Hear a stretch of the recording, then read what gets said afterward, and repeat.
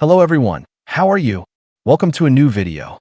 Before we begin today's chapter, I invite you to subscribe to the channel if you haven't already. Also, it would help me a lot if you left a comment with your opinion, as that motivates me to keep bringing you more stories.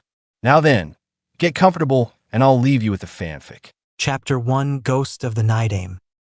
A young 10-year-old Naruto was currently in the Hokage's office once again for another public mishap.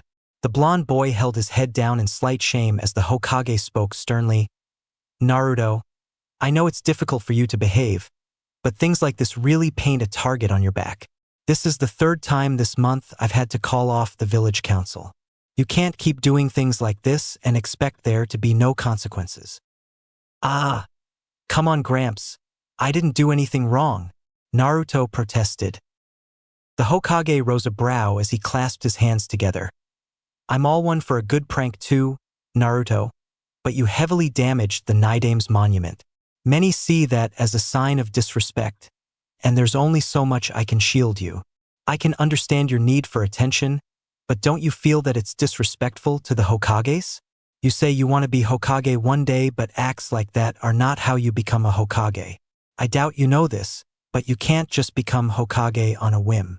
Not only does it take the former Hokage's approval, but you also have to be appointed Hokage by the village leaders. That means earning people's respect and admiration. Damaging village monuments is not a good start. Come on, Gramps. It's not like they can't just fix it anyways. Besides, I do respect the Hokages, Naruto shot back. Really? Then tell me, Naruto, what is the name of Naidame? The man whose monument you almost destroyed with your paint bomb prank. Sarutobi tested. I guess I don't know. Naruto trailed off in thought as if the revelation was deeply shocking to him. Sarutobi sighed. If you truly wish to become Hokage one day, then it might do you some good to study the former Hokages and learn why they were so respected. I don't care if you want to pull pranks, Naruto, but try not to upset the village leaders. Many of them are especially upset that it was the Naidame's monument in particular. Effed. Like I care what those old geezers think anyway, the blonde said aggressively. You're lucky it's up to me and not the council. They suggested your expulsion from the Shinobi Academy, Sarutobi elaborated. Naruto's eyes widened and for the first time, he didn't know what to say. He was silent for a long moment before speaking again. How can I learn about the former Hokages then? They are taught about in the academy, but if you're truly curious to learn more on your own, then I'll allow you access to the Hokage Tower Library. Just mind yourself though.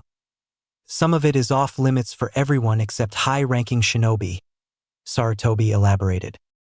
A library? How lame, Naruto said unhappily. Work hard and study, Naruto. That's the first step to becoming Hokage, the Sandaime replied. Naruto put his hands behind his head and sighed. Yeah. So where's this library at then? It's not too far from my office, actually. Here, follow me. The old man spoke as he made his way for the door. Naruto followed him for about a minute as they winded around some corridors and up a flight of additional stairs. They soon came upon a library. A jonin was currently standing in front of a door and looked a bit alarmed when he saw the Hokage and Naruto approach. Hokage-sama, the man announced respectfully as he immediately opened the door for them. The elder ninja's eyes locked onto Naruto suspiciously, but he said nothing as the blonde boy walked inside. Here you are. Naruto, feel free to come by here and study anytime you wish during the day. I will inform the jonin in the tower to allow you access to the first level of the library, the Hokage explained before walking towards the exit. Naruto stood there somewhat uncertainly as Sarutobi turned back and spoke to the jonin guarding the door. Naruto is allowed in here to study. I don't want any trouble. Understood. Yes, Hokage-sama, the jonin replied respectfully before the Hokage departed. After he was gone, Naruto looked around the somewhat small library as he scratched his head. Reading had never really been his thing before, but Naruto was a bit curious about the former Hokages now. Against his own childish restlessness, he decided to look around and find something interesting to read. He eventually found a book called Legacy of the Hokages and decided on it. He brought the book to an isolated table in the corner and looked over it. The book didn't look overly fancy or anything, but it did have colored portraits of the Hokages inside of it. Naruto read the first page curiously. Hashirama Senju, first Hokage of the Hidden Leaf Village. A renowned warrior and sage in his lifetime, the Shodaime was an unequaled shinobi. Legends say that he was so powerful that the ninja world referred to him as the god of shinobi. All known accounts state he had the largest chakra pool in the ninja world and a legendary, unique ability, Would Release. Wow, that sounds pretty cool. Though Would Release doesn't sound very strong, Naruto thought to himself. Would Release was renowned for its ability to drain chakra and create life. No known Senju descendants have ever developed this ability except for the Shodaime. Naruto finished reading the excerpt about the first Hokage. He skimmed through some other boring stuff before reaching the part about the second Hokage. Following the reign of his older brother Hashirama, Tobirama Senju would later become the Nidaime Hokage. The Nidaime is most famously known for his establishment of much of the village structure we see today. Tobirama Senju was a master of all 5 elemental natures, but was most renowned as the greatest water ninjutsu specialist to ever live. His greatest legacy, however, was the creation of hundreds of jutsus used far and wide in the shinobi world. He is also credited as the second fastest shinobi in history behind the Yondaime. Wow, he sounds pretty cool. Now I feel kind of bad about messing up his monument, Naruto thought to himself. The Sandaime Hokage, Hiruzen Sarutobi, is also renowned for his mastery of all 5 elemental chakra natures and his genius-level intellect. He led Konoha through 2 great shinobi wars and was a personal underling of the former Hokages. He was appointed to the position of Hokage directly by his predecessor Tobirama Senju before the latter's death. He was also among the first shinobi to graduate from Konoha's newly formed Shinobi Academy. Naruto's eyes widened upon reading about the old man. I had no idea Gramps was that good. I wonder if he could appoint me Hokage if I became super powerful? I don't see the villagers ever electing me unless I do something amazing, Naruto pondered. His eyes eagerly went to the next page as and read about the Yondaime, a legend among Konoha and a genius shinobi for his time. Minato Namikaze would become the 4th Hokage. Renowned for his infamy in the 3rd Great Shinobi War, he was better known by his nickname, Konoha's Yellow Flash. The Yondaime is regarded as the fastest shinobi to ever live, even surpassing the Nidaime. He was one of the most fearsome shinobi of his time due to his flying Raijin Jutsu. The Yondaime would eventually perish at the hands of the monstrous Kyuubi. Wow, Yondaime sounds awesome, Naruto thought with amazement as he looked at the man's picture. He's got blonde hair and blue eyes just like me. Naruto continued to read more about the Hokages and the non-confidential information about them in the book. He was truly fascinated by them all, and after 2 short hours he came to an epiphany. All of the Hokages were geniuses. They knew so many jutsus and had special powers and reputations. Man, I need to get something like that. Even Gramps Hokage sounds awesome the way they describe him here. Mastery over all 5 nature elements. I wonder how I can learn an elemental jutsu. As if fate could hear his thoughts, Naruto overheard several jonin leaving from a staircase upstairs. Naruto immediately figured that it must have been the restricted section. He took cover when the 2 jonin began to speak to each other. The forbidden scroll is accounted for. No tampering. One of the jonin reported the 3rd one in the room. Good. I seriously don't know why they won't just let the Umbu take care of it, the other man sighed. The first one shook his head. Do you trust Root with that scroll? You know how Danzo-sama can be. The Hokage made us swear to keep it safe from anyone except for him personally. What's even in that scroll anyways? I mean, it has to be pretty bad to be forbidden, the other asked. Who knows? But I'd wager it probably has some dangerous jutsus in it. I wouldn't trust that around anyone shady from Root, he replied. Against all odds, Naruto managed to sneak around them as he decided to go upstairs to where they had just been. He cautiously maneuvered through a few light traps and eventually caught sight of a large scroll hidden at the edge of the room. I'm willing to be that thing's covered in traps, Naruto thought logically for once. After a few seconds of careful extraction, he managed to pick up the scroll and open it. It was incredibly complex looking and he didn't know how to take it all in as he stared at it for a moment. Naruto knew the basics of hand seals and the like, but he had no way of comprehending some of the advanced things he was seeing in the scroll. Even despite being smarter than people gave him credit for, Naruto was lost. Man, how am I ever going to learn anything from this? What the hell is Edo Tensei? Naruto thought, bewildered. Unsure of what to do, he decided to copy down everything he could on the scroll to a blank scroll that he was carrying from class still. He copied every symbol and character to the best of his ability, even if he had no idea what any of it was or what it meant. Placing the scroll down for a moment, Naruto let out a sigh. Man, this is tough.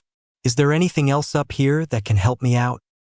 His eyes trailed around the room until they caught sight of some antique-looking headband sitting in a dusty corner. It had a symbol he didn't recognize on the forehead area. It was a horizontal line with two curved symbols on each side. He couldn't quite explain what the headpiece was, but upon looking at its inside area, he saw an inscription, Tobarama Senju's Hapori. A brief examination immediately caused Naruto to realize that it was the same type of headpiece the Nidame's monument had on his head. Though this one didn't have the Konoha symbol, it had what he assumed was the Senju clan's emblem. Wow, this belonged to the Nidame? This thing looks cool. I'm gonna keep it, Naruto thought excitedly as he put it away in his pack. He didn't see much else in the upstairs portion of the library that caught his interest, and quickly returned to the forbidden scroll. Alright, well, I should probably just put this thing away before someone shows up. I can always come back and see what else is on it later if I need to. Let's see, how many jutsus did I get here? Kagebunshin, man, I hate clones, but I guess it's something. What's this one? Flying Raijin. Isn't that Yandame's technique? Sweet, I definitely want to learn that. I don't know what this Edo Tensei thing is supposed to be, but it looks like some type of summoning maybe? I guess that's a good start. Is there anything else on here even worth coming back for? Wait, what the hell is that? Naruto's eyes shot open in disbelief when he spotted a symbol on the scroll that matched the one on his stomach. For symbol's seal. Why does it look like the markings on my body? Naruto thought, horrified. There was no description for this jutsu, but it greatly troubled the boy. He didn't get long to look at it when he heard footsteps coming from downstairs. He was immediately drawn from his thoughts when he heard the jonin from downstairs speak. Where are you, kid? You need to go home. Nobody's allowed in the library after dark. Without hesitation, Naruto immediately put the scroll back as best he could, even resetting its traps. He carefully concealed his copied jutsu scroll in his own pack and snuck back downstairs. Luckily for him, the jounin that was looking for him didn't appear to be gifted in the art of detection as the boy miraculously came around a corner downstairs and unnoticed. You're quieter than I expected you'd be. I almost forgot you were still here. You gotta leave, kid. Nobody stays after dark. Hokage's orders, the jounin stated calmly. He looked slightly on edge due to Naruto's unusual and unprecedented stealth. He didn't once take his eyes off the boy as Naruto left the library without a word. Even without looking, Naruto could sense the man going upstairs to check on the scroll. He quickened his pace shortly afterward. I'm glad I decided to copy it down instead of taking it. That guy looked like he was onto me for a minute. Once he was clear, Naruto immediately bolted for the forest, where he could try practicing some of the jutsus in peace. It didn't take him long to find an isolated clearing as he touched down near a tree and began to read over the first copied jutsu. Alright, shadow clones, huh? I suck at making clones. But if it was on that scroll, then maybe it's strong or something, Naruto thought to himself as he worked out how to do it. After a few minutes of trial and error, he let out an annoyed sigh. Alright, here goes again. Kagebunshin no Jutsu. Shadow Clone Jutsu. To his utter astonishment, he created almost a dozen perfect clones of himself. He looked around at them disbelievingly. What? How come this one was easier than regular clones? Naruto shook his head confused as he immediately dispelled the clones a moment later. That was strange.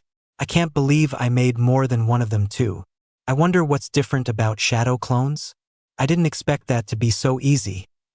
Well, let's see if I can have any luck with these other two. He spent the next hour trying to figure out the flying Raijin Jutsu, but couldn't even begin to understand how it worked. The flying Thunder God Jutsu was frustratingly difficult to comprehend as it required one to understand seals and be adept with sensory abilities, something Naruto had very little experience with at his young age. So, I mark a location with a seal that I create with my chakra and then what? He thought confused as he tried to copy the one he had written down. I should come back to this. I don't have any idea where to start with this one, Naruto thought frustrated.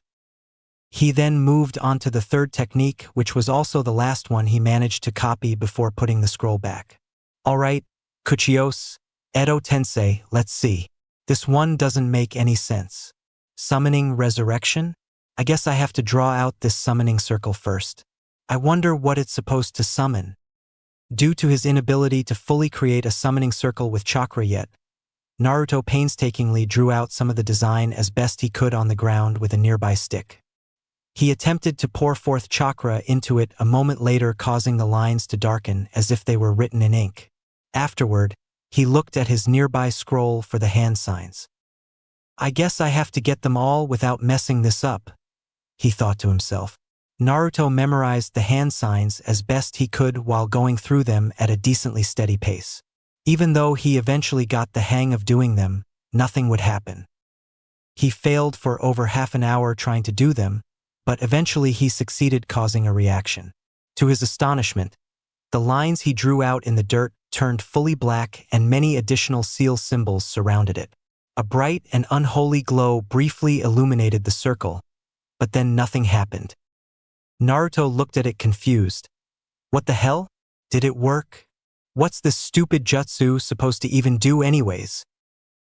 He looked at the complex writings and reread some of it. DNA, blood? Oh, that makes sense. I think summons need blood to work, right? Well, here goes nothing. Naruto bit his thumb to draw blood and pressed it down towards the summoning circle. Once again, nothing happened. Frustrated with his failure, he threw down his pack and growled in annoyance. The hapuri that he had stolen from the library flew out of his pack upon doing so and landed dead center in the summoning circle. A moment later, Naruto felt a horrible sensation wash over him as his chakra began to drain painfully. The circle then glowed again as an ethereal figure took shape within its center. A panicking sensation washed over him as Naruto felt himself being dragged closer towards the center of the circle. He immediately tried to scratch apart the edges of the summoning circle as it slowly dragged him in. This seemed somewhat effective as he managed to break free of whatever invisible force was pulling him.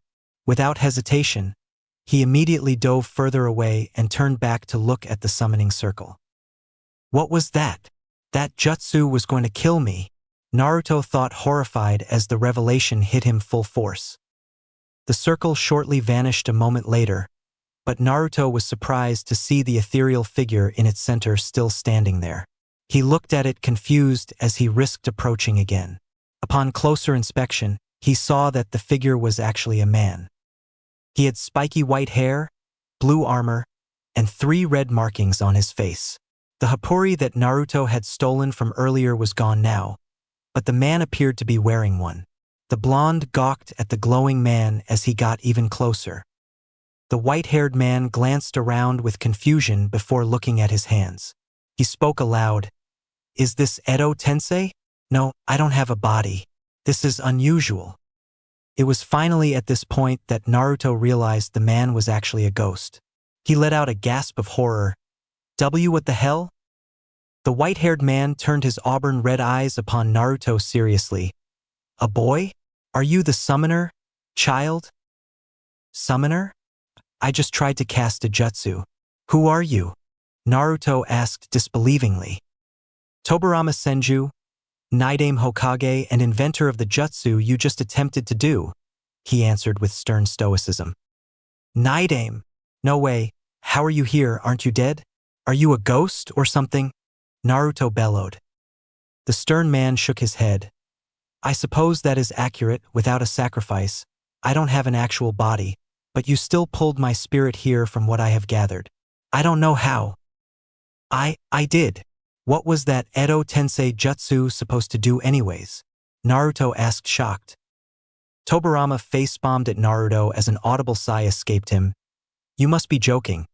How did you even manage to do the jutsu if you had no clue what it was or who I am?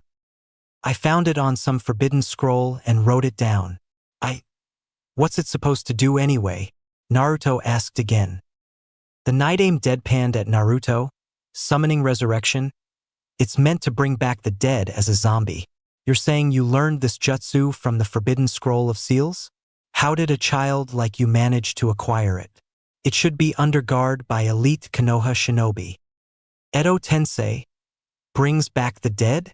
Naruto gasped as he ignored the night aim's question. Edo Tensei creates a zombie with unlimited chakra that is bound to the will of the caster. It's a forbidden jutsu that I developed when I was still alive. It requires the DNA of the person you are attempting to resurrect and a living sacrifice. Since you didn't offer a sacrifice, you only pulled my spirit here. I take it you must have had some trace DNA of mine to make it activate halfway. Tobirama clarified. Well, I found this Happuri and it fell out of my pack into the circle when I threw it. Next thing I know, the jutsu activated, and the circle tried to suck me in. Naruto elaborated. The Hokage side, how would it still have trace DNA of mine? Strange. Maybe some hairs were preserved. My Happuri's chakra seals were specially made. I never considered this possibility. So, if the jutsu needed a sacrifice, was it going to kill me? Naruto asked. Without a sacrifice, Edo Tensei will usually siphon the life force from the summoner. I'm honestly amazed you didn't die from it. How a boy like you managed to acquire my scroll and perform an incomplete Edo Tensei is beyond me. Are you even a shinobi? I see no distinctive symbols on your attire other than those swirls. And what is with that ridiculous outfit? Tobirama asked. Naruto looked at the man nervously. Well, I'm in the Konoha Academy if that counts. And what's wrong with my outfit anyway? How do you expect to be a proper shinobi when your clothes make you visible from kilometers away? We're in a forest. Why are you wearing orange? Tobirama asked, shaking his head. It's not that bad. Besides, maybe I want to stick out. I'm tired of people ignoring me, Naruto countered. So, you're just a brat seeking attention then? How times have changed. Peace brings weakness and ignorance, unfortunately. Tobirama sighed. Hey, who are you calling a brat? I'm standing right here. Also, I'm not weak, he shouted. Tobirama stared at him with icy eyes. You say you're in the Shinobi Academy? Standards must have plummeted if that's the case. You lack the bearing of a shinobi. Plus, a boy your age should already be a genin. What? But I'm only 10 though, Naruto protested. I suppose they don't allow early graduations during peacetime, Tobirama said to himself as he put a hand on his chin. If I'm so bad, then how did I manage to learn the shadow clone jutsu in the scroll or summon you here? I'm not a failure. I don't care what you or anyone else says, Naruto bellowed proudly. I suppose it must have taken some skill to even reach the scroll, let alone learn shadow clones. What I'm curious about is how did you even have enough chakra to perform Edo Tensei? What's your name? The man almost demanded. Naruto Uzumaki, the blonde announced proudly to the ghost. Tobirama's eyes widened slightly. An Uzumaki? That would explain your chakra level and those swirls on your clothing. I knew I sensed a familiarity about you. Still, you look nothing like an Uzumaki clan member to me. There's an Uzumaki clan? Naruto asked with amazement. Yes, they're related to the Senju clan and were our strongest allies. They originally came from Uzushiogakure and were renowned for their sealing techniques. Their members all have vast chakra pools and strong affinities for multiple elemental natures, just like Senjus. My brother Hashirama married their royal heir, and all of his descendants are related to your clan. The Naidame continued. I don't look like an Uzumaki? What do Uzumaki clan members look like then? And are we seriously related to the Senju clan? Naruto asked eagerly. Almost all of the pure-blooded ones have dark red hair. It's a distinctive feature of the clan. Though I believe Hashirama's granddaughter was blonde. Do either of your parents have red hair? Tobirama asked. Naruto was silent for a moment as he took in the information with both amazement and a bit of sadness. He spoke slowly. I don't know. I'm an orphan. I've never met my parents. And you've never seen another Uzumaki either?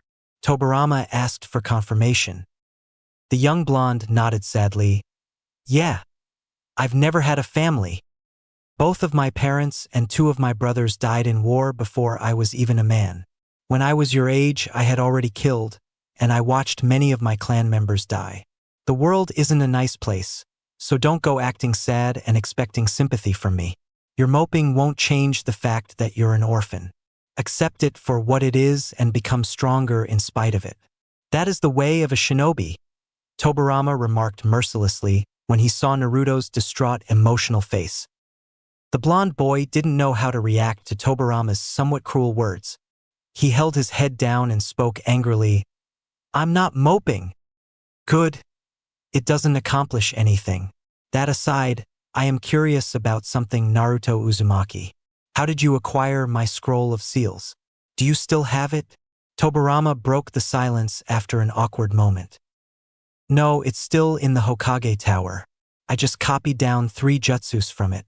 Kage Bunshin, Flying Raijin, and Edo Tensei. Naruto answered. The Naidame crossed his arms. And you only learned shadow clones from it? Why would you dabble with a forbidden scroll? It's forbidden for a reason. I want to get stronger, Naruto answered slowly. Why? Power without purpose is meaningless vanity. And you're only a child, Tobirama responded sharply. Naruto looked up with determination filling his blue eyes. I want to become Hokage. I want to get stronger, but nobody will train me or help me. Everyone treats me badly or ignores me. They all think I'm dumb or some kind of monster. Hell, people even call me demon brat sometimes. I just want to earn people's respect. You want to be the Hokage? Do you even know what you're saying? Being Hokage isn't just some glamorous position where people respect you. It's a responsibility to be the strongest shinobi in the village and to be its last line of defense. You have no idea what it takes to shoulder that kind of responsibility. This isn't some pipe dream, boy. It's a burden that the strong must bear. You have to be willing to sacrifice everything and die for it. My brother did, and so did I. That's what it takes to be Hokage, Tobirama growled in annoyance. The Naidame's words hit Naruto hard as he held his head down shamefully again. Something about Tobirama's brutal honesty was really hard for him to swallow.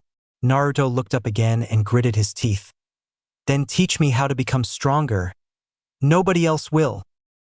Tobirama gawked at him, somewhat surprised. Teach you? In case you've forgotten, Uzumaki boy, I am a spirit. The only interaction I can have with this world is through your chakra. So what? You can still show me things and tell me how to do stuff, right? Besides, what else are you going to do? Stay dead? Naruto wondered.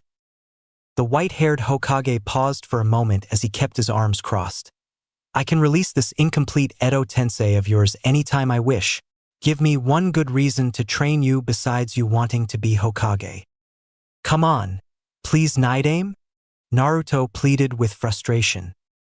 Naidame-sama, show the proper respect to your elders, Naruto-san. Tobirama corrected him. The blonde shook his head. I'm tired of being the laughingstock of the Konoha Academy.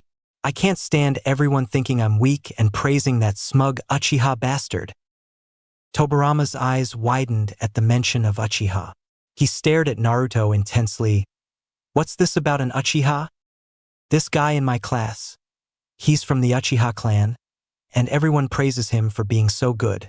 He always talks down to me and I'm sick of it, Naruto explained. The Naidame lightened up for the first time as he raised a brow at Naruto. That's as good a reason as any. Fine then. I will train you, Naruto-san. Wait. You will. Why the change of heart? Night aim? I didn't think that was a good reason. Naruto gasped.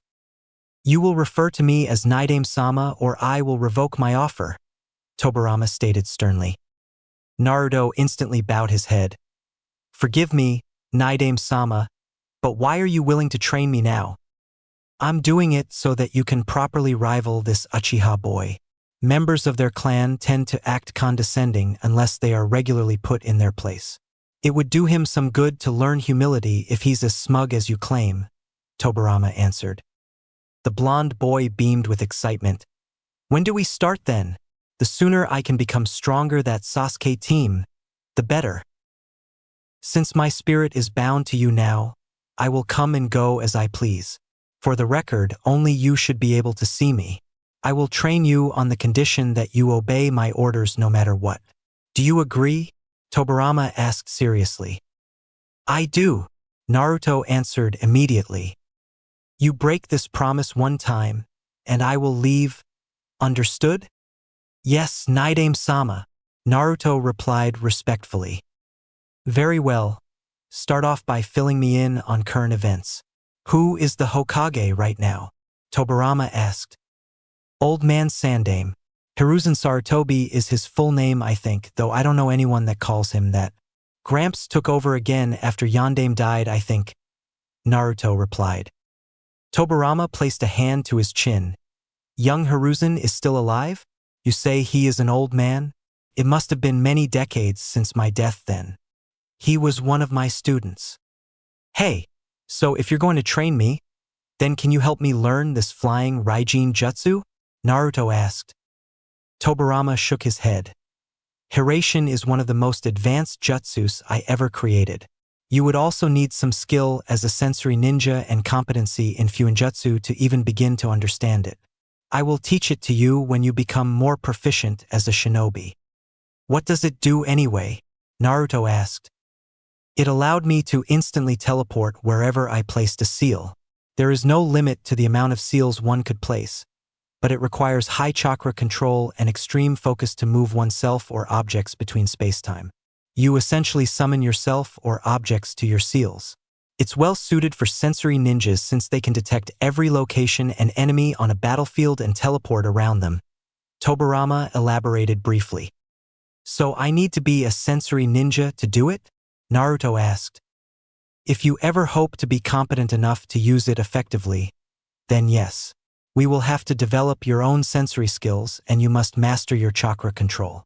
After that you can learn Fuinjutsu, and then you will be able to learn Hiraishin. However, you really should start by learning basic jutsus first. Unfortunately, that's also going to have to wait for a later date. Tobirama trailed off in sentence. Why? I'll learn anything you can teach me right now, he exclaimed with reassurance. The problem is your chakra level. From what I can sense of you and what I know of Uzumakis, you have enormous chakra reserves. While that is a good thing, it is extremely debilitating for one's chakra control. That is without a doubt the best place to start with your training, he noted. Okay, so how do I improve my chakra control? Naruto asked. Tobirama looked at a nearby pond. Can you walk on water yet? What? Of course I can, he said strongly. I want you to start by doing push-ups on the water's surface, he said calmly. Piece of cake, Naruto responded eagerly as he charged over towards the pond and onto its surface. He immediately dropped into a front-leaning rest position and began to do push-ups on the water's surface. Give me 1,000 to start, Tobirama remarked with intensity as he came over the water to watch Naruto train. The blonde had barely made it to 100 push-ups before he felt himself tiring out. Keeping himself from falling in while doing an exercise took a lot more focus than he was expecting. He stopped pushing for a moment and looked over at Tobirama seriously. Did you just say 1,000? Do it or I'll leave. Remember the deal. I don't want to waste my time with a quitter. Tobirama threatened him. Afraid of losing his new ghost sensei, Naruto kept pushing. He felt his muscles cramping as he got to around 200 push-ups, and before he could react, his body plummeted into the pond. You owe me 798 still, Naruto-san. Tobirama announced as Naruto shot back out of the water and stood on its surface. He was soaked and more than little tired as he panted heavily. The blond boy caught his breath and spoke urgently. I just need a break. Do you think your little Uchiha friend is having a break right now? You want to be better than him? Then train harder than he does. You get what you put into yourself. He will have the Sharingan if he's even halfway competent as an Uchiha. You will have no way to combat that unless you're smarter, stronger, faster, and better than he is at everything, Tobirama growled. You don't think this is a bit much for me? I mean, we're just starting. It's impossible to do that much at my current level and Naruto trailed off. If it was easy, then everyone would do it. Do you really want to be the Hokage? Then earn it, boy. Nobody in this world owes you anything. Only mediocre people believe in overtraining. Day 1 is the best time to break your old habits. Succeed or fail. The choice is yours, the white-haired Hokage stated with aggression. Naruto's resolve was renewed as he got back down. I won't quit. I won't. That remains to be seen, Tobirama said distantly as Naruto continued. He fell into the pond many more times but kept getting back up and continuing. This type of training went on for many hours into the night, with Tobirama forcing Naruto to do strange exercises ranging from tree climbing to water surface calisthenics. It was finally well past midnight before Tobirama stopped. A very light first day of training, but it should give you insight into what is to come. Rest, Naruto-san. We will resume your training tomorrow, Tobirama said calmly as a sore and exhausted Naruto struggled to stand up. There's something I wanted to ask you, Naidame-sama, Naruto spoke up after catching his breath. What? The white-haired man asked. Naruto paused as he unzipped his jacket and lifted up his shirt. He pointed at the seal on his stomach. What is this symbol on my body? I saw it in your scroll. It was called the 4-symbol seal, I think. Tobirama's eyes widened with disbelief. That's the same seal Mito Uzumaki had. Who? Naruto asked, confused. My brother's wife, Mito Uzumaki, was a Jinchuriki. That seal on your stomach is an Uzumaki technique used for sealing away a powerful creature. If you have the Uzumaki one, then I wouldn't doubt if it was a bijou sealed within your body, Tobirama answered. A bijou? What's a bijou? Naruto asked, bewildered. It's a tailed beast, from what I recall. The Uzumaki clan was given the kyubi for safekeeping. Mito was its host, and I believe one of her great-grandchildren was chosen to become the next host.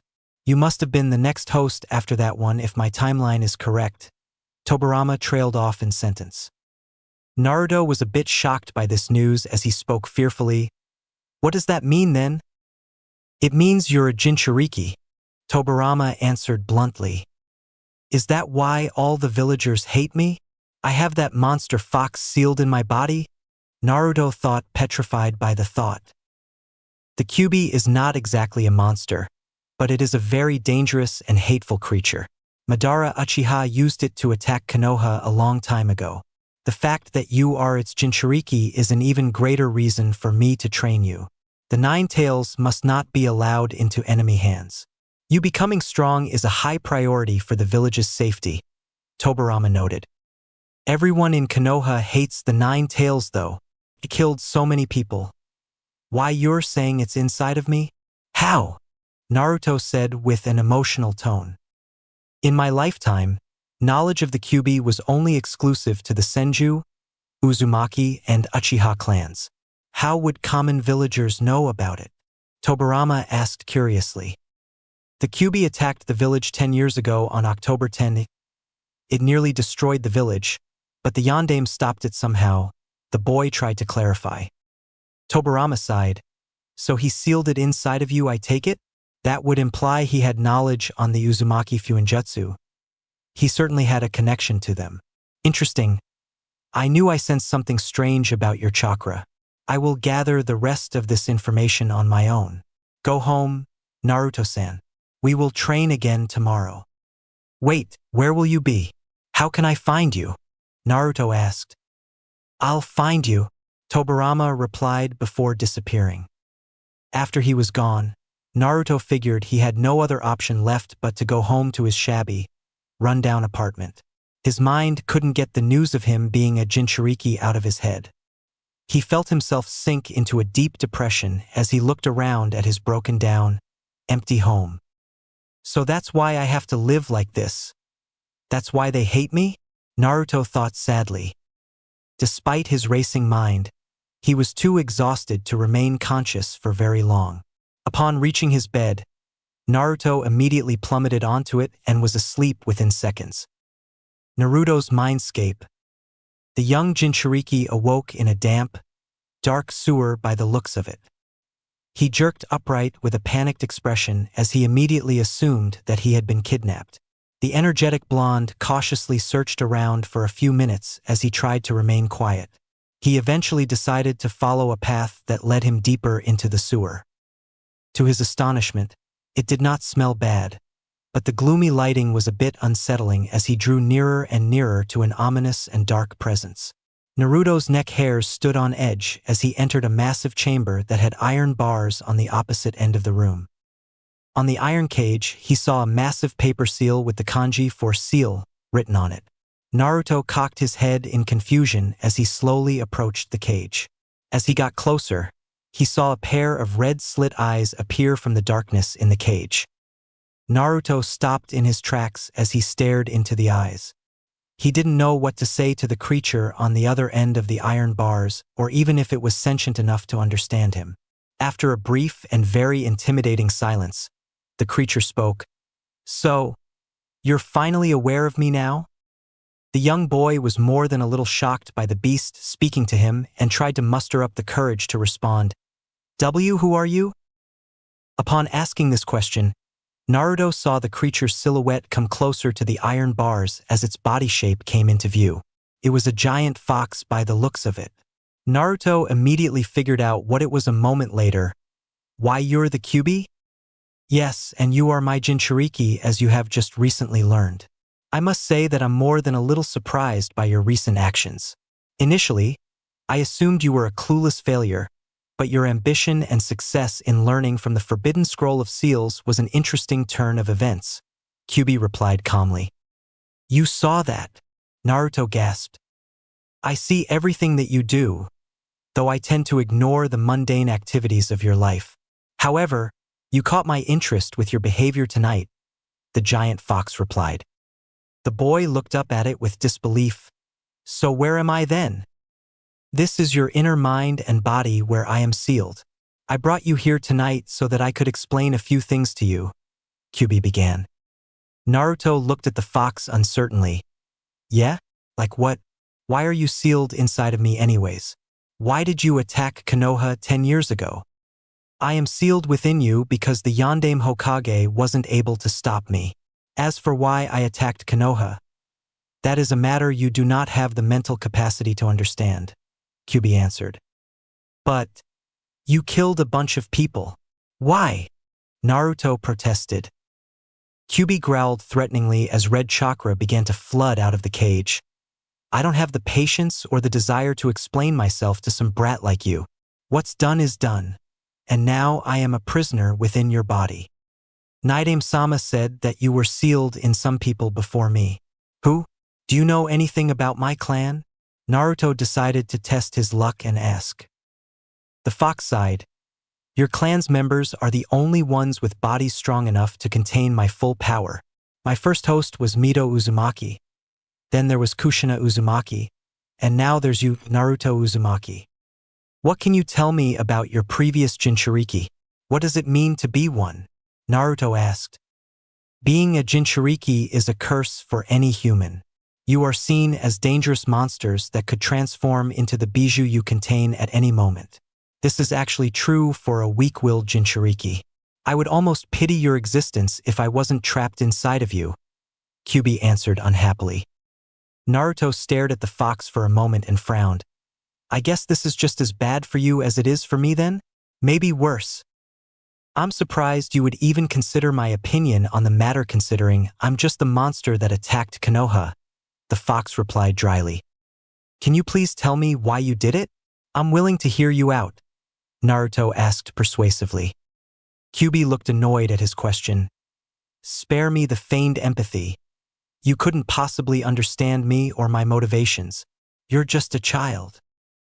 I know what it's like for people to see you as something you're not. I'm giving you a chance to explain yourself to me.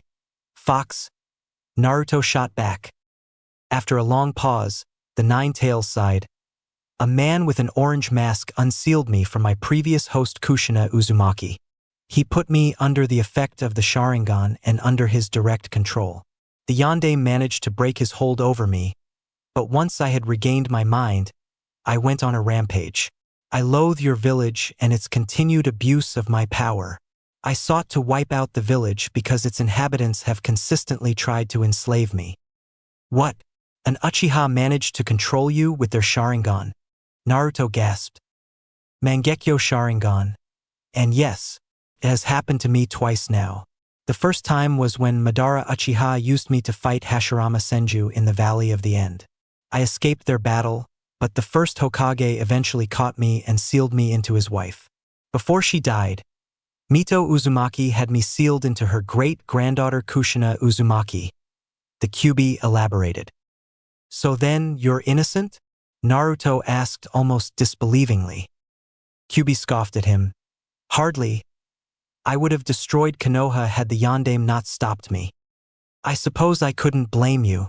I would hate to be used as a tool like that and forced into a cage. You're not evil, you were just angry. You just wanted to be free, Naruto said sadly. The fox looked at him somewhat shocked. Really? You truly believe I was justified? That surprises me greatly that you even have the ability to see my point of view. Honestly, the more I hear, the more I understand. You sound a lot like me, Naruto trailed off sadly. Like you? How am I like you? Don't insult me, Kyuubi growled with annoyance. You're lonely and sad too. There's only so much of that a person can take before they get angry at the world. Honestly, I feel that way about the village sometimes. About the way they hate me for no reason. Is that what you had to deal with all the time before getting sealed away? Naruto spoke softly. The fox calmed down a moment later and looked away. You presume much to think I share such feeble emotions with you. I don't care for such things. I'm not some pathetic human. Surely you must have cared about someone or something once, right? Naruto asked. Kyuubi looked away somewhat sadly, much to Naruto's surprise. The fox didn't respond to him as the boy stared blankly. I don't know what it means to be a Jinchuriki, and I'm sorry you have to be imprisoned inside of me, Kyuubi, but thanks for talking to me. You might laugh at this, but maybe we can be friends, Naruto suggested hopefully. You would be friends with the Bijou that tried to kill everyone in your village? Are you slow in the head? Kyuubi scoffed. I don't really have anyone else. So yeah, I would, Naruto replied. The fox scoffed at him. Don't go assuming such childish things. I will be civil you, but I will not humor such pathetic aspirations. Well, we're both stuck with each other. So what could it hurt, right? Besides, you don't seem evil to me. Plus, Naidame-sama said you weren't evil either. Maybe it is childish, but I could use a friend. Even if he is a giant, angry fox. Naruto countered. You're being serious right now. I'm the reason your village hates you. Has that escaped your mind? Kyuubi asked disbelievingly. So what? Do you hate me? Naruto countered. The Nine-Tails growled. No, but I don't like you either. Well, that's a start at least, the young boy said optimistically. His genuine desire to befriend the fox was very unusual to the Bijou. Kyuubi seemed less hostile from Naruto's lack of hate and sighed. We'll see how this goes. At least you're already more tolerable than my last two Jinchuriki were. I wasn't expecting that. So what happens now? Why did you want to talk with me here? Anyway, Naruto changed the subject after an awkward silence. Listen, Naruto Uzumaki. I am willing to be more proactive in helping you develop your power under one condition, Kyuubi said seriously. Naruto perked up. What condition? You help me kill the Uchiha that enslaved me with his Sharingan 10 years ago, Kyuubi said seriously. Naruto seemed a bit put off at the notion of killing someone, but recently hardened by Tobarama's words. Naruto nodded. I will. Kyubi, you have my word. Then it's a deal. Also, now that we've met, I opened a psychic link between us. I will be able to speak with you while you're awake. So don't act alarmed if you start hearing my voice in your head, Kyubi explained almost eagerly. I guess I'll see you around then, Kyubi, Naruto said somewhat uncertainly. Train hard under the Senju Hokage. He is an expert at defeating Uchihas and will prove to be an excellent trainer for you. I will help you out as well in due time. Now, get some sleep, Naruto. The fox spoke one last time before Naruto's vision went black and he felt himself drift back to sleep. Konoha Shinobi Academy the next day. After waking up the next day, Naruto hurried to class. He had overslept and was about to be late. Fate seemed to be working against him today as he made it to class after Irika. Bolting into the classroom, he quickly caught his breath. Naruto, you're late, Irika announced scornfully as the energetic blonde approached. Sorry, Irika-sensei. I overslept, Naruto tried to explain. Overslept? That's the work ethic of a great shinobi, isn't it, class? Mizuki asked the rest of the class, causing a number of them to laugh or agree with the Chunin. That loser wants to be Hokage, and he can't even make it to class on time. Ha ha ha. Kiba erupted into laughter. Irika eyed Naruto somewhat curiously. The blonde boy appeared far less hyperactive than he was used to seeing and more than a little worn out. He spoke slowly. Are you all right, Naruto? I'm fine, sensei. I just had a long night. It won't happen again, he said as respectfully as he could before moving to his seat. The blonde didn't even react to any of his classmates' comments or jokes. It was as if they weren't even there to him. Irika and some of the other students were more than a little shocked by Naruto's shift in attitude. Irika quickly pushed his curiosity aside as he addressed the class. All right, class. Well, now that we're all here, Naruto didn't hear the rest of Irika's words when he spotted Tobarama's spirit standing next to him in the classroom. He looked over with shock. What the hell is he doing here? Pay attention to your studies, Naruto-san. While it is basic, the fundamentals and history they teach here is important. I will test your knowledge on the subject material later. Should you fail, I will punish you with more physical training. As my father once told me, you're going to be smart or you're going to be tough. Preferably, you'll be both. Tobarama's ghost spoke to Naruto. His voice sounded almost echoic, but a quick look around the room confirmed to Naruto that nobody else could see Tobarama. Horrified at the prospect of extra training from the man, Naruto focused intensely on Irika as he paid attention to everything being taught. This continued for the entire day with mostly academic studies. He paid no attention to his classmates as he fully enveloped himself in the study material. After class was finally over, Naruto was the last one outside of the school. He spotted a crowd of his female classmates ogling Sasuke Uchiha like classic schoolgirls. He sent a sharp glare Sasuke's way which seemed to draw the Uchiha's gaze. Some of the fangirls quickly became aware of Naruto's presence due to Sasuke's attention on him. A certain pink-haired girl yelled loudly, "Why are you glaring at Sasuke-kun like that, Naruto?" The Uchiha immediately turned to leave when it became apparent that he was looking. Many fangirls attempted to pursue him, but he quickly left them in the dust as he bolted away. After his departure, Naruto heard Tobarama's voice. That boy is the splitting image of Izuna Uchiha. If I didn't know any better, I'd swear they were the same person. He's your Uchiha rival, I take it. Yeah, Naruto answered bluntly. He looks arrogant, but also driven. He has the face of a boy that has seen trauma, Tobarama stated. Naruto shrugged. Yeah, well, I heard his clan was wiped out by his older brother who went rogue. It still doesn't excuse his condescending attitude, though. The Uchiha clan was wiped out? Tobarama asked, shocked. The blonde boy nodded. Well, everyone except Sasuke, I think. Humph, and by one of their own too. I'm not surprised. Their clan is stained with evil and power-hungry kinslayers. They were never truly content with their lot in Konoha, Tobirama sighed. Do you dislike the Uchiha clan, Naidame-sama? You sure sound like you don't. Naruto wondered as he examined his ghost sensei's bitter face. Tobirama crossed his arms. That is a difficult question to answer, Naruto-san. My clan was at war with the Uchihas for most of my early life. They killed my parents and both of my younger brothers. I never forgave the ones that survived the war. That being said, I do not bear ill will towards the Uchihas born in later generations. They do not deserve to carry the sins of their forefathers. They are all innocent in my eyes. I have always tried to be accommodating towards them, and I appointed them as the Konoha police force because it was a position well suited for them. Admittedly, I kept them out of village politics, but that was out of practicality and not spite. In hindsight, it was probably a mistake. Before he died, Hashirama told me that I should marry an Uchiha to truly solidify peace between our clans. I had actually considered it, but I died before that could happen. To answer your question, I don't hate the Uchihas, but I never trusted them.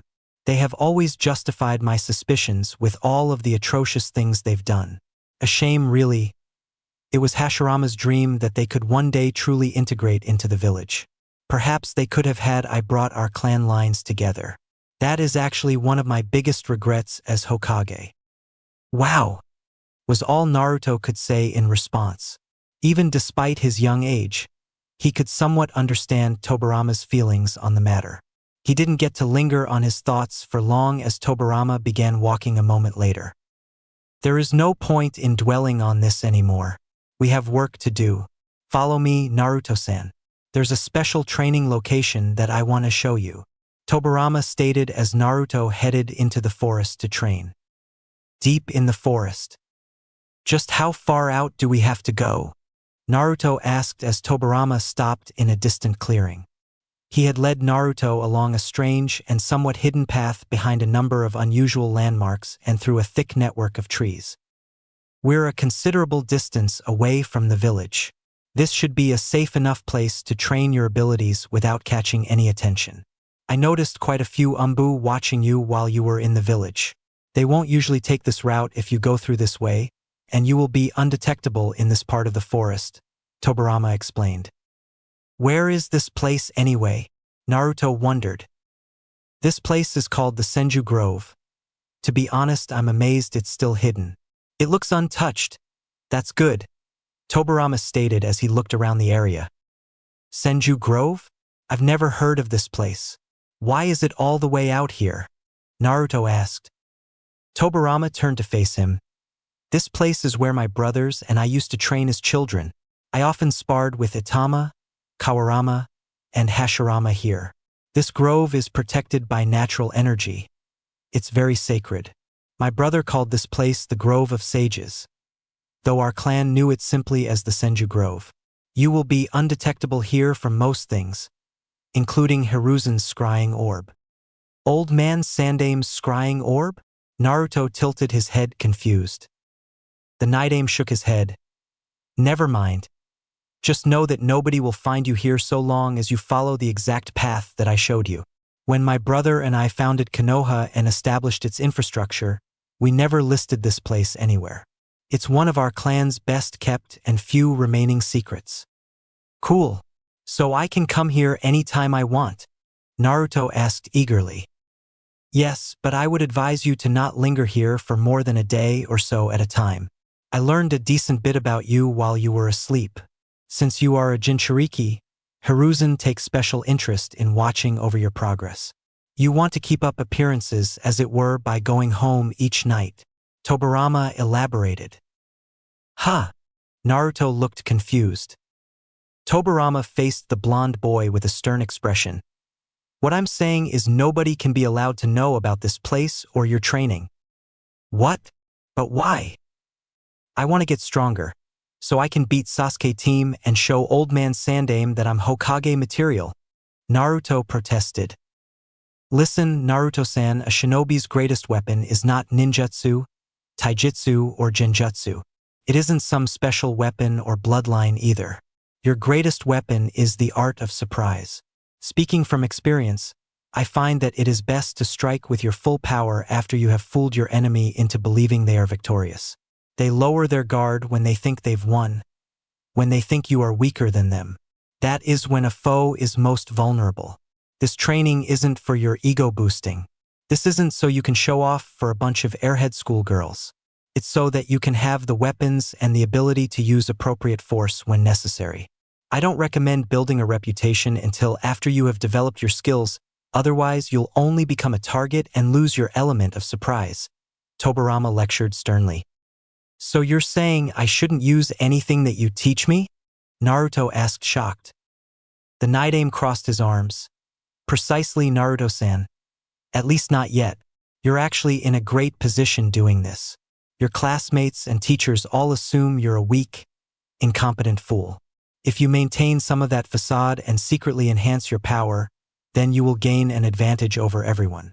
When the time comes, you can reveal your power, but for now you must respect the art of subtlety and stealth, of discipline and humility. You need those things too.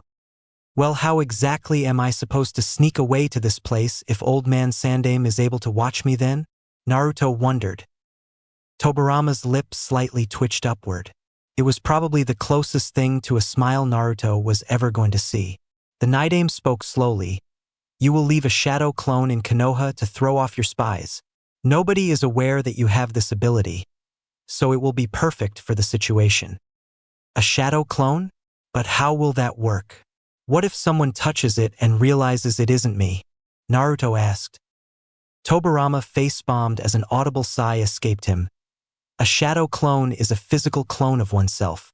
When one creates a shadow clone, it takes a portion of his chakra and is typically divided among all shadow clones created.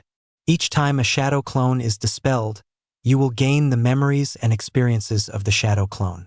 You will also gain its exhaustion, which can be dangerous for someone with low chakra reserves. I don't see that being a problem for you, however. That makes sense, I guess. So what happens if I train with a bunch of shadow clones doing the same thing then? Naruto wondered. Training with shadow clones is a dangerous thing to attempt, but you have enough chakra to do it without killing yourself.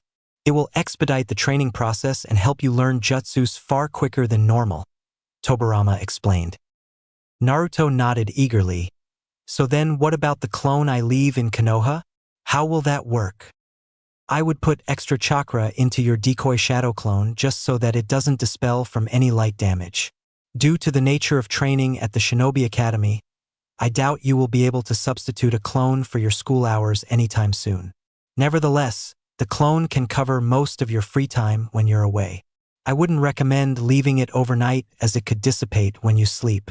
We'll work on the schedule later, but that's how we'll keep your training a secret, the Naidame continued. So you want me to pretend like I'm dumb at the academy then? Naruto asked. Tobirama shook his head. No, don't continue being a fool. I expect a perfect graduation from you in 3 years. I'm just telling you to keep your head down and don't show off or pick fights. Keep your head down and grind. So I have to bear with Sasuke team telling me I'm a loser and a failure for 3 more years? Naruto groaned. Tobirama nodded. Downplay yourself there, but don't be incompetent. Just try to convince them that you're middle-of-the-pack material. All right, if you insist, Naruto agreed. Good, the white-haired man said with approval. Naidame-sama, when do I get to learn elemental jutsus? I read something about certain shinobi having elemental affinities. Is there a way I can learn mine? Naruto asked curiously. Tobirama nodded. Yes, in fact, there is.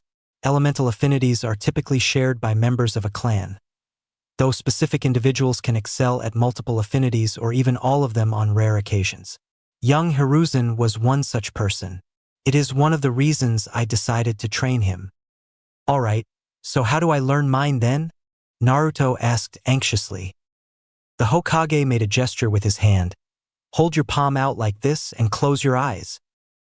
Naruto did as he was told and outstretched his hand. Okay. Now what? Even though I do not have a physical form, I am one of the best sensory ninjas to ever live.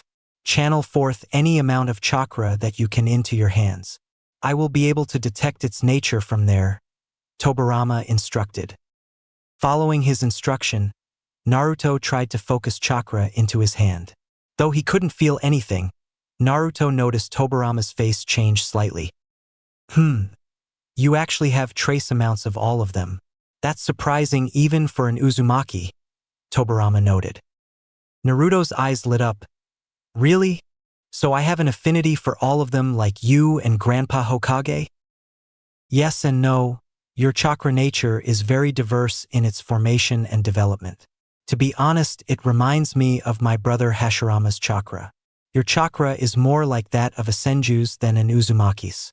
You're definitely a descendant of both the Senju clan and the Uzumaki clan, Tobirama stated factually. The Jinchuriki gave Tobirama a lost look. So does that mean I can learn any elemental jutsu?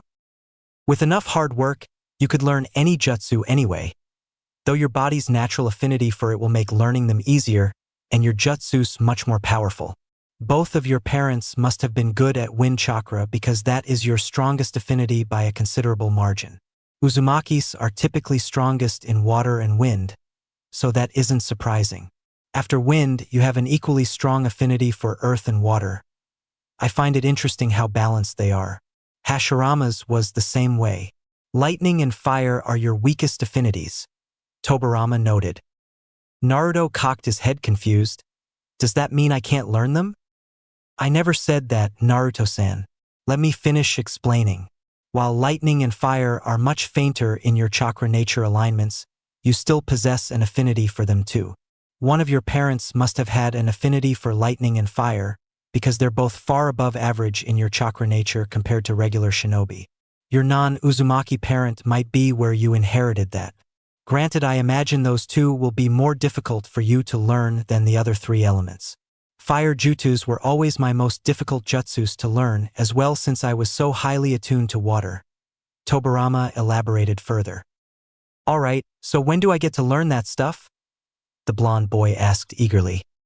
I'll teach you basic elemental jutsus after you've perfected your chakra control.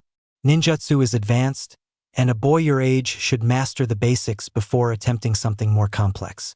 The quicker you learn, the sooner I will be able to teach you more advanced things. Let that be an incentive to master everything quickly if you will. Tobirama spoke coolly as he paced around. Okay. Well, let's get started then, Naruto announced with excitement.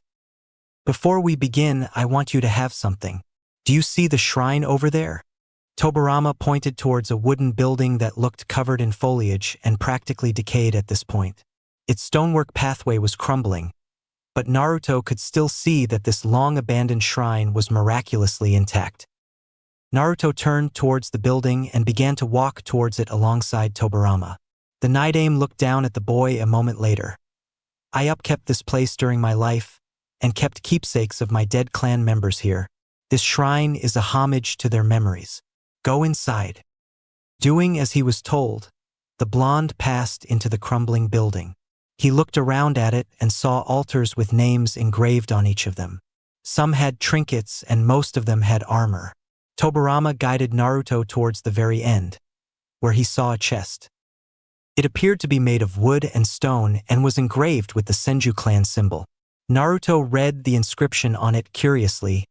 Itama Senju. Tobirama spoke stoically. Open it.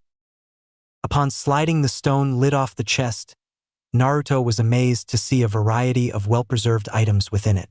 Among them included a full set of black shinobi attire, a sword, and a traditional armor that looked similar to Tobirama's. This armor was green instead of blue, however, which seemed to match the other ones he saw in the shrine. Everything in that chest now belongs to you, Tobirama stated as Naruto looked over a number of extra pieces of war gear. While he was amazed by it, Naruto turned towards Tobirama confused. Wait, this chest says Itama Senju. Isn't Itama your brother's name? I'm surprised you remembered that. You have surprisingly good attention to detail despite your brash attitude. Yes, Itama was one of my younger brothers. He died when he was 10 years old, which is your current age. His attire will be more appropriate for you to wear, though I would not recommend donning the armor, at least not yet. Senju armor is very iconic, and it will draw unwanted attention to you. For your training here, you should wear it, but leave the armor when you go home," the white-haired man replied. Naruto's eyes widened with disbelief. "Why do you want me to wear your brother's stuff?" "After we established Konoha, I gathered up all the remains of dead Senju clan members, and I kept them all here as a shrine to their memory. Sadly, the decades since my death has seen this place collapse into decay. A price to pay for its secrecy, I suppose. My brother's war gear serves no purpose rotting here. It is appropriately fitted to your current size and should also double as a reminder for what it means to be a shinobi. Many others died for this peace you now live in, but you must protect it because there will always be another war to fight, and only through superior strength and cunning can you maintain any kind of lasting peace," Tobirama lectured. Naruto nodded understandingly. "Thank you, Naidame-sama. I'll take good care of this stuff. Get changed and meet me outside as soon as possible. I want to see these shadow clones of yours," Tobirama ordered as he left the shrine. The Jinchuriki wasted no time doing as he was told and put on the black shinobi attire. He wasn't as experienced on how to equip the armor but decided that could wait for another time. As he bolted outside, he ran up to his ghost sensei. Tobirama's arms were crossed as he spoke. "Show me your shadow clones." The boy nodded as he formed the cross seal with his hands. "Kagebunshin no Jutsu. Shadow Clone Jutsu." Tobirama watched with an unfazed reaction as a dozen clones of Naruto appeared all around him. He nodded his head in slight approval. "Good, each one of these clones is going to focus on a different exercise for your chakra control. Send one of them to Konoha to decoy the Umbu that are looking for you." After careful explanation, Tobirama was able to show Naruto how to pool more chakra into specific clones. He sent one out of the forest and back to Konoha in order to draw away the recent suspicions of him. After that clone was gone, Tobirama had each of Naruto's remaining clones focusing on different chakra control exercises all around the grove. As the clones trained on chakra control, the real Naruto was instructed in the art of Kenjutsu by Tobirama. Naruto's new sword wasn't special by any means, and it had no engravings. The only significance it had was the blade was once wielded by Tobirama's younger brother. His training continued long into the night until it was well past dark. Exhausted beyond belief after all of his shadow clones dissipated, Naruto collapsed on the ground panting heavily. He stared up at the stars with a hopeful expression on his face. He spoke aloud with genuine and true joy in his voice. "Finally, something to look forward to. Go home and rest, Naruto-san," Tobirama said distantly as the blonde managed to get up. Naruto bowed his head respectfully. "See you tomorrow, Naidame-sama. You can call me Tobirama-sensei. We do share the same blood after all," the Naidame replied. "Really?" Naruto said, surprised. The Hokage nodded. "You are my student. So yes, keep up the good work, Naruto, and remember that the only easy day was yesterday." Chapter 2. A New Naruto. Shinobi Academy the next day. The following day at school, Naruto was met with the familiar sight of his peers laughing and playing in the classroom as he walked through the door. Under usual circumstances, he would proudly enter and announce his presence to the class. But today he said absolutely nothing as he quietly walked towards his seat. Ironically, however, his lack of attention-seeking seemed to have an opposite effect as everyone in the classroom turned towards him with curious expressions. No doubt they were surprised by his new all-black attire, but Naruto's demeanor was shockingly different than they were used to seeing.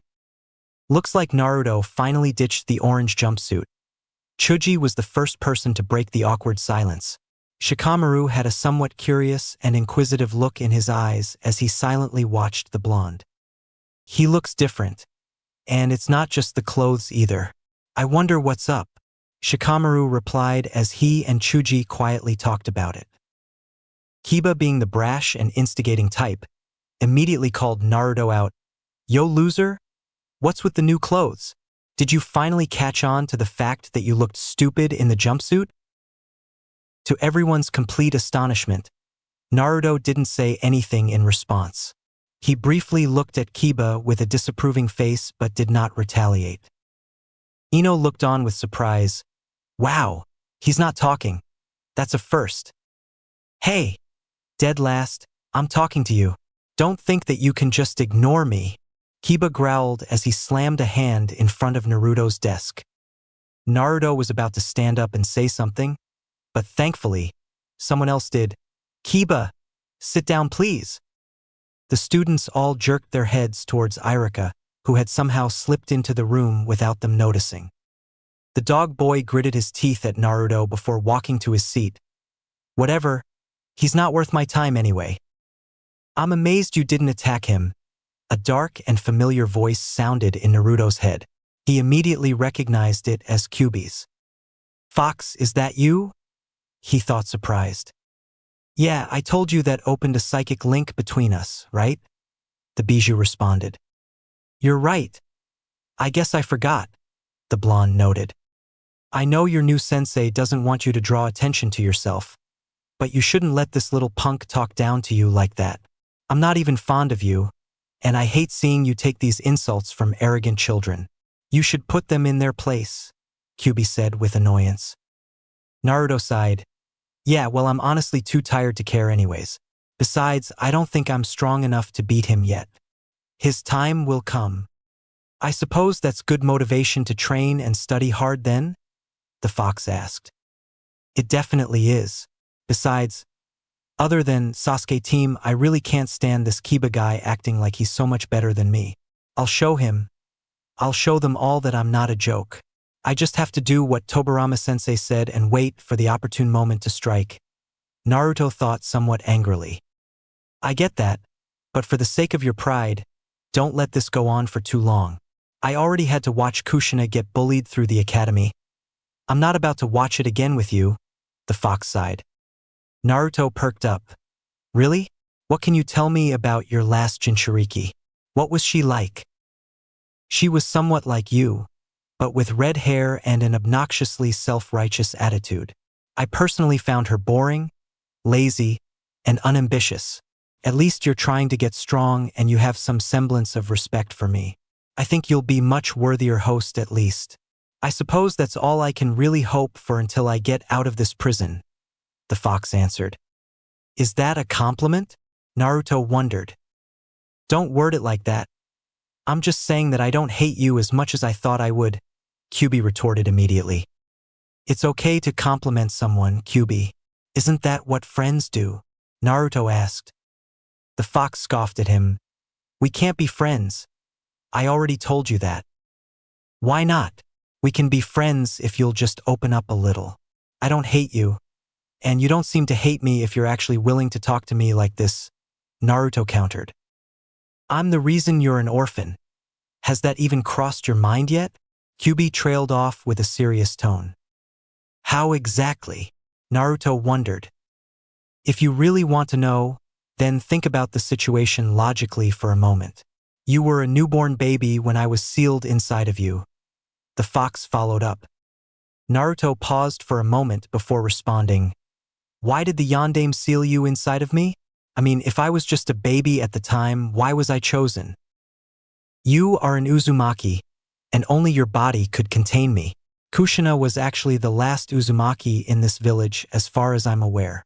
You were the only other one. Why might that be? The fox asked rhetorically. How am I related to her? He asked anxiously. The fox was silent for a long moment before answering. She was your mother, fool. You're denser than I expected. What? Seriously? Naruto thought shocked. Yeah, so now you know, your parents are dead because of me. I thought about withholding that information from you, but I don't see a point. You were under the delusion that we could be friends. We can't. How could you befriend me after knowing that? The fox said darkly. Wait. So if Kushina Uzumaki was my mother, then who is my father? Naruto mentally gasped. Maybe her husband Minato Namikaze with his blonde hair and blue eyes. Is it really that much of a stretch for you? You're an Uzumaki with blonde hair and blue eyes. Where do you think you got it from? The fox shook his head and growled. Your name's my father? Naruto couldn't believe the words. The fox sighed. Yes. And he sealed me inside of you after I tried to kill his village. As I said before, we can be civil, but you and I cannot be friends. Naruto didn't know what to say as he tried to hold back tears. He felt a wave of emotions rising to the surface, but he swallowed them immediately. He wasn't about to cry or make a scene in front of his class. His depression, however, became obvious to several inhabitants in the room, namely Irika, Sasuke, and Hinata. They all had different thoughts on the matter, however. Irika stopped his lecture briefly as he turned his gaze towards Naruto. What's wrong with him? I've never seen him look so down before. Did Kiba's words really get to him? Maybe I should say something to him in private. Hinata's eyes lingered on Naruto with a sad face of her own. Her empathy was high as she read Naruto's expression. Naruto-kun looks so sad. He always seems to hide his emotions behind a smile, but something is wrong with him today. He didn't even fight back against Kiba-kun. Sasuke's eyes were affixed on Naruto for a moment. I know that look, the look of loss. Something tragic must have happened to him recently. I've never seen him that depressed before. I doubt Kiba upset him. He's endured worse insults from me. He doesn't have a family as far as I'm aware. Strange. Naruto pushed his emotions and thoughts aside as he focused solely on his academics. His mind kept wanting to go into that dark place and lament on the tragedy of his life, but he maintained his bearing and focus. After what felt like an eternity, class finally ended. Naruto waited for everyone else to exit before leaving himself. Unfortunately, he was stopped by Irika on his way out the door. The Chunin placed a hand on his shoulder. Naruto, may I have a word with you in private, please, before you go home? Why, sensei? Naruto asked bluntly to his teacher. Several of his lingering classmates were doing their best to eavesdrop as Irika had a concerned look on his face. The Chunin noticed a few of the other students and quickly shooed them away. Guys, please give us some privacy. Reluctantly, the curious students departed as Irika and Naruto were left alone in the room. Mizuki was thankfully not there today. Naruto was grateful for that as he did not want to deal with the other condescending Chunin right now. After he was sure of everyone's departure, Irika crossed his arms and frowned. What's wrong, Naruto? You've been acting very unusual the past 2 days, and today you came in looking depressed. You're even dressed differently. Why wouldn't I be depressed, Irika-sensei? Naruto asked with a somewhat angry look on his face. The man cocked his head at Naruto uncertainly. Do you want to talk about it? Naruto lifted his shirt up and pointed at the seal on his stomach. I doubt you want to talk about this, sensei. Irika's jaw dropped as his eyes widened in disbelief. And Naruto, did someone dash? I know all about it, Irika-sensei, and why you all hate me for it. All those times you singled me out. Now I know why, Naruto stated coldly. Naruto, who told you about that? It's forbidden to speak about dash. Irika didn't get to finish as Naruto interrupted him. I had a feeling you knew. All of the adults in the village seem to know. Is that why everyone's parents tell their kids to avoid me? The boy spat. Irika shook his head. Naruto, I dash. My parents died the day I was born, Irika-sensei. Not that you'd understand or care. So you're wondering why I'm depressed. There you have it. I'm just the demon brat to you as well, aren't I? Naruto said, shaking his head as he turned to leave. He didn't make it far before Irika stopped him. Wait, Naruto. I'm sorry. What? The blonde tilted his head in confusion. I've been prejudiced towards you for a long time. Always seeing you as the fox and not as a kid. I suppose you're a victim in all of this too. I was a fool to not realize that sooner, Irika said sadly. Naruto was genuinely surprised by the man's empathy. He looked at him uncertainly. What are you saying, sensei? For whatever it's worth, Naruto, I forgive you, and I hope you can find it in your heart to forgive me as well. I shouldn't hate you for something you had no control over. Nobody should. There's too much hate in this world. I should have reached out to help you instead of ignoring a boy in need. Irika frowned. The man almost looked like he was about to cry, much to Naruto's disbelief. I don't understand, Naruto said blankly. Irika looked down for a moment. My parents also died in the attack 10 years ago. As much as I want to be angry about it and hate the world or hate you for what happened, it doesn't accomplish anything. I know it's tough to not be bitter, Naruto, but holding on to hate only destroys you. I couldn't possibly understand what it's like for you to carry the burden of holding that terrible demon inside of you. Just know that I am here if you ever need someone to talk to. You shouldn't have to be alone. From here on out, I'll do my best to help you become a genin Naruto. Naruto felt like he was about to cry. He looked away. Thanks, sensei. That actually means a lot to me. Are you hungry right now, Naruto? I can take you to go get some food, Irika offered. Naruto smiled weakly. Sorry, sensei, but I have plans. Maybe we can do that some other time. I'll see you tomorrow in class. Okay, Naruto. Remember, I'm here if you need me, Irika reiterated. Without another word, the blonde boy left. Thankfully, nobody appeared to have eavesdropped on their conversation, but Naruto did notice Kiba waiting outside of the academy.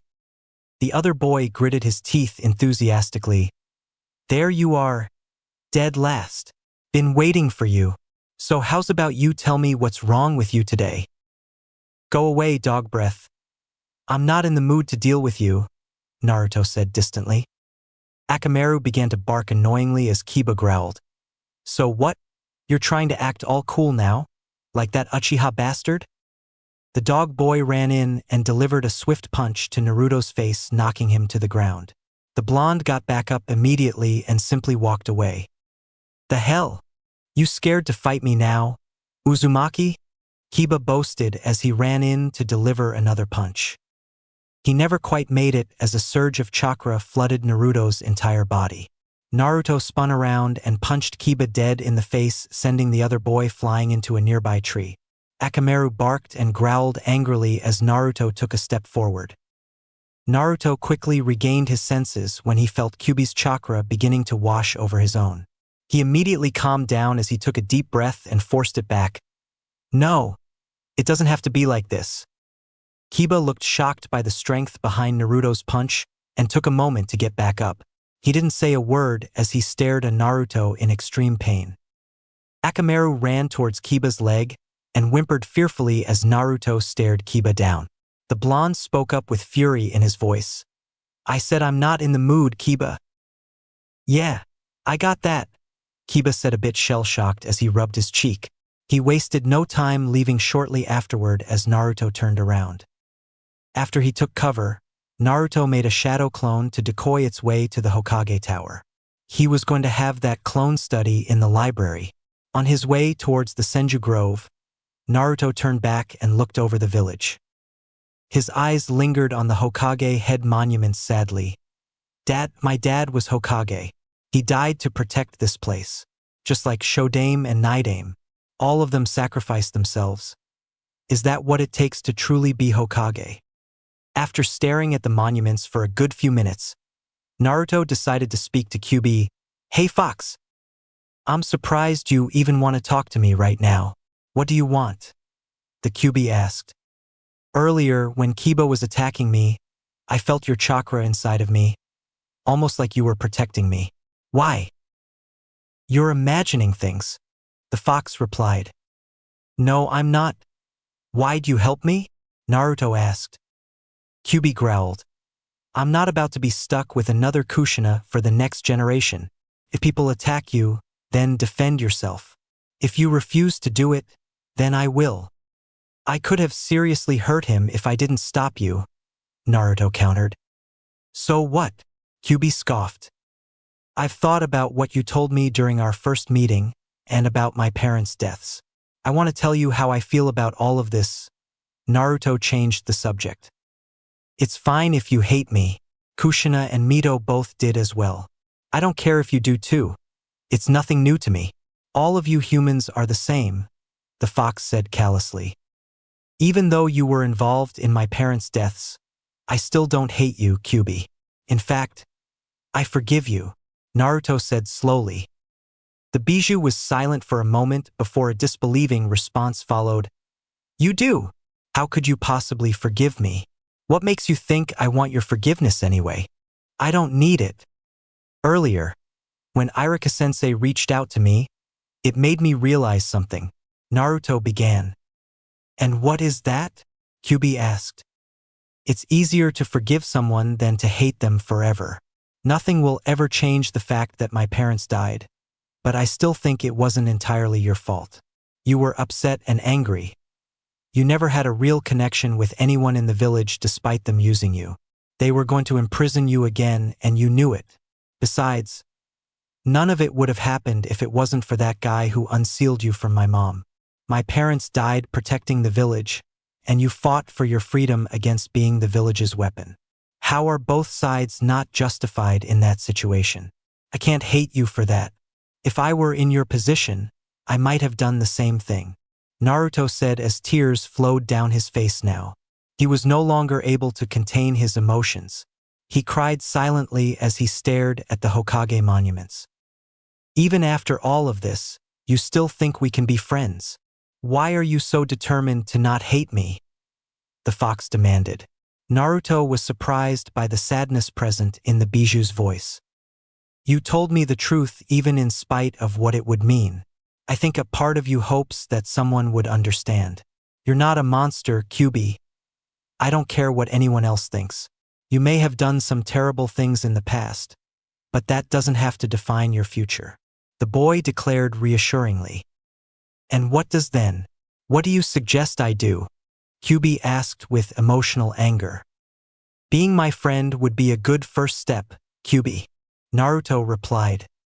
The fox seemed upset now. Is that really what you want? For me to make amends and be your little pet? Why should I? The only thing I'm interested in is you killing the Uchiha with the orange mask. We won't always be together, Kyubi. One day I'll be dead too and you'll be somewhere else. I don't want your memories of me to be filled with anger and hate. It would be a waste if we didn't help each other find the right path. Isn't that what true strength is? Doing what others can't? Doing what they won't? He responded strongly. What did you just say? You sound like Hag. The fox couldn't finish the sentence. What do I sound like, Kyubi? Naruto asked. The fox's voice almost cracked. I'm going to tell you something that I've never told any human before. My name is Kurama. Kurama? You have a name, Naruto said surprised. Only my friends and the other bijou know it, Kurama responded. Are you saying? Naruto couldn't quite finish as he felt a lump welling up in his throat. Maybe you're right, Naruto. I haven't found the right path, but perhaps we can together as friends, Kurama replied with a warmer and distant tone. Naruto wiped his tears as he stared into the sunset over Konoha. Thanks, Kurama. You're pure-hearted, Naruto, like a sage. I never expected you to show me any empathy. We'll make my parents proud, Kurama. I'll be the best Hokage Konoha has ever seen, and you'll be right there with me. We'll be an unstoppable two-man team, and I'll show the world that Jinchurikis are not monsters. That you're not a monster, Naruto stated strongly as he stared at the Hokage statues. Maybe this is the right path, Kurama said with a melancholy optimism. Speaking of which, I'm late for training with Tobirama-sensei, Naruto thought, alarmed. He quickly got up and bolted in the direction of the Senju Grove. Senju Grove. Upon arriving at the Senju Grove, Naruto was surprised to see his ghost sensei sitting calmly by a small lake. The white-haired man spoke sternly without even turning to look. You're late. I was about to come get you. Sorry, Tobirama-sensei. Naruto didn't get to finish his sentence as the man stood up and interrupted him. I sensed a change in your chakra earlier. I take it you've gained some access to the Kyubi's chakra? Tobirama asked knowingly. Naruto looked away for a moment uncertainly. Yeah, we talked a little. How did you find out? I'm a sensory ninja, and I'm linked to your chakra so I can easily detect changes in you. That being said, it is fortunate that you are on speaking terms with the Kyuubi, the Naidame said calmly. I'm surprised he would think so, Kyuubi noted. Tobirama looked at Naruto's eyes for a moment. Have you been crying? The boy looked down shamefully. Yes, sensei. Why? Did the fox say something to you? He asked with uncharacteristic empathy. Should I tell him, Kurama? Naruto asked the fox mentally. Kurama sighed. You might as well. He's dead, so he can't really spread around information. Though I doubt he's the type to do that anyway. He told me about my parents, and how they died. He said I was the Yandame's son, and that my mother was his last Jinchuriki, Naruto answered. Tobirama's eyes widened slightly. Is that right? So he told you that he killed them then? Is that why you're crying? Sort of. There was an Uchiha involved that made him attack the village. Some man with an orange mask. Although, Kurama admitted to me that he wanted to destroy Konoha after breaking free from his Sharingan. I guess my dad died sealing him inside of me, and my mother died after Kurama was extracted. It wasn't directly Kurama's fault. He just wanted to fight for his freedom, and my parents wanted to protect the village. The boy continued. The man rose a brow curiously. Kurama? Are you talking about the Nine Tails? It has a name. Naruto nodded. He does. And he told you his name? That's interesting. Hashirama and I had a discussion about this once. Some of the Bijou referred to themselves by names, but the Kyuubi never did. Does this mean that you are on good terms with the fox? Tobirama asked surprised. We are now, Kurama and I are friends, Naruto replied. The Naidame nodded with approval. That's very unusual, but I applaud your maturity and initiative. Having the Kyuubi's cooperation will make you much stronger. I'm amazed that it would even speak to you, let alone accept friendship. The Kyuubi never trusted humans after Madara abused its power with his Sharingan. Mito Uzumaki once told me that Kyuubi hated her and Hashirama just as much as Madara. Kurama doesn't like Konoha-sensei. He says that he's tired of being used. I don't want to force anything on him. We're partners in this. He's not a weapon, Naruto stated strongly. The Naidame had a deep look on his face. I suppose it's not unusual that the Kyuubi would hate Konoha after two Uchihas abused it. How did you get the Nine Tails to tell you all of this? It's rather unprecedented for a Bijou to befriend a human, especially the Kyuubi. I just tried to see his point of view. It's like you said, Sensei, Bijou aren't evil monsters, Naruto said slowly. So you say you're partners now? The Kyuubi wants to help you become stronger, Tobirama asked. Naruto nodded. Yeah, and he wants me to take out that Uchiha bastard with the orange mask. We have work to do then. You won't stand a chance against an Uchiha with a Mangekyo Sharingan unless you're well past Jonin level. Let's get to training, Tobirama said approvingly. Kurama chuckled lightly. I kind of like him. Really? Naruto responded. He didn't once question or condemn your intention to befriend me. He also doesn't like Uchihas. That's 2 for 2, Kurama spoke up enthusiastically. All right, Naruto, we're going to continue with your chakra control today and your accuracy, Tobirama announced. My accuracy? Naruto questioned uncertainly. The Naidame shook his head. If you ever intend on being good at flying Raijin, then you had better be good at throwing kunai and shuriken. Why though? Naruto wondered. With flying Raijin, you can place a seal on a thrown kunai and use it to teleport to that kunai. In truth, it is advanced Fuinjutsu where you essentially summon yourself to your seals. To master this, you should be an expert at throwing projectile weapons, Tobirama explained. Naruto nodded. All right, let's do it then.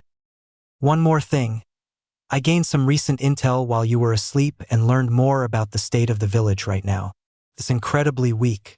The Senjus and Uchihas are both nearly extinct now, and there aren't many powerful shinobi here anymore. Hiruzen is strong, but he's well past his prime and he's far too soft. Ever since the Yandame died, Konoha has become incredibly vulnerable. You must be prepared for an inevitable attack. Other villages will grow bolder the older Hiruzen becomes. The white-haired Hokage followed up. I understand, sensei. This isn't just about me anymore. Naruto nodded understandingly. Tobirama nodded. I'm glad to see you understand that. Also, another interesting bit of information I uncovered was the Yandame's reputation. He was known for using flying Raijin and was a renowned sensory ninja like myself. Similar to chakra natures, inherent sensory skills are usually genetic. That makes you very lucky to be the Yandame's son. You have the potential to become more powerful than me if you work hard enough. Wow. So I will actually be able to learn flying Raijin like you and my dad then? Naruto asked excitedly. Tobirama nodded. In due time, Naruto, first you're going to master the basics. The blonde was silent for a moment as he looked away nervously. Tobirama eyed him sharply. What's wrong? I wanted to ask you something else. Is it possible for me to bring back my parents with Edo-tensei? Naruto asked. The Naidame shook his head. I would strongly advise against that, Naruto. Even if you could somehow acquire DNA from them and sacrifices to do it, they would be zombies still. Edo-tensei is not something you should ever take lightly. It's a very dangerous and arguably evil jutsu. I used it to create zombies that could take out my enemies with no regard to their own lives, since they were already dead. Using it the manner you speak of would be immoral. Do you really want to subject your parents to undeath? I'm here as a spirit and I can leave when the time comes. They, on the other hand, would be denied the afterlife in that state. Neither living nor dead. That's not something you should put your parents through out of a simple desire to see them.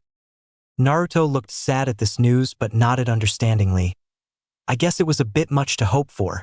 Still, I do want to find a way to talk with them one day, even if it's only for a short while. Let's get to work. You've already wasted 2 hours today. Tobirama changed the subject after a short silence. Yes, Tobirama-sensei, Naruto replied. 1 year later. In the following year, Naruto consistently trained every day after school with Tobirama. Every waking hour of his free time other than sleep was spent in the Senju Grove learning and mastering all the basic skills a shinobi possibly could. Naruto spent the first few months perfecting chakra control, accuracy, taijutsu, and kenjutsu. His proficiency with shadow clones only continued to grow with each passing day as he now trained with hundreds at a time. He typically always had some doing basic exercises while the majority would focus on his current day's objectives. True to his word, Tobirama continued to teach the boy new things, and would often set short-term goals and bars for him to reach which consistently motivated the young blonde to become stronger and stronger. In 1 short year under his ghost sensei's teachings, Naruto now had almost perfect chakra control, remarkable skill with projectile weapons, and a moderately skilled proficiency in kenjutsu.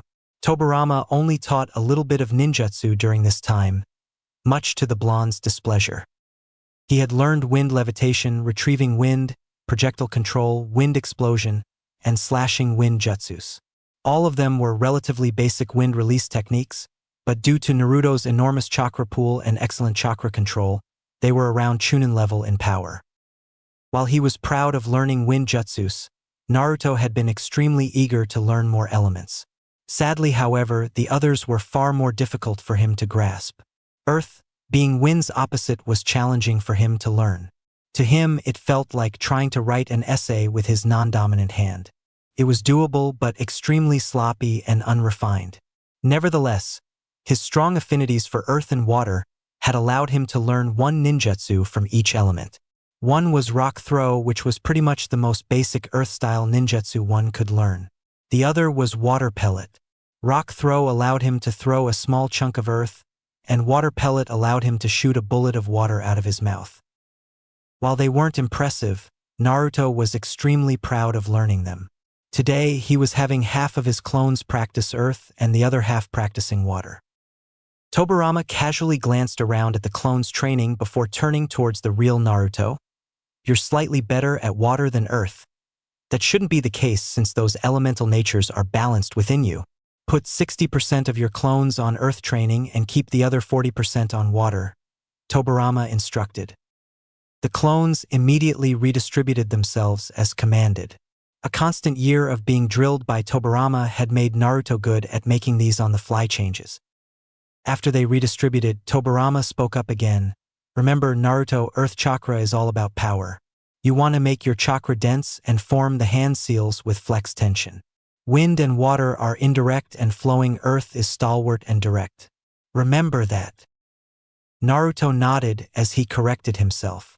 All of his shadow clones practicing rock throw seemed to be improving as larger and larger chunks of earth formed out of the ground. I think I'm getting better at earth style, sensei, Naruto stated proudly. Good. Now I want you to defeat all of your shadow clones using only earth and water ninjutsu. Understood? Tobirama stated. Yes, sensei. Naruto nodded as he charged in to fight his shadow clones. One by one, he took out waves of them with rock throws and water pellets. With each clone he destroyed, he felt himself losing more and more stamina. When he got down to the last clone, he felt like he was about to pass out. The last clone charged in and shot a massive water pellet towards him. With his remaining energy, Naruto unleashed the strongest rock throw jutsu that he could. His jutsu struggled against his clones, but after a final push, Naruto managed to destroy it. He collapsed to the ground a moment later, panting heavily as the exhaustion had finally got the best of him. How was that, Tobirama-sensei? Naruto asked between panted breaths. There was no response for a good 10 seconds as Tobirama walked over towards him. Naruto looked up at the man confused. Sensei? I don't believe it, Tobirama said with genuine disbelief in his voice. His eyes were wide, and his mouth was agape. What? Naruto asked confused. Did I do something wrong? Tobirama then pointed to where Naruto's clone had just been defeated. Where it stood, a single budding tree could be seen. The Naidame shook his head. This tree wasn't here a minute ago. Huh! Naruto gasped as he managed to sit up and look over at it. Tobirama turned his gaze upon Naruto. You have a bloodline ability, Naruto? I do, Naruto said confused. Would release? I don't even know what to say.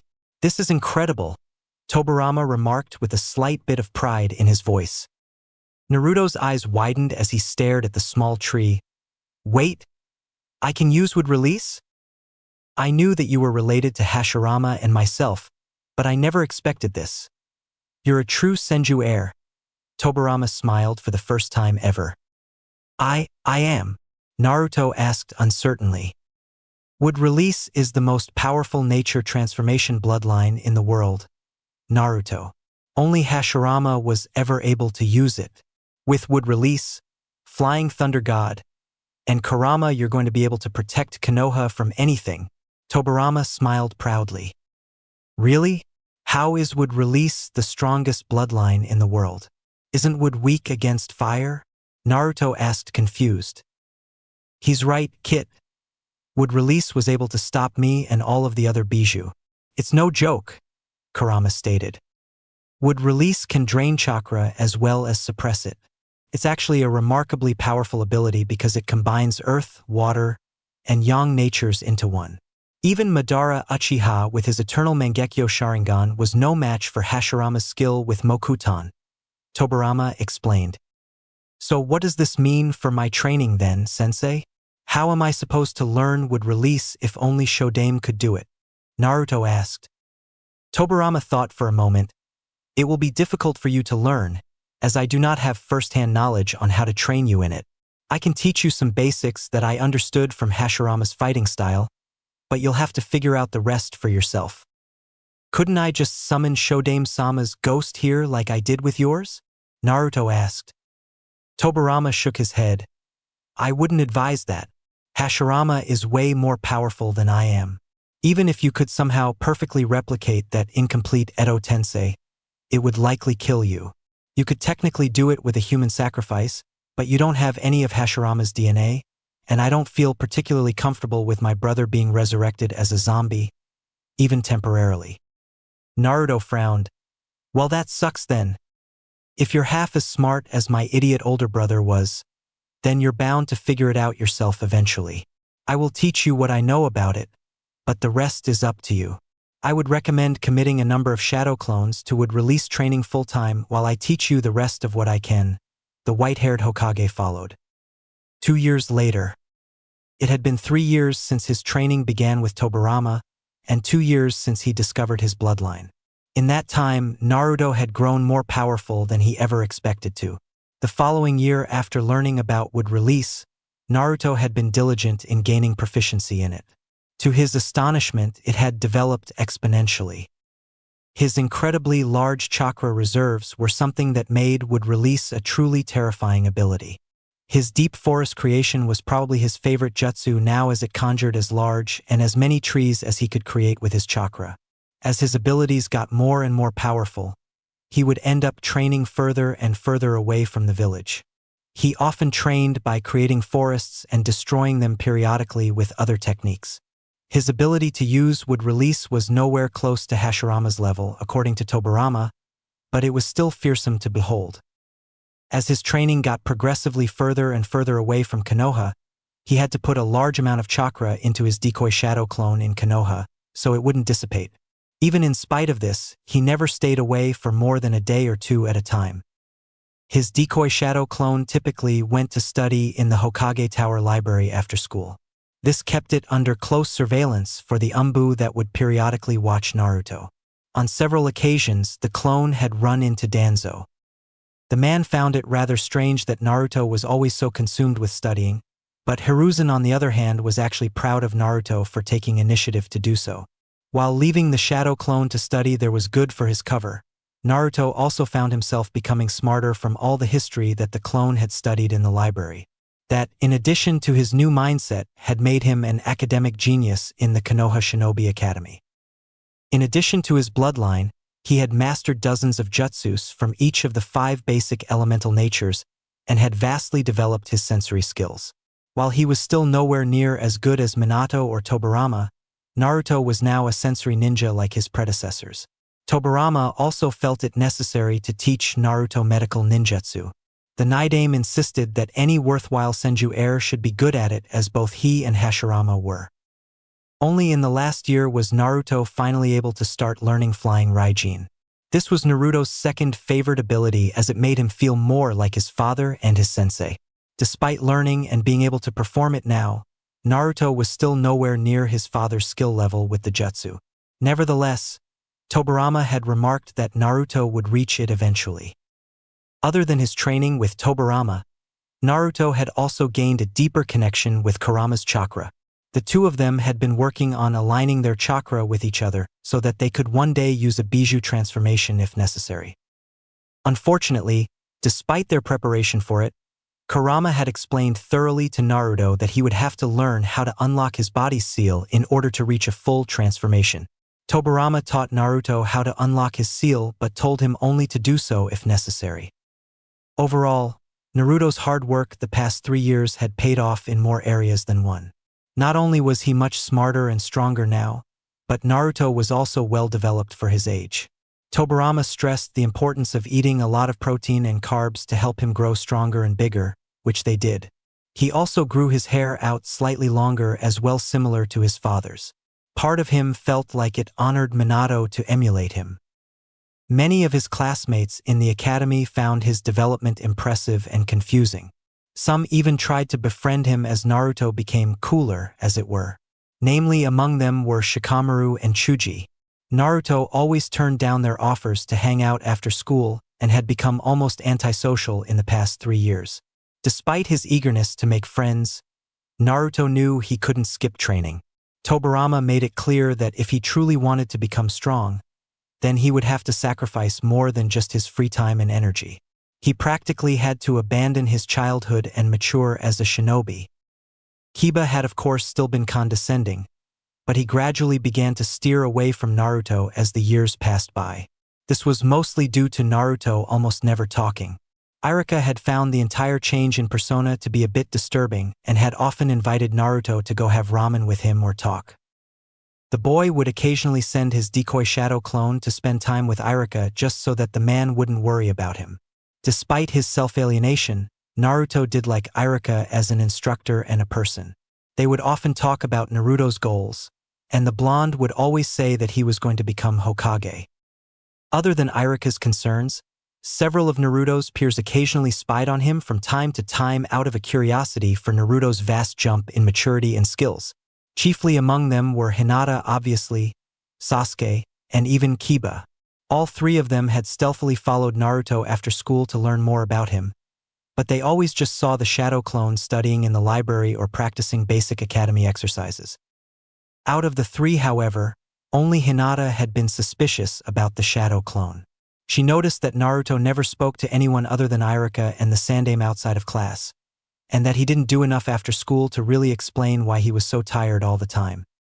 Nevertheless, her shy nature prevented her from ever really following up on the matter. Sasuke found Naruto's improvement noteworthy, but also a bit disturbing. The blonde almost never messed up in class now and was practically good at everything they did or studied. In fact, it was somewhat humbling for him to witness. Despite being the #1 rookie in the class, Sasuke was impressed by Naruto's rapid rise in skill. Unlike before, the blonde boy was never flashy or attention-seeking. He never once boasted, and he always seemed like his mind was either focused on what he was doing or off in the clouds. He had developed a slight respect for his classmate over the years, but never once made it obvious. The two would be paired in sparring matches on occasion, and Sasuke would still always win them. Despite this, however, Naruto had beaten his accuracy score, and was now ranked second in the class overall.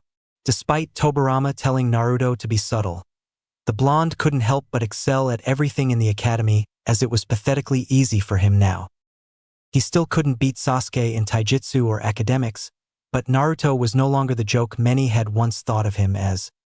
Currently, the blonde was sitting in class with a very bored look on his face.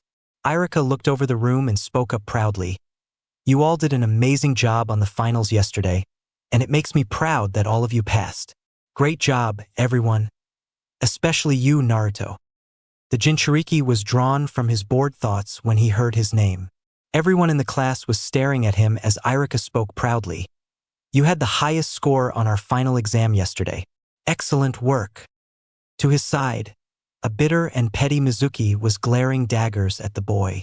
Despite all of his attempts to sabotage Naruto, the blonde would always outsmart him or surpass expectations. He had attempted to give Naruto curveballs on the finals yesterday, and to his bitter fury, Naruto succeeded. "Wow! Naruto really beat Sasuke's score in the final exam?" Ino spoke up with disbelief. Iruka nodded. They both had perfect scores, but Naruto performed his faster. "Though you all did a great job, so you should be proud of yourselves. This class is one of the best ones I've ever had. I have no doubt that many of you will grow to become talented shinobi." Sasuke sent a sharp glare Naruto's way. "He beat me? How? I know he's gotten better and that he studies a lot, but so do I. The gap between us is shorter than I thought." "There must be a mistake, sensei. There's no way Naruto had a higher score than Sasuke, or even me for that matter," Sakura protested. She took pride in being one of the best students in academics. It wasn't shocking for her to lose to a prodigy like Sasuke, whom she idolized, but Naruto was another matter. Even though he had become better over the years, it was still a difficult pill for her to swallow. "Well, Naruto has worked really hard for the past few years to improve his ranking, so you should be proud of him. He graduated second overall," Iruka responded to her. "He has no idea just how hard," Kurama added. "Did I seriously graduate second? Maybe I should have botched some of my stuff or lost a few more matches these past few months. All of these perfect scores really advanced my ranking, I guess," Naruto thought, surprised. "What? Naruto got second? What were the ranks overall, sensei?" Kiba demanded. Iruka cleared his throat and spoke. "Let's see here, third place was Ino. She also had the highest kunoichi score." "Ha! You hear that, forehead? I beat you," Ino proclaimed proudly. "Shut up, Ino pig. Where was I, sensei?" Sakura interrupted. "Let's see. Sakura, you were 8th overall, But you were third in academics behind Sasuke and Naruto, Irika answered. Ha ha ha. Naruto beat you. Forehead. Ino laughed at her pink-haired rival. Well, apparently he beat you too, Sakura shot back. What about me, sensei? Kiba demanded. Irika sighed. Kiba, you were 9th overall. Man, really? He complained. That's something to be proud of. There's 30 of you that graduated in this class, Irika said with a nod. The dog boy crossed his arms unhappily. Biffed. 9th. Irika told various people their ranks for the next few minutes, which entailed a lot of banter and other social annoyances that Naruto didn't care for. 15th is Hinata Hyuga. 16th is Irika continued listing the ranks. I'm amazed Hyuga graduated at all. She's the most timid person I've ever met. If it wasn't for her taijutsu, she'd probably be close to last. Naruto thought as he saw Hinata's expression sink. Isn't she their clan heir? I vaguely remember someone mentioning that a while back, Kurama pointed out. Naruto shrugged. Yeah, I suppose fear of shaming her clan kept her from failing. Still, they're probably not happy that she's kind of mediocre. At least she's not annoying. Other than when she stalks you, the fox chuckled. She's not the only one who thinks they can spy on me, though I wonder why she gives a damn about me. I don't recall ever speaking to her before. Naruto thought for a moment. He tuned out Irika announcing the rest of the irrelevant names and ranks of other students. Naruto silently observed the class and saw everyone's joyous, carefree expressions. He shook his head with annoyance. Man, I am so ready for this stupid academy stuff to be over. There's nothing left for this place to teach me, and all this place does anymore is waste my time. I am sick and tired of looking at these people day after day. Well, at least it's over now. Though if I remember Kushina's life correctly, I think they assign you to a genin team after graduation and make you do a bunch of ridiculous chores. Hopefully, you're not put on a team with someone insufferable, the fox stated. Naruto looked around the room at his peers. That's pretty much everyone in this room. Why does anyone here even have an ego? All we did was graduate from the academy. Their egos are going to deflate the moment they get a taste of harsh reality. For all of his smugness, at least Sasuke takes being a shinobi as seriously as I do. None of these people will have egos when they find out how strong you actually became these past 3 years, Kurama laughed. If they find out, there's no reason to exert my power over people that stand no chance against me. What's the point in that? Naruto shrugged. Yeah, it is a bit flashy, but it will be funny to see their reactions. You're going to have to reveal your powers eventually if you want to become Hokage. I actually can't wait to see how the Sandaime reacts. The fox grinned. Naruto thought for a moment. Hopefully he'll understand. I have no idea how people in the village will react when they see me using Mokuton or Flying Raijin. With your rankings officially listed, we will now place you into 3-man teams and assign you to a Jonin instructor. These teams are as balanced as we could make them based on your graduation scores and your specific specialties as shinobi. As of this day forward, you're all genin now, Irika exclaimed proudly. The newly graduated genin all cheered a bit before Irika silenced the class. All right, let's see here. Naruto tuned the man out for a moment as he called out team names. Eventually, he regained interest when he started hearing more relevant names. Team 7 will be Sasuke Uchiha, Sakura Haruno, and Kiba Inuzuka. Your Jonin instructor will be Kakashi Hitaki. Team 8 will be Shino Aburame, Chuji Akimichi, and Shikamaru Nara. Your instructor is Kurenai Yuhi. I'm on a team with Sasuke Kuin. Ha! Suck it, Ino pig, Sakura proclaimed proudly to her blonde rival. Sasuke visibly cringed at the sight of Sakura and sighed silently as he maintained an edgy disposition. Kiba seemed surprised by his team and growled. So they paired me up with you then, Uchiha? Sasuke didn't even respond as he glanced at Kiba briefly. The dog boy cracked a fist and shook his head. Whatever. At least I'm not on a team with Naruto. Ahem. Please let me finish before all of the outbursts, Irika announced before continuing. Team 10 will be Hinata Hyuga, Ino Yamanaka, and Naruto Uzumaki. Your Jonin instructor is Asuma Sarutobi. Haha, they put you on a team with Naruto. Sakura laughed at her rival. Ino seemed a little bit annoyed at Sakura's gloating and crossed her arms with displeasure. Hinata, on the other hand, looked as if she could faint at any moment. She would get to be on the same team as her crush. Naruto maintained a completely neutral expression and didn't react at all despite several of his peers looking at him for one. He reflected on his new team. Hyuga's good for tracking and taijutsu, though she's a bit skittish and unambitious. At least she isn't annoying. Yamanaka, though, I wonder why I'm paired with her. Our rankings were pretty close. Maybe Hinata leveled it out. Oh well, at least they gave me a good Jonin instructor. I think Asuma is Sandame's son. He's good with wind ninjutsu too. It could have been worse. Imagine how insufferable it would be if you were on the Uchiha Brats team, Kurama pointed out. Yeah, but at least Sasuke is competent. Oh well, I can work with these two, I suppose.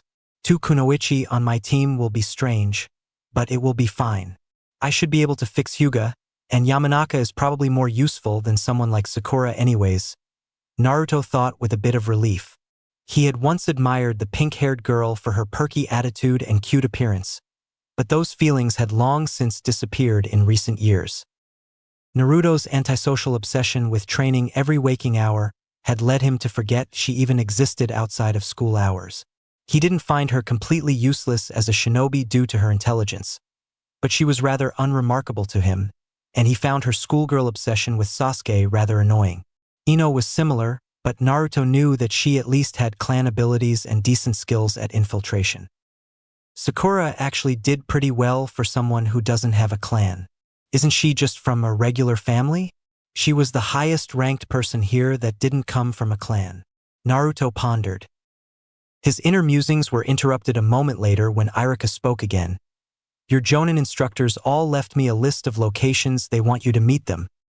Naruto once again ignored all of the irrelevant names until Irika got down the list. Team 7 is to meet on the rooftop of the academy.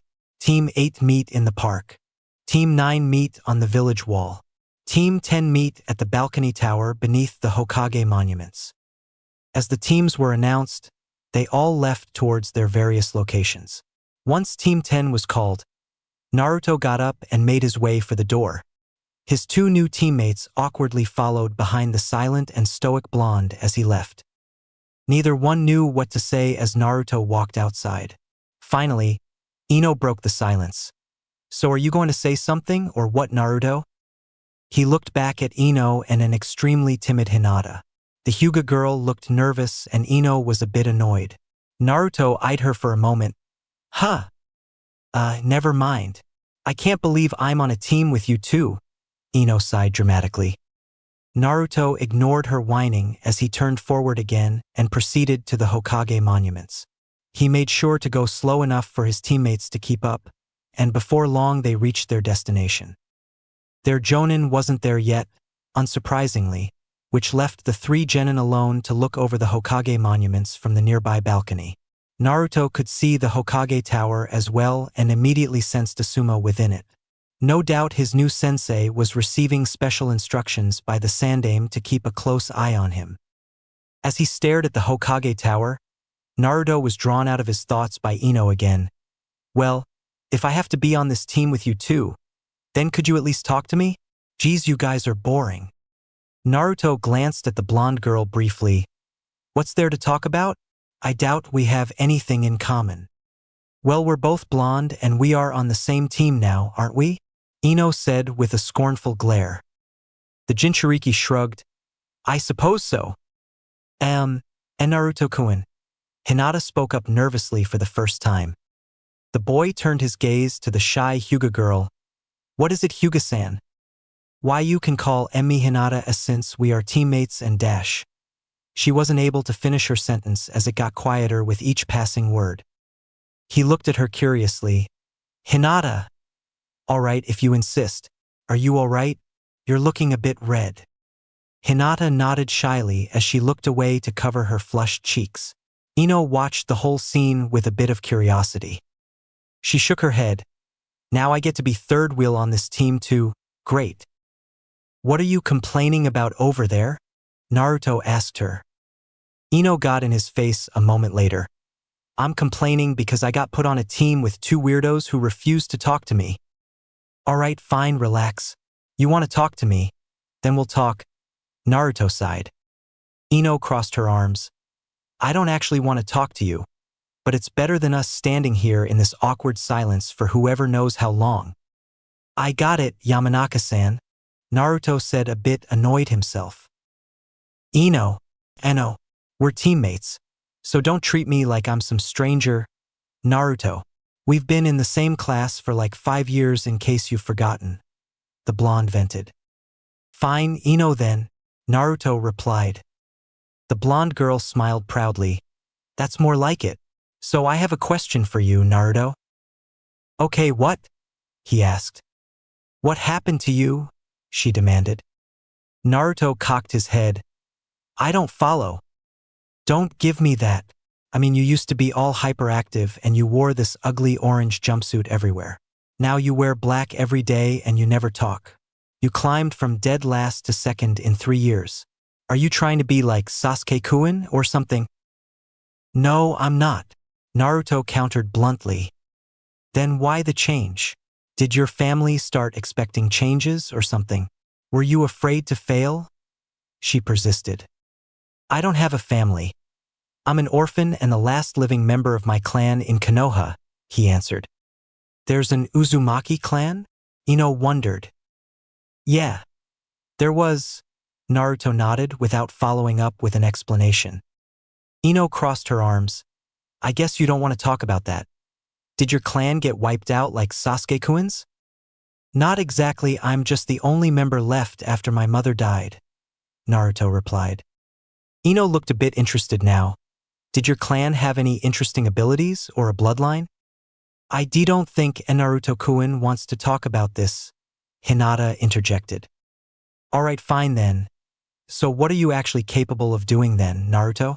I know you've gotten better, but are you actually able to do anything other than what they teach us at the academy? Ino asked. The blonde nodded. I'm a sensory ninja. Asuma-sensei is in the Hokage Tower right now talking to the Sandaime. What? You're a sensory ninja? Since when? Ino demanded. Since I first became a true shinobi, Naruto framed the truth in a vague way. The blonde girl huffed. Well, I don't sense them and I'm a sensory ninja too. Why would they put two on one team? That's a bit redundant. Because they don't know that I'm one, Naruto answered. And Naruto-kun is a sensory-type ninja? Hinata stuttered with embarrassment. He glanced at her and nodded. Yeah, and you're not as stealthy as you think you are, Hinata. Eh? She went full red as she turned around. The Jinchuriki shook his head. It's okay. Sasuke and Kiba have tried spying on me too. Ino smirked at him. Seriously? Sasuke-kun was trying to spy on you? I don't believe that for a second. You don't have to. And honestly, I don't really care what you think of me, Naruto said dismissively as he looked away. Well, you are a bit mysterious. What do you even do after school? Ino wondered. The blonde boy shrugged. Ask Hinata, she might know. The poor Hyuga girl fainted with embarrassment upon hearing those words. Ino looked over at her with a raised brow. So she's been stalking you then? Occasionally, I guess. She usually gets bored of it after an hour or so. She doesn't seem very confident in talking to other people. Maybe she was trying to make sure I was okay or something. Hinata's a nice girl from what I've seen.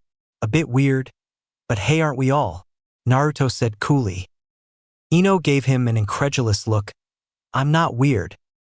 You keep thinking that, Naruto said distantly. Hinata regained consciousness a moment later. Naruto immediately addressed her when she looked coherent enough. It's okay, Hinata. I can't blame you or anyone for trying to find out why I'm different. Don't stress over it. Okay? Why yeah. I am sorry, Naruto-kun, she replied timidly without making eye contact. Don't be. You're actually pretty good at stealth. I probably wouldn't have ever noticed you if it wasn't for my sensory abilities. Plus, with a Byakugan, you're also ideally suited for our team. We have an ideal team composition for tracking, stealth, and infiltration. Naruto noted. Ino rolled her eyes. I'm still not buying that you're a sensory ninja. You're telling me you can sense our sensei all the way over in the Hokage Tower? How? I can't. Fine, don't believe me. Naruto shrugged. I'll believe it when I see it, and I want to see it right now, she huffed. Naruto turned towards the street. Test me then. Sense something nearby and ask me what it is. Okay, what's on that corner right there? Ino immediately demanded. A cat. It's black and white and female, Naruto answered. Ino's eyes widened. Lucky guess. What 4 people are over there in that shop? Chakra natures suggest 2 Chunin and 2 Jonin.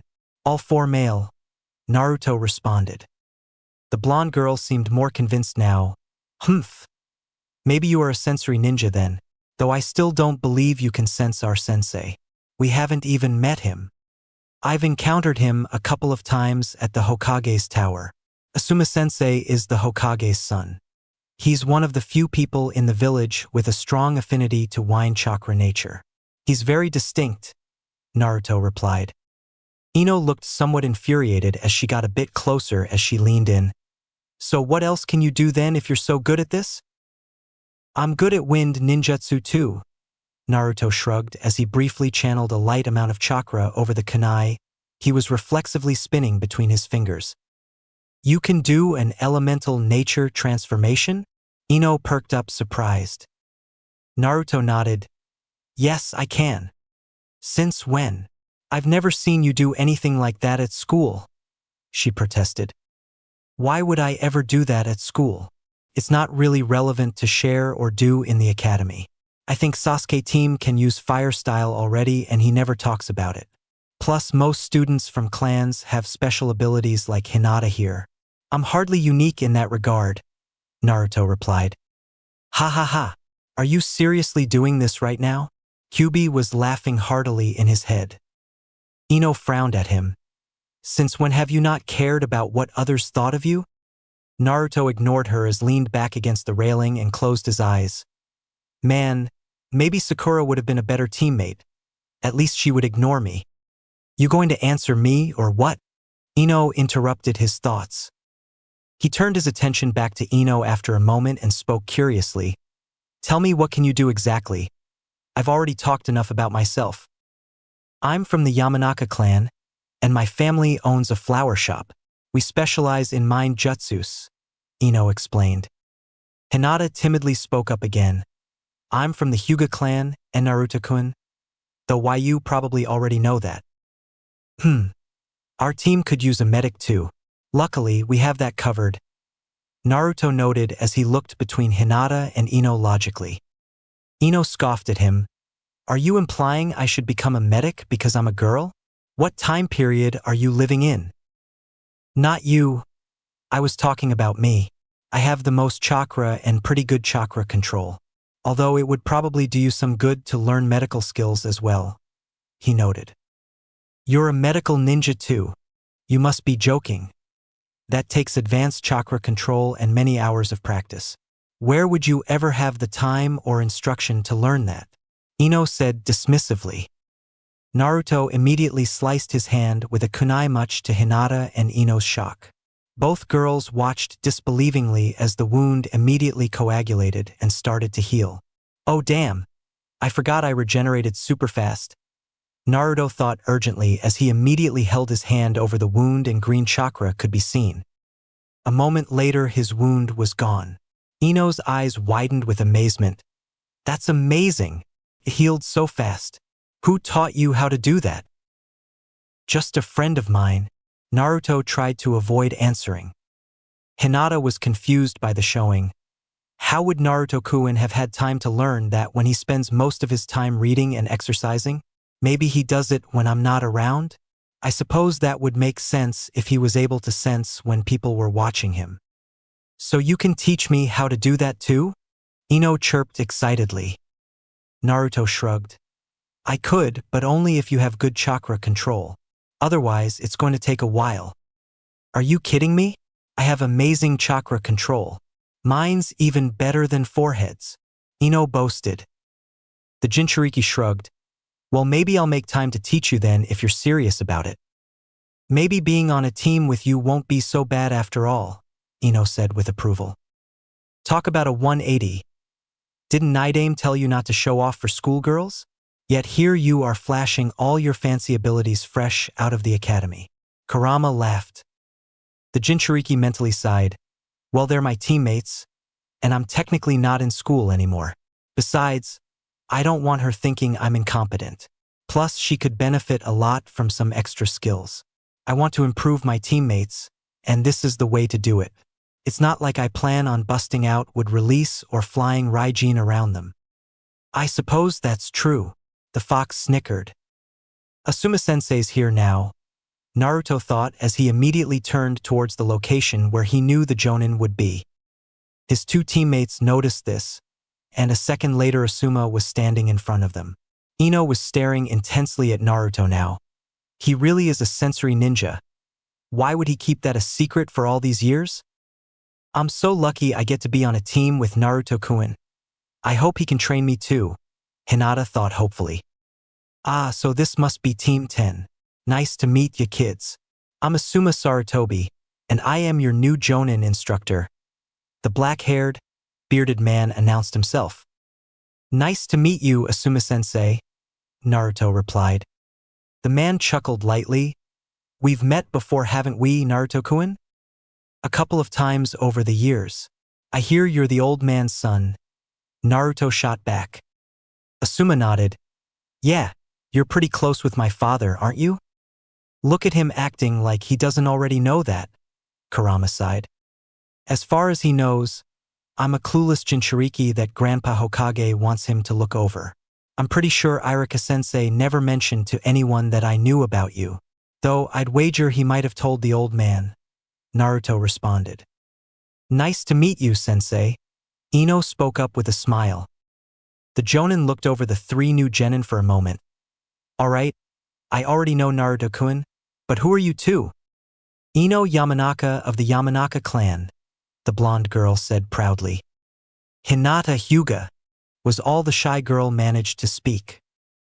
He nodded casually. All right, and what are all of your goals? Why did you become shinobi? I am the Hyuga clan heir, Hinata said skittishly. My dad's a shinobi, and as his only child he encouraged me to follow in his footsteps. If I wasn't a ninja, I'd probably run my family's flower shop. I do rather like floral things as well as nature. I aspire to be the wife of Sasuke Uchiha and the best kunoichi in Konoha. Ino went into more detail than anyone cared to know. Everyone's gaze turned towards Naruto last. The blonde simply shrugged. My goals have never changed. I still want to become Hokage. I want to honor the legacy of my forefathers. Asuma rose a brow slightly. Is he referring to the Hokages as his forefathers? He looks completely serious about it.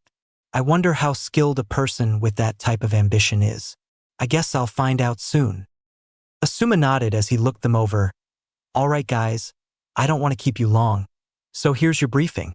As new graduates, you have a final test tomorrow where you will be judged as a team by your Jonin instructors. If you fail, you'll go back to the academy for another year. Get some sleep tonight and meet me at Team 10's training grounds tomorrow at 8 a.m. sharp. I look forward to testing your skills. I'll see if you have what it takes to be true genin.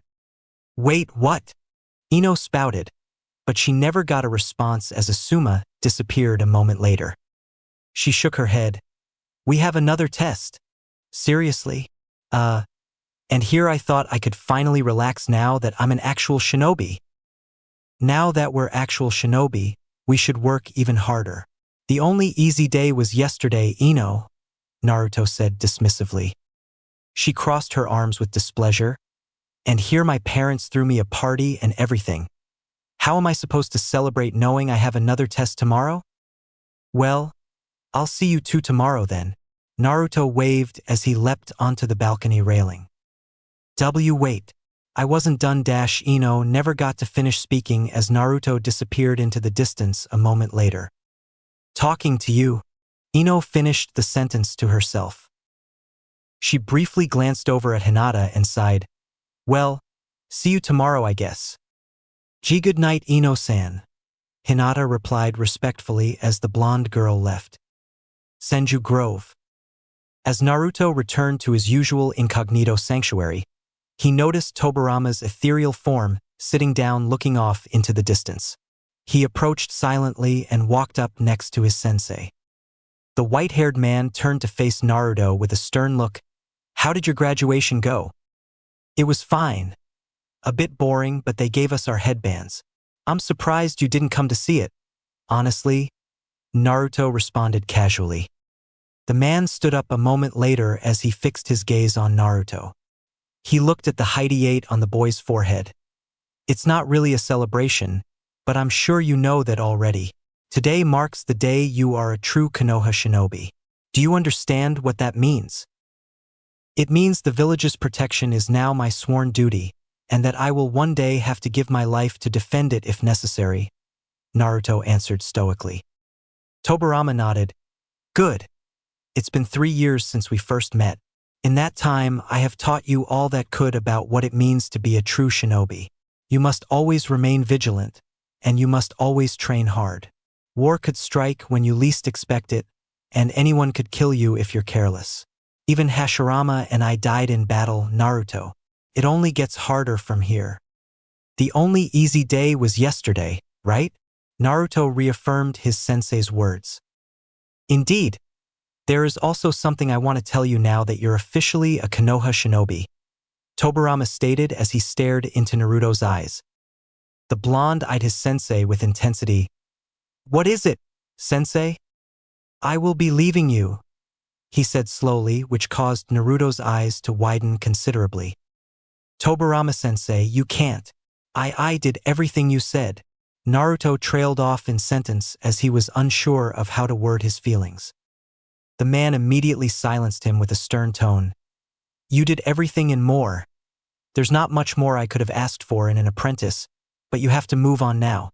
I'm dead, Naruto, and the only reason I've lingered here this long was to ensure that you were properly trained and that the village would be safe.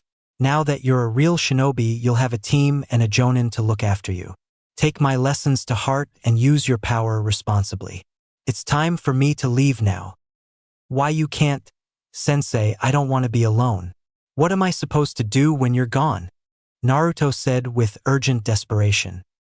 "Pass on my teachings to others. Defend Konoha no matter what it takes. And I mean no matter what, you're the last true Senju heir, the last true Uzumaki. Defend that legacy and bring honor to it," Tobarama said strongly.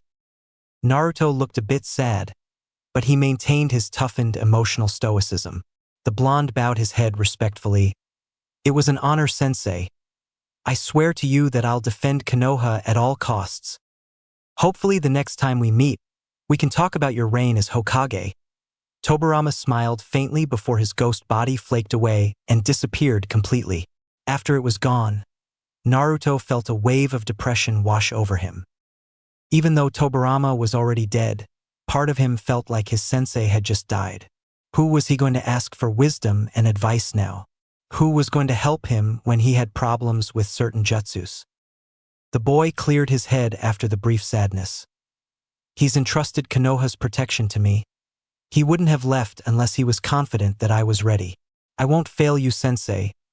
I'll reignite the glory of the Senju and Uzumaki clans. I will be the greatest Jinchuriki, the greatest Hokage. Well, you still have me around," Kyubi spoke up, lifting Naruto from his thoughts.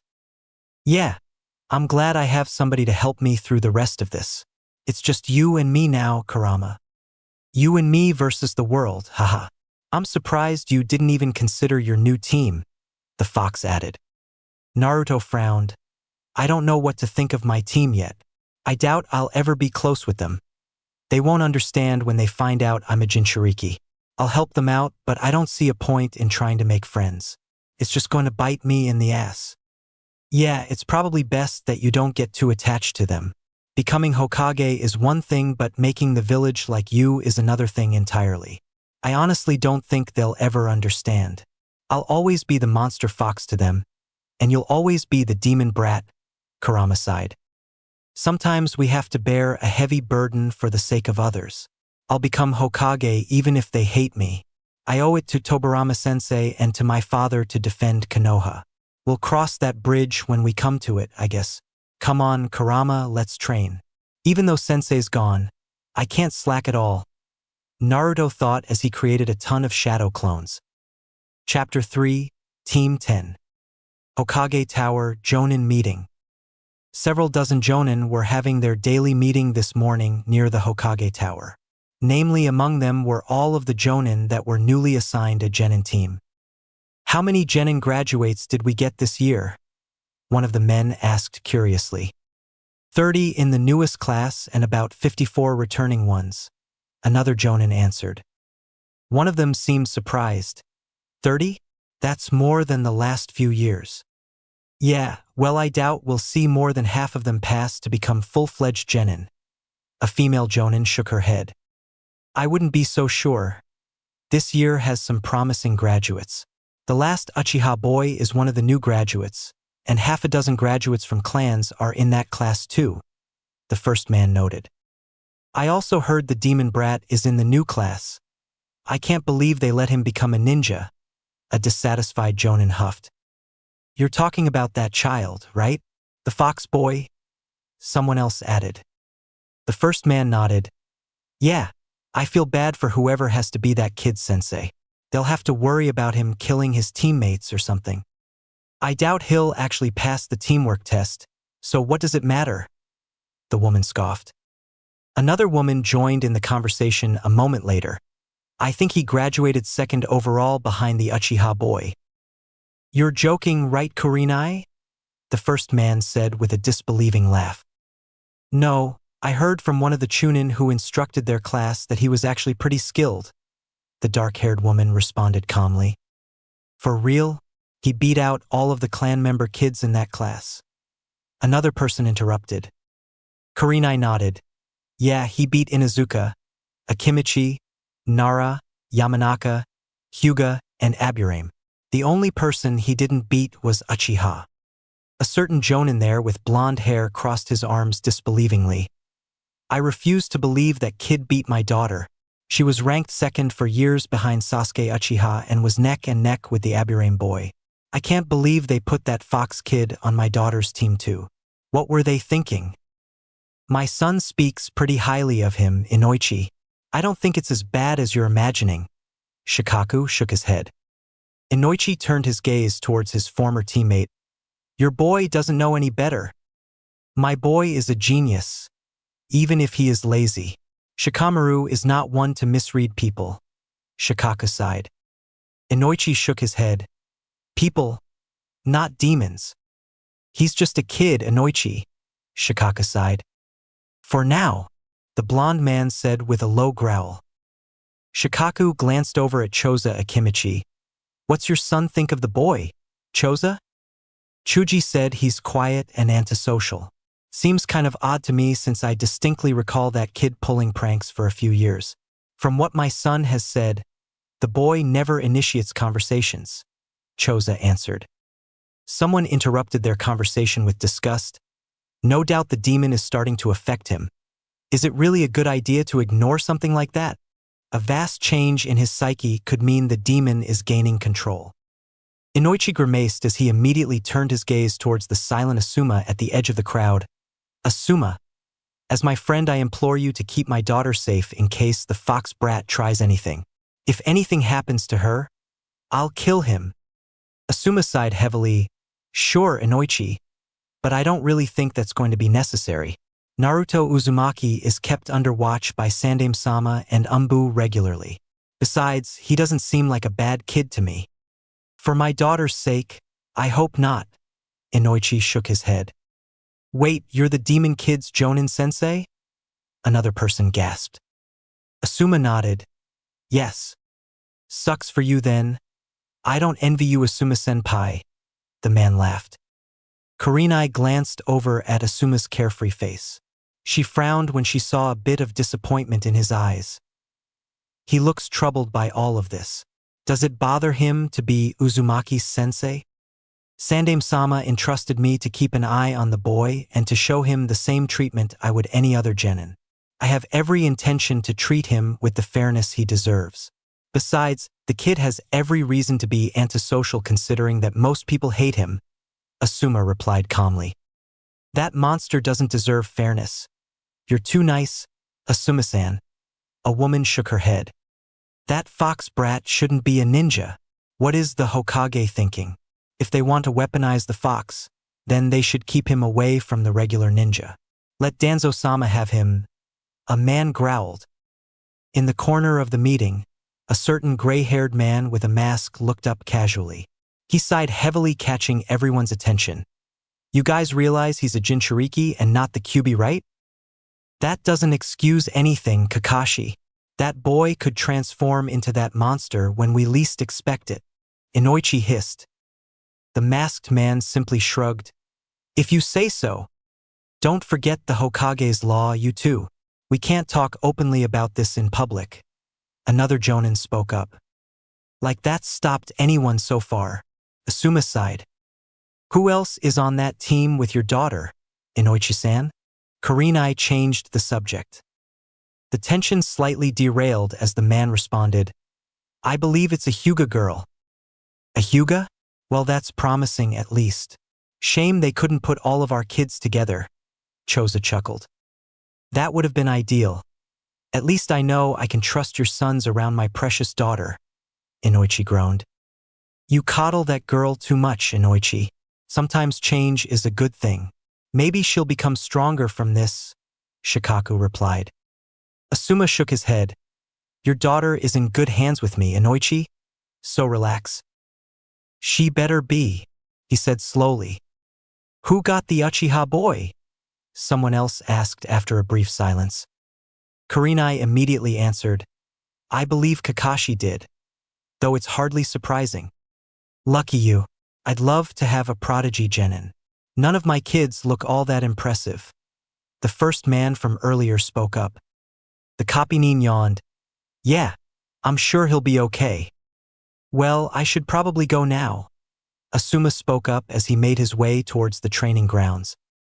Let us know how it goes, Asuma-senpai. I'm actually curious if that fox kid is any good, someone announced. Asuma waved. I'll let you know. Team 10 Training Grounds. After a brief bit of searching, Naruto quickly found the location of Team 10's training ground.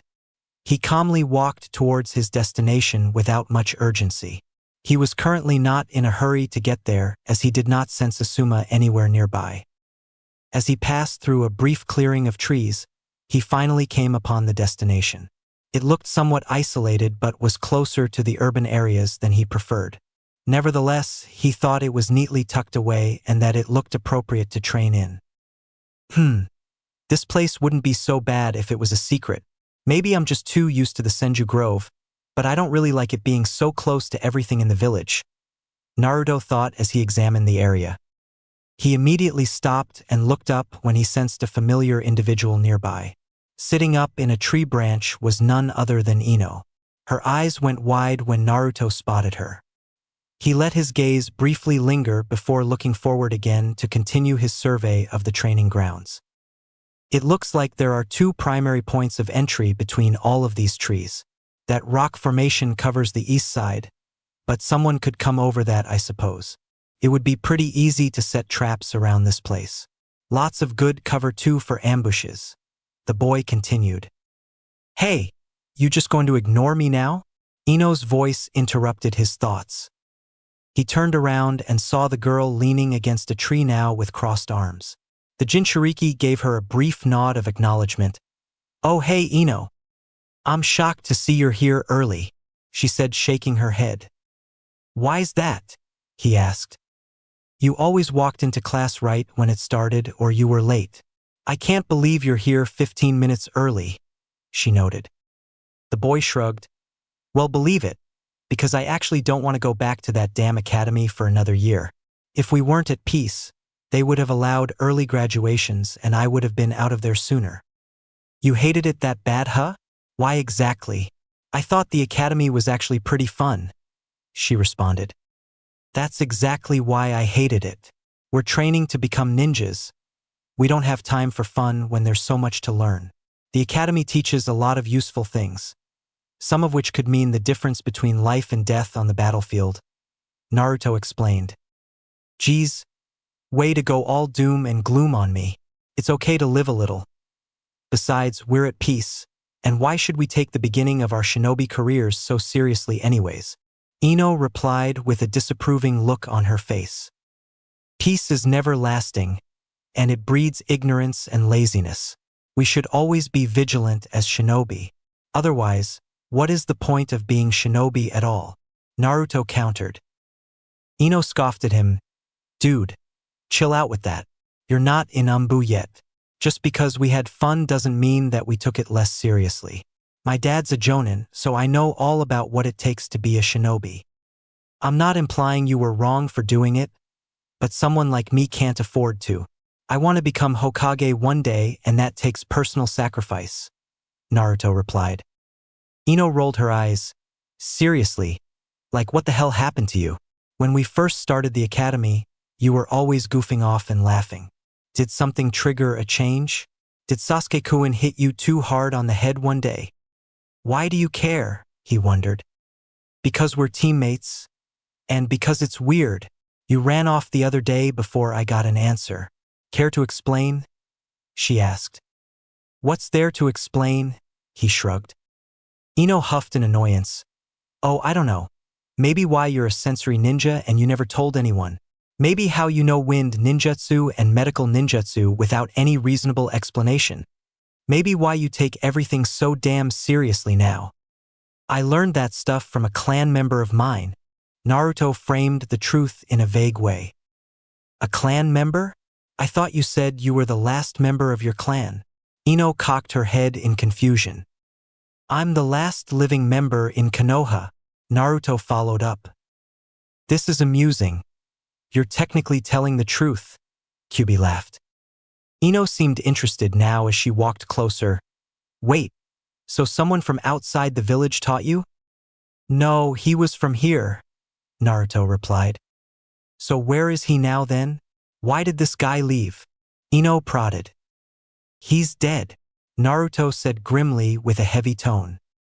Oh, sorry, I didn't realize. Ino trailed off with a bit of shame. The Jinchuriki didn't bother responding as he stared off for a moment. This conversation with her brings up a good point that I hadn't fully considered. How am I going to explain any of this to Grandpa Hokage if he finds out? It's only a matter of time before Asuma-sensei realizes that I know elemental ninjutsu. Didn't Naidame tell you not to let the Hokage know about you using the scroll?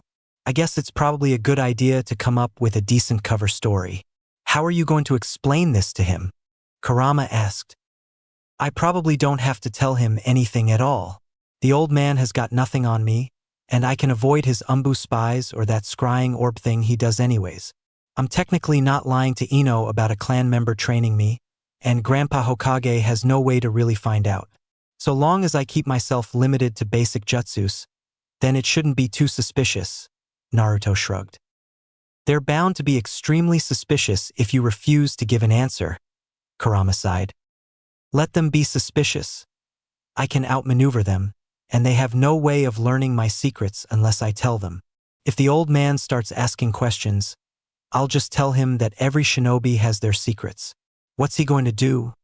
Force it out of me, Naruto replied. The fox seemed uncertain. Well, that's probably fine so long as you keep your wood release and flying Raijin abilities to yourself, though even that shadow clone jutsu was in the forbidden scroll. I'd be careful using shadow clones in front of anyone. Good point, Kurama. I'll definitely keep that in mind, Naruto replied. So you really miss this guy then, huh? Is that why you're always so focused and antisocial now?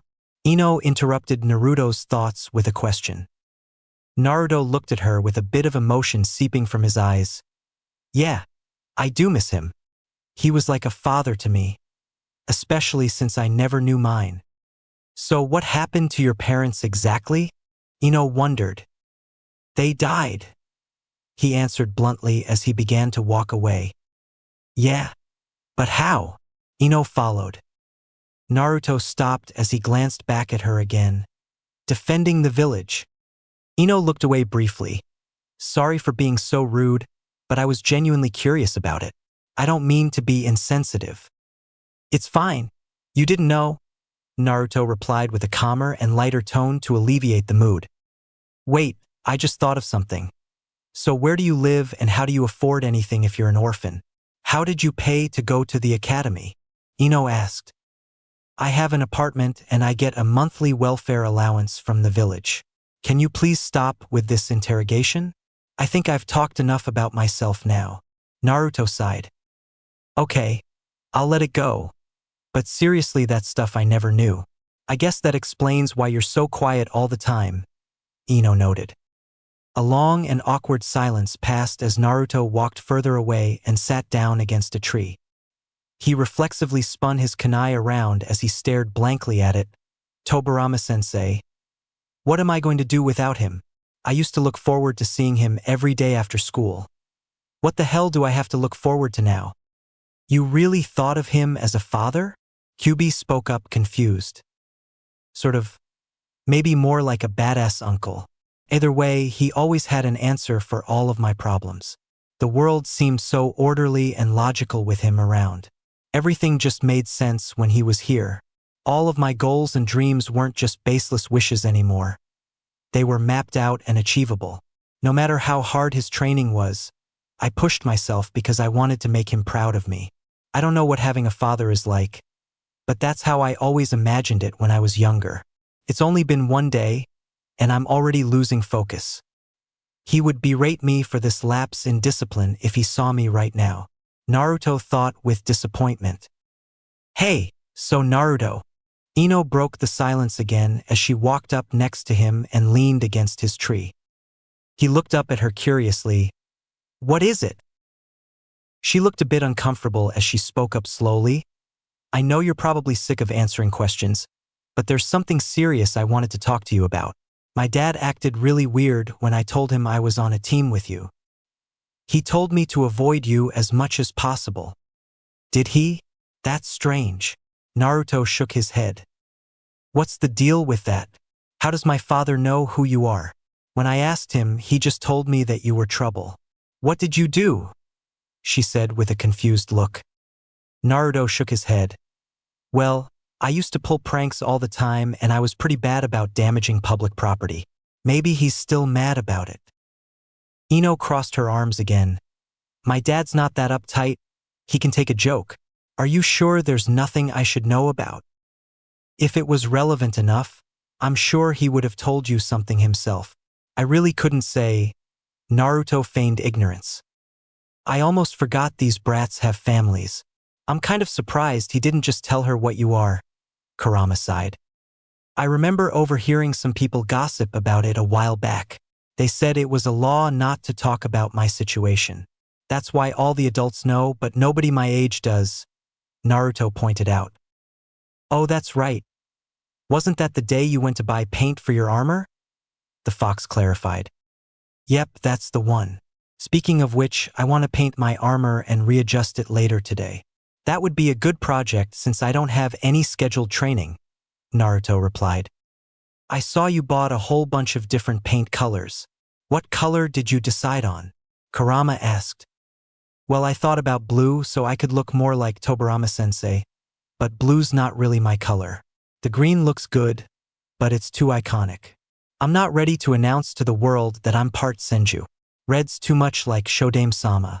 I thought about yellow or orange to be honest. Naruto shrugged. Painted orange. Don't you like that color anyways? It just so happens to be my first color as well.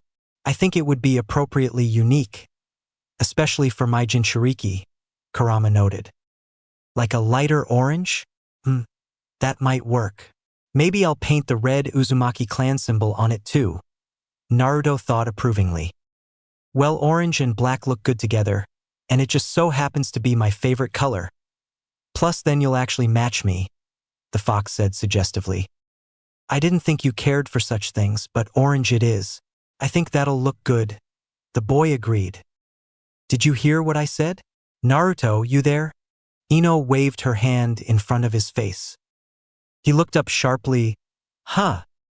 Geez. Were you even listening to me? I said Hinata just showed up, Ino exclaimed. Naruto glanced over and saw his shy Hyuga teammate walking over. She had in fact just arrived and was nervously approaching her new team. Good morning, Hinata. Ino waved as the dark-haired girl finally reached them. She poked her fingers together as she looked down. Good morning, Ino-chan. And Naruto-kun. Hey, Hinata. I have a question for you.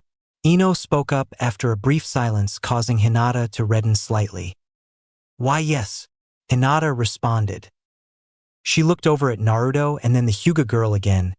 Did your family say anything when you told them about your team? And not really. My father didn't see care all that much, she replied somewhat sadly. Ino sighed heavily. Guess it's just my dad then.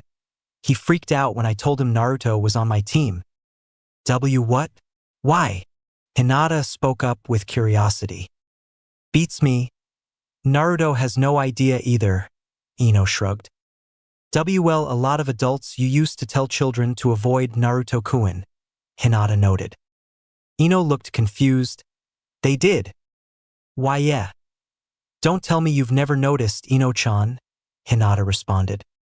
Why would my dad have a problem with Naruto though? I'm amazed he even knows the guy considering how Naruto is never seen in public as far as I'm aware, Ino scoffed. Naruto tuned his teammates out as they got into a brief conversation about Ino's father being upset. I'm surprised the Hyuga girl was that perceptive as a young child, Kurama scoffed. Being on this team is probably going to be an issue at some point. I seriously hope Ino's dad doesn't tell her I'm a Jinchuriki anytime soon. At least not until I'm a Chunin and I can get another position. Things will be really awkward when they find out, Naruto thought solemnly. I'll be honest, Naruto. I still hate this village and the annoying humans in it. I'm humoring your goal to become Hokage because I like you and because you're my friend. Make no mistake, I don't feel any loyalty to this place. Whenever you're gone, I have no intention of ever coming back here. Otherwise, I'd be too tempted to annihilate Konoha. These people make me sick, the fox said somewhat aggressively. I understand, Kurama, and I don't blame you. If it wasn't for Tobirama-sensei, I'd have given up on ever trying to become anything in this village. I feel honor-bound to my clans to continue their legacy, but I'm getting really tired of being a pariah. I can count the number of people that actually like me on one hand. Old Man Sandaime, Irika-sensei, Tobirama-sensei, you and… I guess that's it, Naruto replied. I'm surprised your Academy-sensei actually likes you. I think it's because he believes you're a victim like he was. If he knew that you and I were friends, things would probably be a different story. I think he just feels sorry for you, Kurama said pessimistically. Naruto frowned. Yeah, that's unfortunately true most likely. Still, I'd rather have your friendship than his. If none of these people can accept me for being a Jinchuriki, then so be it. You and I will just tag team the world and I'll prove that I'm better than every one of them. Even after these last few years, I still find it strange that you would choose friendship with me over a human that's willing to accept you. You're the complete opposite of your self-righteous and whiny mother, Kurama noted. I know you don't like her, but please don't badmouth my mom. I forgave you a long time ago for what happened to them, but I still don't want to hear that, Naruto said disapprovingly. I'm not sorry for saying it. Kushina was my least favorite Jinchuriki host, and she's not much different than these villagers that detest you, Kurama countered. The blonde seemed confused. How so? It's difficult to explain. You've had it the worst out of all my Jinchuriki. Kushina had it the best. Nobody even knew she was a Jinchuriki except a select few. Yet in spite of this, she suppressed my power completely and saw me as a monster, just like the rest of them. She had a self-pitying attitude about it and kept it a secret out of shame. You, on the other hand, have been willing to embrace it wholly. You don't pretend like you're not a Jinchuriki, Kurama explained. I suppose I can see where you're coming from. It's hard to like someone who rejects you. So you and my mom never talked much then? Naruto wondered. Obviously not. Forget I said anything. I suppose it's wrong of me to sully the memories of your parents. I can tell you one thing for certain though. They did love you, Kurama said with sigh diffusing the tension. Well, that's something at least. Let's just not talk about this anymore. I didn't know them, so who am I to say you're wrong? Besides my mother, what was your other Jinchuriki like? Naruto changed the subject. I don't think I ever talked much about Mito's life, did I? It was slightly better than yours. But only because she had a family. I think you should be aware of the realities of being a Jinchuriki even under the best of circumstances. Mito was an adult when I was sealed into her. Nobody knew at first except a few of her clan members and Hashirama Senju. I watched how her own clan members started treating her differently when they found out. This was even before I had any kind of reputation for slaughtering Konoha or Uzushio Nin. While they weren't openly hostile, they subjected Mito to an even worse fate: fear, isolation, and disingenuous camaraderie. People rarely came near by choice except her own children and Hashirama himself. Just think about that for a moment. Even before I became the demon fox and was a monster to your village, people still treated her like she wasn't human. I don't want to discourage you for trying to prove to the world that Jinchurikis aren't evil, but I think it's something you should be aware of. So long as anyone knows you're a Jinchuriki, then you'll always be a pariah to the population at large. Kushina knew this, and that's why she kept me hidden away and why Mito kept herself hidden away. Kurama explained with a heavy tone. I hope you're wrong, Kurama. Otherwise, what was the point of all this? Naruto said distantly. The Jinchuriki tuned back into reality when he heard Ino complaining. I still can't believe we have to do another test even though we already graduated. Naruto stood up and looked between his two teammates briefly. So I've been thinking about what this test is about. Really? And what have you come up with then? Ino wondered. The Jinchuriki paused for a moment as he looked at Ino intensely. I think it's some sort of psychological test to see how we'll handle being a genin team. I'm not sure what the objective is, but it's probably best that we work together to accomplish it. So like teamwork then? Is that what you think this is about? Ino clarified. Naruto shrugged.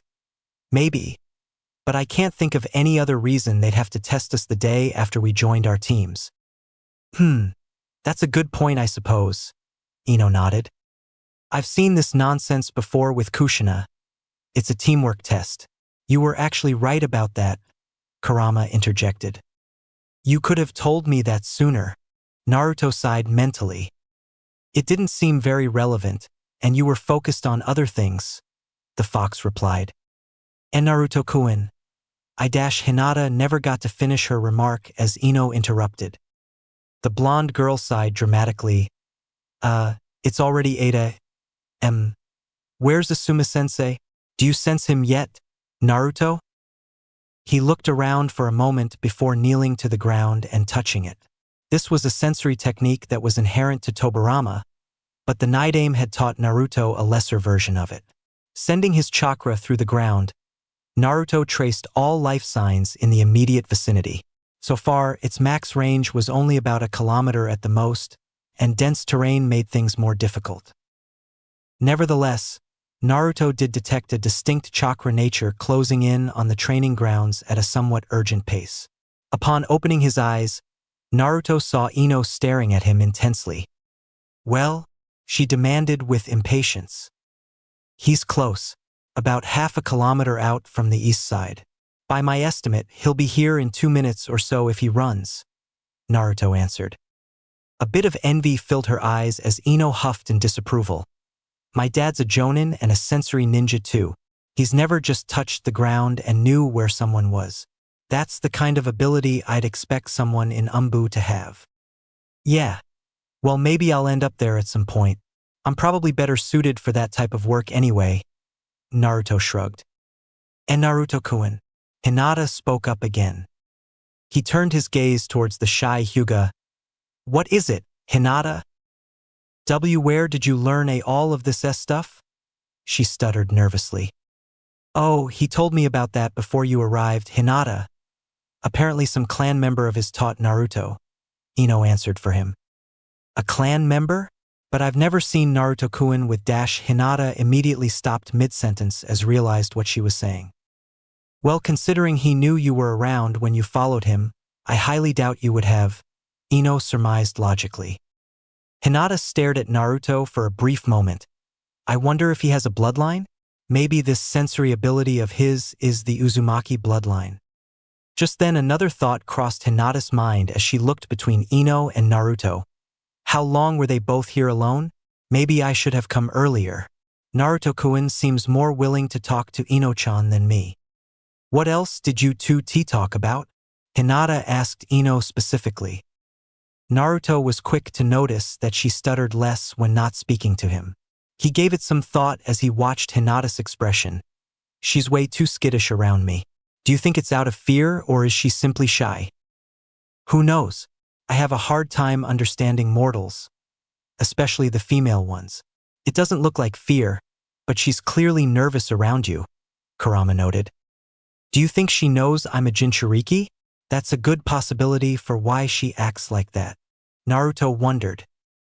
The other explanation is she's attracted to you, but I wouldn't put any weight behind that theory. Humans are fickle, especially these young female ones. You never know if it's genuine or deceptive. Kurama shook his head. You think she might like me? Naruto asked, shocked.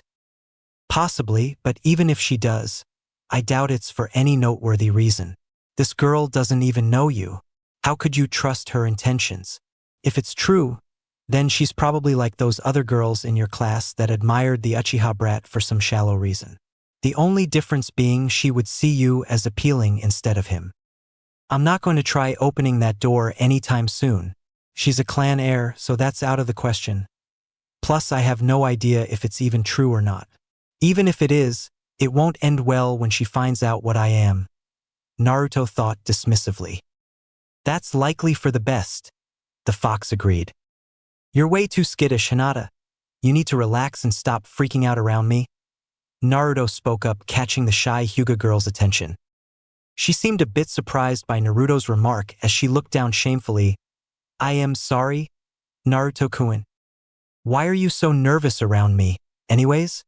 Naruto asked her bluntly. Hinata couldn't answer as she avoided eye contact. Whatever it is, you need to put it aside for now. Our team doesn't need distractions like that. I have a hard time getting along with shy people, so I'd appreciate it if you were more direct with me from now on.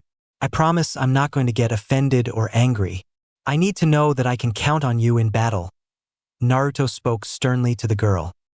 She seemed a bit shaken by his words, but surprisingly receptive as she forced herself to maintain eye contact now. Ino looked appalled by his comment. The blonde girl immediately voiced her opinion. Hey, that's kinda mean, Naruto. That's just how she is. You shouldn't be a jerk just because she's shy. That's fine, but I was just being honest with her. I can't read her mind, so unless she's more open, we'll never be good teammates, he said distantly. The blonde girl looked at the Jinchuriki's face closely. Does he have any idea that Hinata has a crush on him? It sure doesn't look like it. He has terrible social etiquette. Though I suppose that's not surprising for an orphan. Geez, who knew he was such a tool? Before the situation could become more awkward, Asuma finally arrived to greet his new team. He waved at them as he came closer. Hey, good to see you all here this morning, Team 10. Good morning, Asuma-sensei. Ino acknowledged him first. Hey, sensei. Naruto waved. Good to see you, sensei. Hinata managed to say aloud. She seemed less audible than before but wasn't stuttering now. Asuma quickly noticed an unusual tension between the three genin as he surveyed them. Did something happen? Well, this might not be a passing team after all if they can't resolve it. You're late, Asuma-sensei, Ino immediately announced with her arms folded. He nodded. Yeah, sorry about that, guys. We had a Jonin meeting earlier that lasted a little longer than usual. How are you all getting along so far? Fine for now, but Naruto really needs to pull the stick out of his butt and lighten up, Ino said disapprovingly. I find it strange that she would think so considering how much she fawns over the Uchiha boy when he acts serious, Kyubi scoffed. Who cares? I just want to get this crap over with so I can go do something productive today, Naruto thought with mental exhaustion. Asuma looked at her confused before turning towards Naruto. What's the problem exactly? Nothing serious, sensei. I'm just a little bit on edge today, Naruto replied. Understandable, but there's no need to stress over this test that much. It's not going to be that bad, he said reassuringly. Sensei, what is our test? Hinata asked the man with uncharacteristic boldness. Alright guys, so here's the deal. In order to become full-fledged genin, you're all going to have to pass this test I've prepared for you. If anyone fails, they're going to be sent back to the academy for another year, Asuma explained casually. The three genin perked up with curiosity as Asuna held up 2 bells in his hand. I have 2 bells here, and there's 3 of you. In order to become a full-fledged genin, you need to retrieve one of these bells. But if there's only 2 bells, does that mean someone won't pass? Ino asked uncertainly. That's exactly what it means. We stress the importance of teamwork to achieve goals, but sometimes there has to be sacrifices too. This is a way to test how you'll handle that, Asuma replied as he clipped the bells onto his waist. So one of us has to be the sacrifice? Hinata gulped fearfully. There was no doubt that she assumed it would be her. How is this test fair at all? I mean, if we're supposed to be a team, then leaving someone behind doesn't seem like a good thing to do, Ino noted. Asuma shrugged. That's something you're going to have to figure out then. This test makes no sense. Passing 2 and failing 1? Did my mom ever do anything like this, Kurama? Naruto asked. The fox sighed. Not really. She had some other lame tests she had to do. Her sensei was mostly testing their teamwork, I believe. Though that was back in the last Shinobi War where they really couldn't afford to fail any potential genin that could be used on the battlefield. Honestly, I don't know. Just wing it. A moment later, Asuma got into a fighting stance. Ino looked shocked, Hinata nervous, and Naruto dead serious. Don't hold back against me. I'm a jonin and I doubt any of you could hurt me anyways, Asuma said calmly with a smile.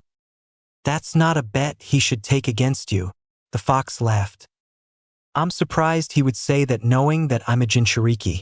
Granted, I don't know how much I could really do against him without high-level ninjutsu or my secret abilities, Naruto noted. The test begins now, Asuma announced. Upon hearing his words, Naruto and his teammates immediately retreated to cover a good distance away. Both girls followed him and were looking at Naruto for some type of guidance. A brief silence passed before Ino spoke up. This is ridiculous. Why is there only 2 bells? This definitely explains why so many genin graduates came back to the academy last year, Hinata said grimly. Come to think of it, I do recall seeing a lot of remedial genin in our upper class. How come I never noticed this before? Ino trailed off as she clenched a fist. What do we do then, Naruto-kun? Hinata immediately asked Naruto for the answer. He looked between her and Ino for a moment and shook his head. I don't think it really matters if there's only 2 bells. This situation is meant to simulate the importance of retrieving a battlefield objective, it seems. I think if we get both bells and work as a team, then we'll pass. Yeah, 2 of us will pass, Ino said grimly. Let's just focus on getting the bells first, all right? He affirmed. Okay, so what's the plan then? Ino asked. We have to use our strengths against him. Hinata, you're probably the best at taijutsu, so you should go draw him into melee range and keep him distracted. Use your gentle fist and your Byakugan if you can. Ino, you and I need to work on setting up an ambush, Naruto explained. She tilted her head curiously. Right. So what did you have in mind? Your clan can use the mind transfer jutsu, right? Naruto asked her. Ino looked a bit surprised by Naruto's insight, but nodded slowly. Yeah. How did you know that? I do my research. It doesn't matter. I'm going to put him in a position to where you can get him with that jutsu. It'll immobilize Asuma-sensei and allow us to get the bells. Whenever you do it, Hinata should fall back and cover your body while I grab the bells. Afterwards, we'll retreat and hopefully from there we'll win. The blonde looked uncertain. Mind transfer is kind of dangerous. Besides, I've never actually done it on actual ninja before. Asuma-sensei probably knows about your clan's ability and will be able to dodge it if he knows it's coming. Only do it when I have him distracted and still, he continued. What's the signal exactly? What am I looking for? Ino wondered. You'll know it when you see it. Trust me, Naruto replied reassuringly. Ino nodded. If you say so, I don't like this plan. Come on, let's go, Naruto said seriously as the three genin leapt from cover and back into Asuma's path. The jonin looked between the three of them calmly as he maintained his stance. Sometime today, guys. A moment later, Naruto charged in first. He threw a variety of shuriken and kunai to alter Asuma's anticipated defense before charging in to stab him. The man easily caught Naruto's wrist and held the blade back before swiftly kicking the genin away. A second later, he ducked from a powerful kick courtesy of Hinata. The Hyuga girl had her Byakugan activated and was fighting with more intensity than either Naruto or Ino expected. Asuma kept the majority of his focus on avoiding Hinata's gentle fist strikes, but never gained an immediate edge over the girl as Naruto and Ino swept in for cheap shots and a few bell grab attempts. This went on for about a minute until Asuma started getting more serious. He swiftly kicked Hinata back, causing the girl to go skidding over the ground after a backflip. He spoke approvingly. You're a pretty aggressive fighter for such a meek girl, Hinata Hyuga. I suppose that's to be expected of a Hyuga. Naruto took this moment to sweep in and nearly swiped Asuma with a kunai. The jonin reacted quickly by drawing his chakra blade trench knives and parrying the kunai with one of them. He was physically stronger than Naruto, which made the clash short-lived. Thinking fast, Naruto ducked from a swing and drew a second kunai. Asuma responded by readying his other trench knife. The two then had a swift and impressive battle of blades as they furiously jabbed, cleaved, and spun around one another. Naruto eventually got the upper hand, but upon stabbing the man, he disappeared into a log substitution. Quickly surveying the ground, Naruto charged towards Hinata and nearly blindsided the jonin, who had literally just come out of cover next to her. Asuma looked surprised by Naruto's reaction time and spoke approvingly. You're pretty fast, Naruto Uzumaki. Good reflexes. Hinata flanked the jonin and charged in for supporting attacks as Naruto got into another knife fight with Asuma. Seeing he was disadvantaged, Asuma delivered a powerful kick into Naruto, knocking him back into a nearby tree. He then turned towards Hinata to deal with her. As he moved in, Ino threw a hail of kunai his direction, allowing Hinata a quick moment of respite to distance herself. Naruto did not allow for a moment's pause as he immediately took the offensive again to refocus Asuma's attention on him. He quickly put a kunai in his mouth for an extra blade and fought with increased speed against Asuma. The jonin looked a bit surprised by the genin's gradually increasing speed. He's moving faster than before? He doesn't even look tired at all. Was he just warming up to test me? I wonder if the QB affects his stamina? The Hyuga girl looks out of breath, but he hasn't stopped moving once. Asuma was also a bit surprised by Naruto's skill with kunai fencing. Even though Asuma was physically stronger, and their speeds were similar, the jonin was disadvantaged against Naruto using 3 blades. Deciding to take the boy a bit more seriously now, he channeled wind chakra over his trench knives, causing them to glow a light blue. He immediately cut 2 of Naruto's kunai in half with his newly sharpened blades, which forced the blonde to fall back momentarily. Asuma watched Naruto's face carefully as the blonde threw the broken kunai to the ground. He doesn't seem as concerned with my wind chakra as I'd expect a new genin to be. He has a battle calmness I wouldn't expect for a boy his age. A moment later, Naruto drew 2 more kunai. The blonde spun them around stylishly for a brief moment before clasping the blades hard. As he did so, wind chakra began to pour from his 3 kunai and coated the blades. He can use wind chakra? Didn't he just graduate from the academy? Asuma thought disbelievingly as Naruto charged in for another blade fight.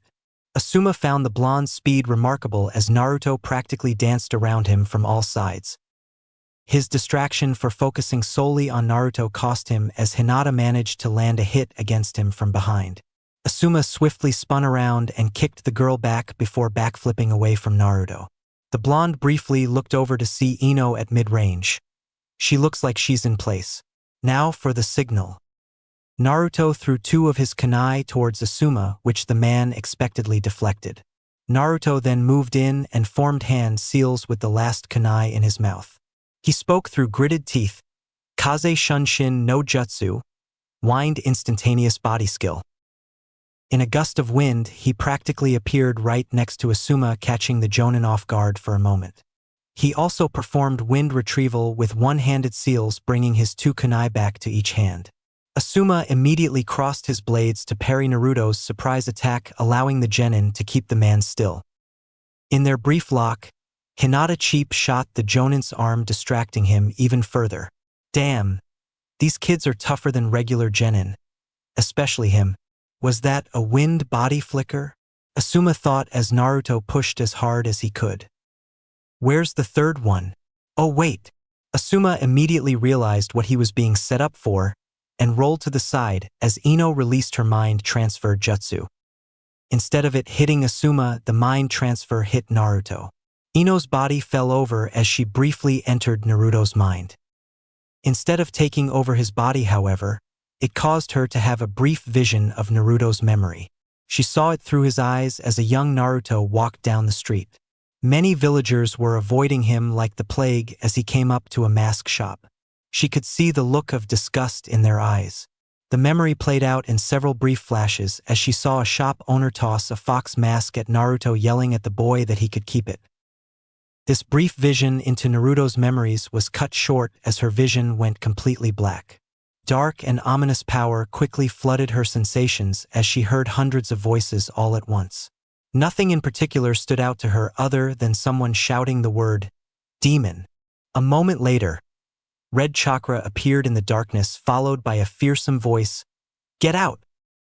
Ino was immediately forced out of Naruto's mind by this voice. Upon returning to her body, Ino looked around horrified for a moment until she realized she was herself again. She briefly glanced at Naruto, who looked a bit unhappy, but otherwise fine. Hinata had wide, fearful eyes and Asuma was concerned. "You almost had me with that setup, you three. Not bad." Asuma spoke up, causing the genin to regain their resolve. Ino briefly stared at Naruto, confused. What the hell was that dark voice in his mind? Was it him? I wonder why the mind transfer didn't work. Was that his past I saw? "We got the bells, Asuma-sensei." Naruto spoke up, causing the man to eye him confused. True enough, Asuma noticed they were both gone. He could barely believe it as he saw Hinata holding both of them, much to his surprise. When did they grab them?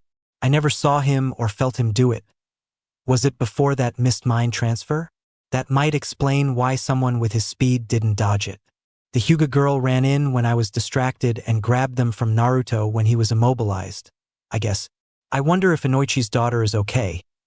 There's no telling what that mind transfer might have done, hitting a Jinchuriki like Naruto, Asuma contemplated. Hinata walked over and handed Naruto a bell. "H here, Naruto-kun." Naruto smiled at her. Good work improvising during that distraction. It didn't go exactly as planned, but overall we got them. Thanks, Naruto-kun," Hinata replied sheepishly with a blush. "Hyuga's more useful than I thought she'd be." "I'm shocked," Naruto noted mentally. "I can't believe that dumb blonde girl hit you with her mind transfer. I forced her out immediately, but there's no telling what she might have seen." Kurama spoke up, concerned.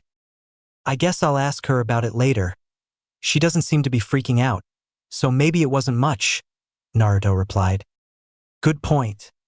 The fox nodded. "All right, well, since you two got the bells, your teammate is being sent back to the academy." "Good efforts all around, though," Asuma said sternly. Ino looked dejected and filled with shame. "I'm the sacrifice, huh?" Asuma sighed as he watched the genin. "Here's the real test.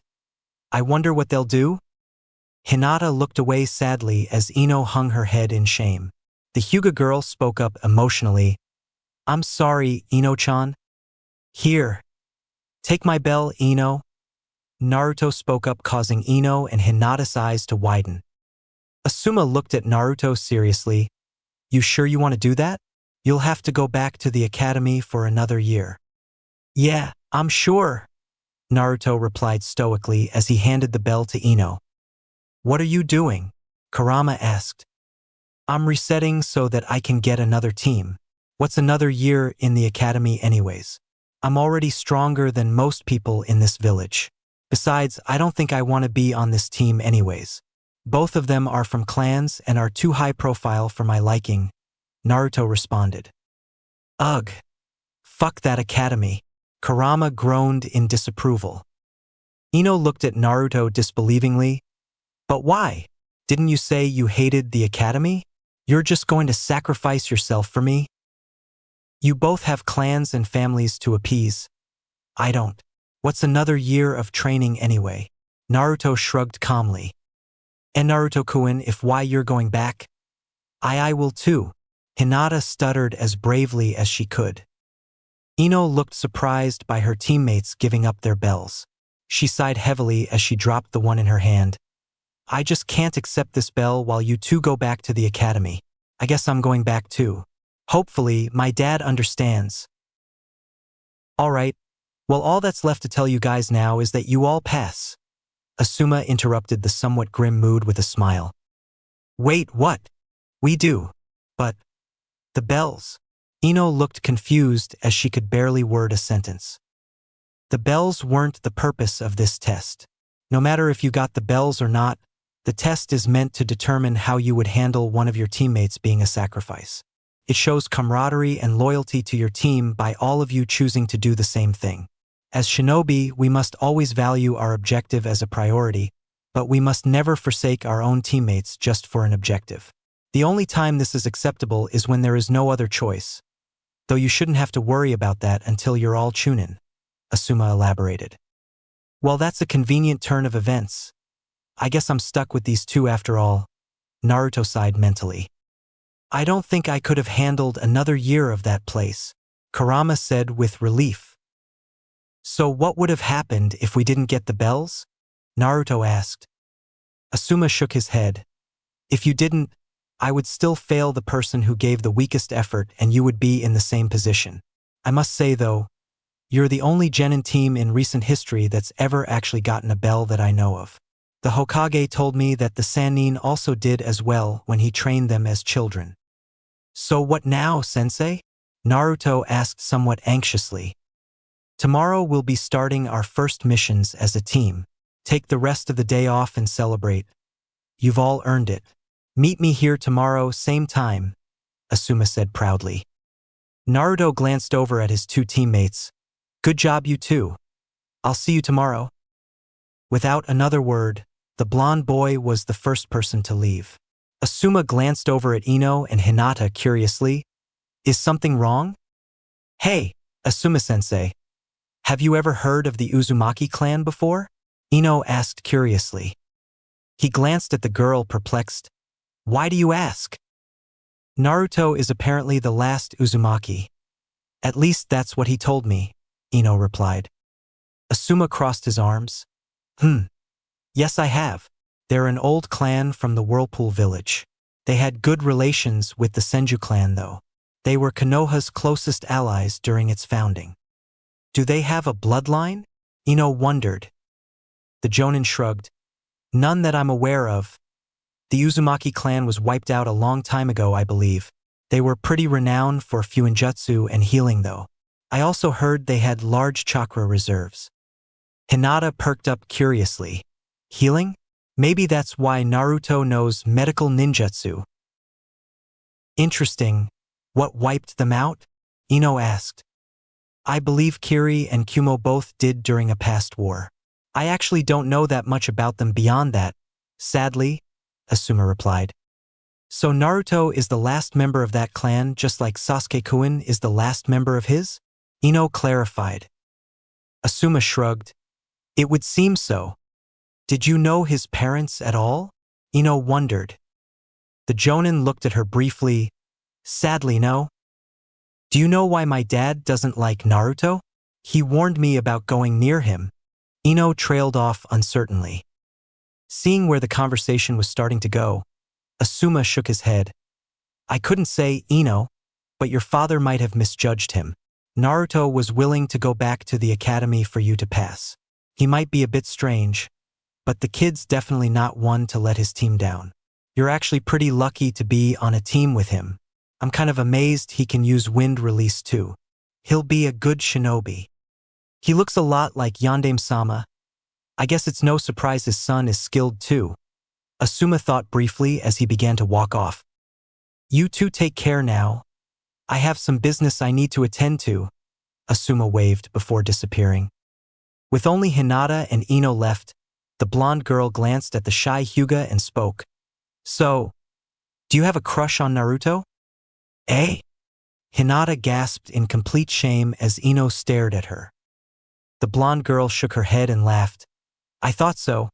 It's kinda cute actually, although I don't really understand the appeal in a weirdo like Naruto. Sasuke-kun is much better. Hinata did not reply as she looked down. Look, I don't care if you want to go all lovey-dovey with him, but I really don't want to be the third wheel on this team. So can you not do that stuff when I'm around, please? Ino sighed. Sure, Ino-chan be, but I don't think Naruto-kun likes me like that anyway, she said sadly in response. Ino sighed. I think you're better off without him then. That guy is really weird and kind of a jerk. I'll see you tomorrow, Ino-chan, Hinata managed to say without any nervousness as she left gloomily. The blonde girl then decided to finally go home herself. The whole trip back, all she could do was think about the test and the unusual events that occurred during it. Naruto is a mystery, he just knows all of this ninjutsu, he's from a dead clan. My dad hates him for no reason, and nobody knows anything about his family or life. What was that memory of his though? A mask shop that threw a fox mask at him. How strange. Ino thought as she went home. Hokage Tower. He can use wind ninjutsu? That is surprising. I don't recall anyone training Naruto how to do something like that. Nobody in the village is very skilled at wind ninjutsu except for you, me, and Danzo. It's uncommon in Konoha, the third Hokage said, shaking his head with disbelief. Believe me, I was shocked when I saw it. I have no idea how he could have possibly learned it. Asuma shook his head. Naruto spends a lot of time reading and researching. He could have possibly learned it on his own. The only other explanation is someone else taught him. But that's hard to believe considering the few viable tutors. Hiruzen noted as he put his pipe in his mouth. Do you suspect Danzo-sama? Asuma asked curiously. Hiruzen sighed. I highly doubt it, but it is worth asking him. I am willing to believe Naruto learned this on his own, but I don't want to dismiss the possibility that Danzo is trying to preemptively weaponize the boy as one of his agents. Asuma shrugged. Yeah, well, considering Naruto's dad, I suppose it's not impossible that he's smart enough to teach himself. The Yandame was a true genius. Minato Namikaze was a prodigy, a once-in-a-generation shinobi. You think Naruto is similar to his father? Hiruzen asked his son. The bearded jonin shrugged. I don't know for sure, but he's clearly better than anyone thought he was. I am willing to bet he's the best genin by a long shot. He didn't once get tired while fighting me, and nothing fazed his battle calmness. The kid's going to be a good shinobi at the rate he's going. I see. Well, it's good to know that Naruto took my advice to heart 3 years ago, the Sandame said with a smile. What advice? Asuma wondered. Nothing. Keep an eye on him and let me know how his progression goes, the Hokage replied. Asuma paused as he walked to the exit, but briefly stopped as he spoke up again. Naruto seems to know about the Uzumaki clan to some extent. I think you should talk to him about that the next time you see him. Father, I'm bringing them in for their first mission tomorrow. Maybe you should ask him then. I will keep that in mind. The Hokage nodded before Asuma left. After Asuma was gone, Hiruzen took a seat at his desk and pulled out a familiar orb. He looked through it and caught sight of Naruto. Currently, the boy was sitting on the Hokage monument heads and staring over the village. The Sandaime sighed. I knew this day come eventually. Naruto must have found out about his clan. It's only a matter of time before he asks me about his parents again. Is it right to tell him, or should I keep it a secret until he's come of age?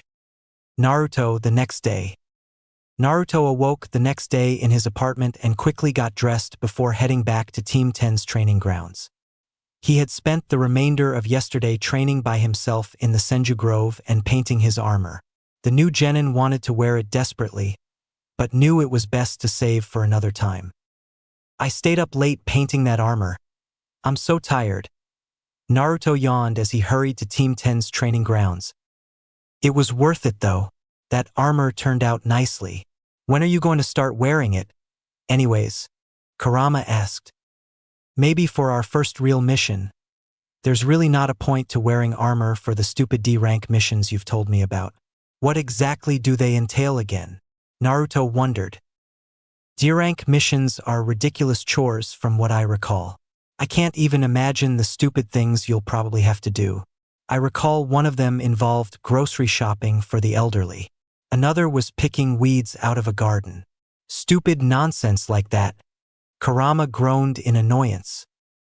Naruto pushed his thoughts aside as he arrived at Team 10's training ground. He had a face of lackluster enthusiasm but regained his bearing as he saw Ino and Hinata both already waiting there. Ino shook her head as she looked at a pocket watch. 7:59. Geez, could you have cut it any closer? You got here early yesterday. Yeah, sorry I slept in, Naruto said casually. I'm guessing our sensei will be late too, Ino sighed as she looked at the pocket watch again. As if summoned by her words, the Jonin came behind Naruto a few seconds later. Oh hey guys, good to see you're all here on time. Some of us have been here for half an hour, Ino muttered disapprovingly. Hinata awkwardly twiddled her fingers and wasn't sure what to say. She chose to remain silent as Asuma came up and put his hand on Naruto's shoulder from behind. The blonde seemed a bit alarmed by the physical contact, but quickly relaxed as his sensei addressed the group. I signed you guys all up for a bunch of D-rank missions. Sweet. I can't wait to start doing real missions like a real shinobi. Ino perked up with excitement. Asuma smiled. Yep. These are some vital missions that are imperative for building teamwork and maintaining a good village presence. Ugh. I can already tell this is going to be something stupid, Naruto groaned mentally. So what is our first mission going to be? Asuma-sensei? Ino asked excitedly. It's tradition that every new genin team receives their first mission directly from the Hokage himself. This helps him to identify new prospective shinobi and for the genin to properly meet the village leader. When the Senju clan used to run the village, they always believed it was imperative for the lowest ranking and highest ranking ninjas in the village to have proper interaction. This prevented a lot of misunderstandings so that the Hokage can see his troops as people, and the troops can see the Hokage and other leaders as people. Empathy and trust are vital parts of the chain of command, and the faith we place in those above us is what has held this village together for so long, Asuma lectured. Tobirama-sensei always used to say that, he said never tell anyone to do something you wouldn't be willing to do yourself. Nobody will be willing to die for you or the village unless they know you're willing to die for them. The Hokage should always set the example, and nobody under him should ever have a reason to question his leadership, Naruto thought with approval. Well, let's go get this mission then, Ino chirped with enthusiasm.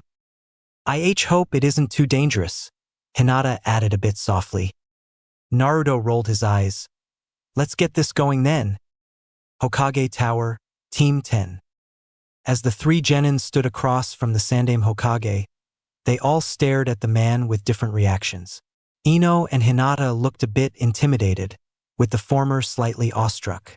Naruto had a look of indifference and addressed the Hokage casually. Hey Gramps, so what's our first mission? I am glad to see you graduated from the Shinobi Academy Naruto. Asuma tells me that you are quite gifted and Irika remarked on your vast improvement over the years. I'm proud of your progress, the Hokage said approvingly. The blonde nodded with a slight smile. Thanks, Gramps. I've got a long way to go to become Hokage, but at least I'm one step closer. Yeah? Indeed you are, Naruto. Now who are these other two teammates of yours? The Hokage asked as he looked at Ino and Hinata. Both seemed a bit impressed that Naruto personally knew the Hokage. Ino seemed particularly shocked by it. How does Naruto know the Hokage? Seriously, like, what the hell is with him? I thought Asuma-sensei was exaggerating when he said the Hokage knew Naruto. Nice to meet you, Hokage-sama. I'm Hinata Hyuga. The dark-haired girl bowed respectfully. Ah yes, you are Hayashi's daughter if I recall correctly. Nice to meet you, Hiruzen replied. I'm Ino Yamanaka Hokage-sama. Ino bowed. The Sandaime nodded.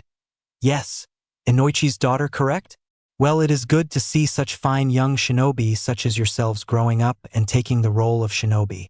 As ninjas of the Hidden Leaf Village, you are responsible for protecting the village and its citizens. Since you're all still young and untrained, you are only authorized to take D-rank missions for the first few months. I happen to have one right here that will be perfect for your new team. Really? What is it? Ino asked eagerly. A certain infamous cat has escaped her owner once again, and it's up to you three to recover it. Here's the mission paperwork. Good luck, Hiruzen said with a concealed smile. Do the adults think this is funny? Is this what they call hazing? Naruto wondered. Rescuing cats out of trees? Are they serious? Kurama scoffed. We have to get a cat? Naruto spoke up disbelievingly. Asuma sighed. Not just any cat. This one is a pain. We should go talk to the owner. We'll be at this the rest of the day. Hinata and Ino looked a bit perplexed by the idea of catching a runaway cat, but held their outbursts as the three genin followed Asuma out. Before they could all leave, Hiruzen coughed briefly. Naruto, could you stay for a minute? I want to talk to you alone for a minute. Ino's eyes shot back at him as Naruto remained. Hinata looked curiously, but neither girl got any insight into what was happening as Asuma closed the door, leaving Naruto alone with the Hokage. The blonde girl looked at her sensei annoyed. What the hell is that all about? I couldn't say, but it's not my place to question the Hokage. Asuma feigned ignorance. Okay, now things are just getting ridiculous. Why does Naruto already know the Hokage, and what could they possibly have to talk about? Ino wondered. Meanwhile, in the Hokage's office, Naruto stared at the Sandaime seriously. What do you want to talk about, Gramps? I figured this conversation was coming. Kurama sighed. It's come to my attention that you're skilled with wind ninjutsu, according to Asuma. Is that correct, Naruto? The man asked. Yes, it is. Naruto replied bluntly. How did you learn it? Did someone teach you? You're not in trouble, Naruto, but I just wanted to know. Wind style is very rare in Konoha. The man continued. The boy crossed his arms. Really? Well, you know something I wanted to know about? My parents, and why you refused to tell me about them. Why don't we talk about that instead? Your parents both died the night the Kyuubi attacked Naruto, Hiruzen explained. Yeah, and whatever happened to that fox anyway? Naruto asked despite already knowing the answer. The Sandaime sighed. Forgive me, Naruto, but I swore to your parents that I would keep you safe. You can't know yet. The Yondaime sacrificed himself to defeat it, the Hokage answered vaguely. Naruto glared at him somewhat angrily as he lifted his shirt up and pointed at the seal on his stomach. Then what the hell is this seal doing on my body? The Hokage's eyes widened surprised. Naruto, do you know about the Kyuubi? Of course I do. How long were you going to wait to tell me? Naruto demanded. The Sandaime looked at the boy shamefully. I'm sorry, Naruto, but I didn't feel it was right to tell you about the Kyuubi. You were only a child. As if that mattered to the villagers. They think I'm some kind of monster. You haven't done anything to stop them either. Naruto shook his head. How did you find out anyways? The Hokage asked curiously. Someone told me. Does it really matter? You don't get answers from me until I get answer from you. Naruto said angrily. The Hokage stared at the boy sadly. The yandame sacrificed himself by sealing the fox into a newborn baby. You were that child, Naruto. You are a Jinchuriki. He still refuses to mention my parents' names and identities. Why? Naruto thought with annoyance. Somehow I'm not surprised. Kurama growled. What do you know of the Uzumaki clan, Naruto? Hiruzen asked after a brief silence. Not much other than the fact that they're from the Whirlpool village and they're all dead now. Maybe you should tell me about them. The boy practically spat. They are renowned for fuinjutsu and for having strong chakra pools. They also have exceptionally durable bodies. The reason you were chosen to be a Jinchuriki is because only an Uzumaki has a body capable of containing a bijou as powerful as the Nine Tails. Hiruzen told half of the truth. Naruto looked at the Hokage curiously. How was the Uzumaki clan wiped out? They were attacked during the last war by Kumo and Kiri, and Uzushio was destroyed. The survivors all spread across the shinobi world, Hiruzen replied. I didn't know that, Naruto thought curiously. I did. I believe Kushina moved here before the incident happened. Those other villages didn't dare attack it while Mito was alive. Ironic that they do it after I leave Uzushio. What does it mean for me to be a Jinchuriki, Gramps? Am I just a weapon for the village? Some demon outcast? Naruto asked the man uncertainly with a bit of sadness. The Hokage shook his head. No, Naruto. It was the yandame's wish that you would be seen as a hero by the village. It saddens me greatly that they do not. I passed a law that forbade anyone to speak of it, but the older generations all know. Fortunately, the younger shinobi do not. Show your heart to them, Naruto, and trust that they will accept you when and if they ever find out. How can I trust anyone, when even you won't tell me the whole damn truth? How is it helping me by not telling me about my parents? Gramps is really pissing me off right now, Naruto thought furiously. On the outside, he maintained his composure as he bowed briefly. I should get to my team. Good work on learning wind ninjutsu, Naruto. You may yet be Hokage one day. Hiruzen tried to offer encouragement as Naruto leapt out the nearby window. Well, on the bright side now, at least he won't be asking you many questions anymore, Kurama spoke up. I thought about mentioning my parents to him, but then he'd really know something was up. It's not unfathomable that I would know about you from some random villager, Naruto thought distantly. I wonder how long it'll take before he finally mentions them to you? Does he intend on waiting until you're a jonin? Kurama scoffed. Who knows? Naruto shrugged. Later, Konoha suburbs. Naruto chased the cat this way, and I'll intercept it. Hinata, cover the right side. Ino shouted as the three genin chased a stubborn cat around an urban Konoha suburb. Mostly civilians lived in this part of the village, and some even watched with interest as the young shinobi hunted down the cat. Naruto dove for the cat, but it narrowly avoided him and charged between Hinata and Ino. Both girls stumbled as they each attempted to grab it, but unfortunately, the cat got away. We've been searching for this cat for 3 hours and chasing it for 1. Why can't I catch it? Naruto thought, frustrated as he bolted past Ino and Hinata after the nimble feline. It swiftly climbed a wall and onto a rooftop, which Naruto immediately followed. He finally managed to catch the cat as he dove onto the creature and held it still. The stubborn animal flailed around and meowed annoyingly as it tried to claw him. The claw marks immediately healed, so Naruto didn't pay them any mind. The animal finally calmed down as Naruto scooped it up and jumped down to his teammates. Both looked relieved that he managed to catch the elusive pet. Finally! That was freaking stupid, Ino huffed in disapproval. Naruto sighed in agreement. Let's just get this damn cat back to its owner. These D-rank missions suck. I mean, what's the idea here? Making genin do this is ridiculous. Ino continued ranting. Well, considering how annoying this cat was to catch, I doubt a civilian could catch it, Naruto noted. Hinata frowned. That poor cat probably doesn't like its owner. Naruto sighed as he placed his hand on the cat's stomach. I doubt this is the last time I'll be coming after this annoying animal.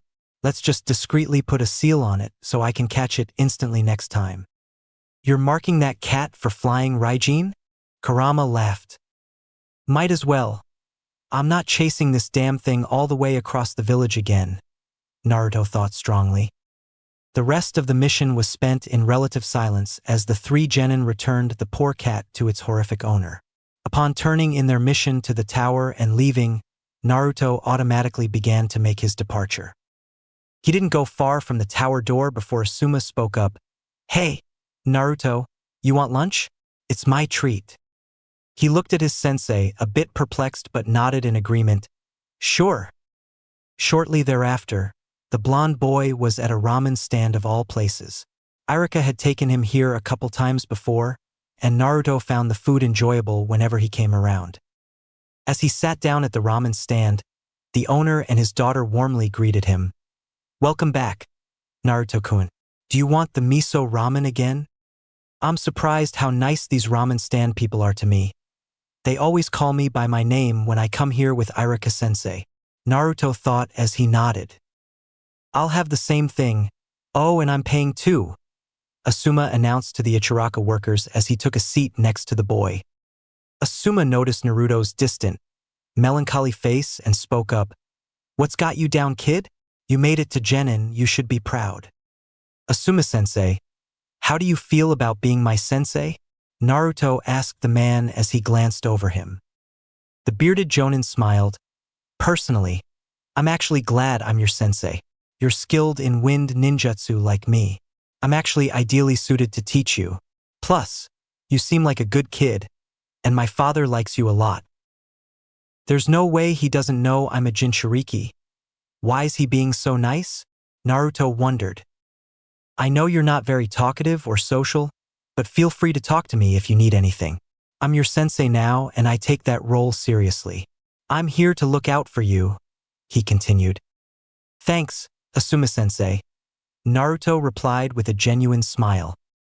You're exceptionally skilled, Naruto, but you shouldn't ignore your teammates outside of missions.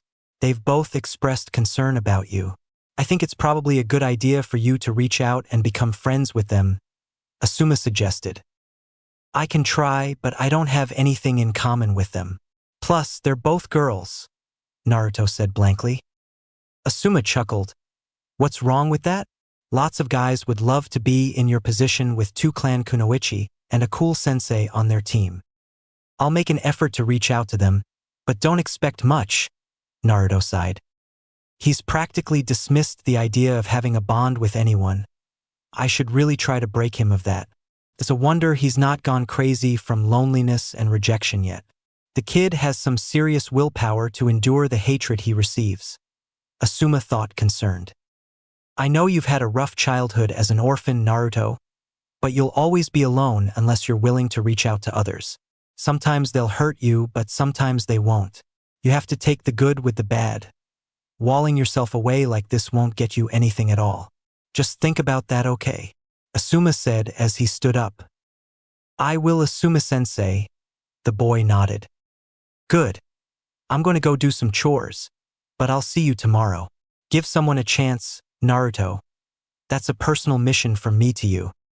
He does have a point. How am I ever going to get people to like me if I act like Sasuke all the time? Naruto thought with a bit of self-awareness. You're more like that Uchiha brat than anyone else your age, Kurama noted. Maybe I should reach out to Sasuke. If anyone would understand being an orphan, he sure would, Naruto pondered. Wait, are you serious? You want to go befriend that Uchiha kid? You're joking, right? The fox said disbelievingly. I wouldn't mind seeing how strong he actually is, Naruto followed up.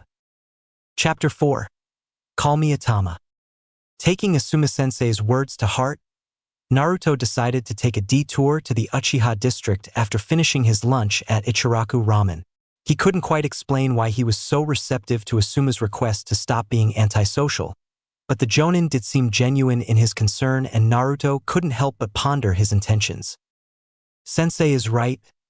I can't become Hokage if I don't have allies and support. I mean, sure, I can become super strong and gain respect that way, but I wouldn't mind having friends I can rely on. I never would have imagined trying to befriend Sasuke team, but Tobirama-sensei seemed to regret his lack of effort in befriending the Uchihas.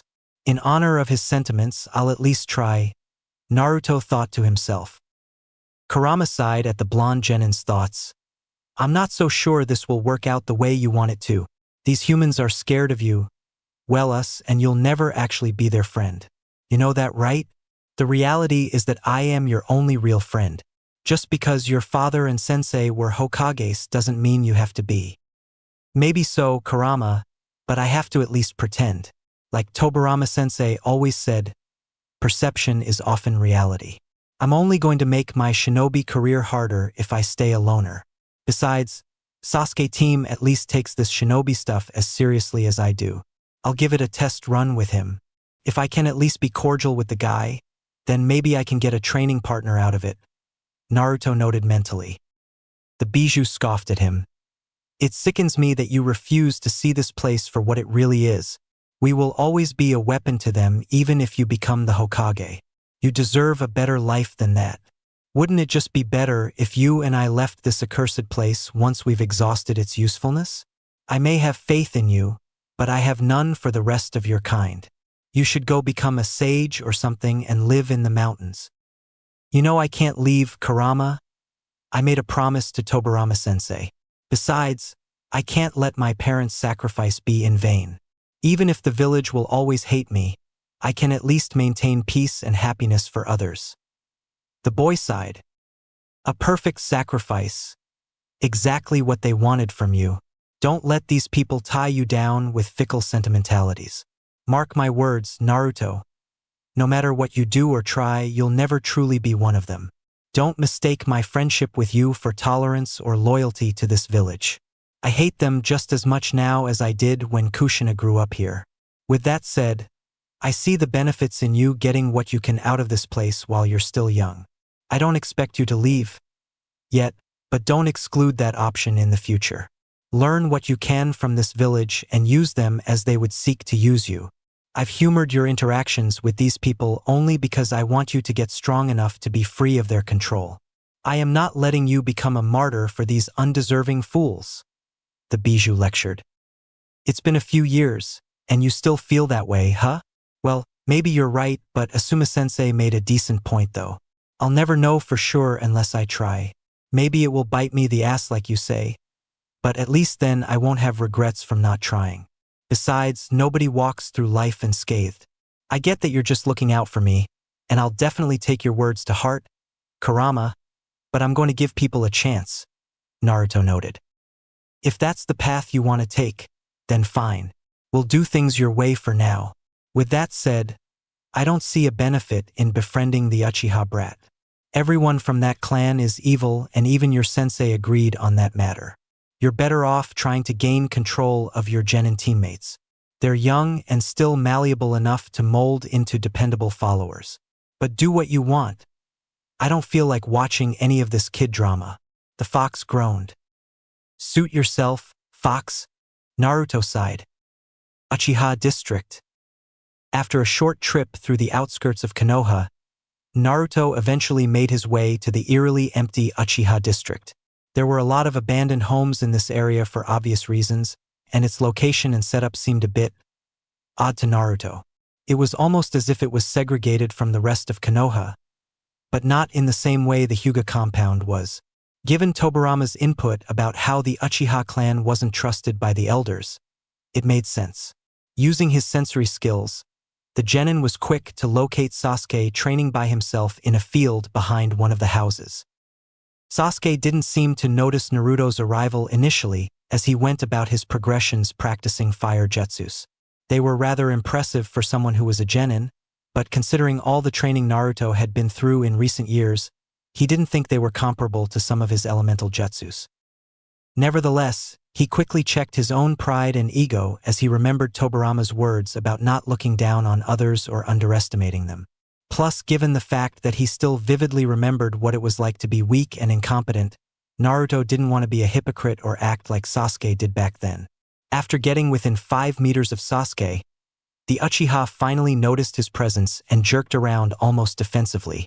The raven-haired boy looked alarmed and confused when he spotted Naruto of all people visiting him at his home and practically sneaking up on him. He quickly got into a defensive stance and stared the blonde down almost hostilely. In the past, Sasuke usually looked at him with disgust and contempt, but his expression seemed far more wary and curious than Naruto had ever seen before. It was as if Sasuke took him seriously now and was baffled by his presence there. "Naruto, what are you doing here? I almost didn't detect you sneaking up on me," Sasuke began calmly. "Don't you usually call me loser or dead last?" Naruto countered. Sasuke frowned. "I still would if that were still true." The blonde sighed. "You're good, Sasuke team. I'll give you that. Most people can't detect me at that range. You and I may not like each other, but I do respect your competency as a shinobi." "That doesn't explain why you're here," Sasuke stated plainly with a cold glare. "I came by to talk to you," Naruto replied as he walked a bit closer. The Uchiha tilted his head curiously and asked what he had been wanting to ask for a long time now. "You've really changed? You know that? In the past, I thought you were pathetically incompetent. Then one day a few years ago, it's like you became a different person. I've been wanting to ask you for a while now, what happened to you? Since when have you been so serious and skilled? I never would have imagined 3 years ago that you and I would become the top 2 genin, or that you would have any respect for me. I'm amazed you have such a high opinion of me, Uchiha. I guess I just realized how important all this shinobi stuff is a while back. We might be kids, but the founders of this village were already fighting in wars when they were our age. Peace can only last if there are those willing to defend it. I wanted to become Hokage, and I still do, but whining about my situation wasn't helping anything. You were a jerk to me, but nothing you said was really wrong. My obnoxious attitude and lazy entitlement wasn't doing me any favors.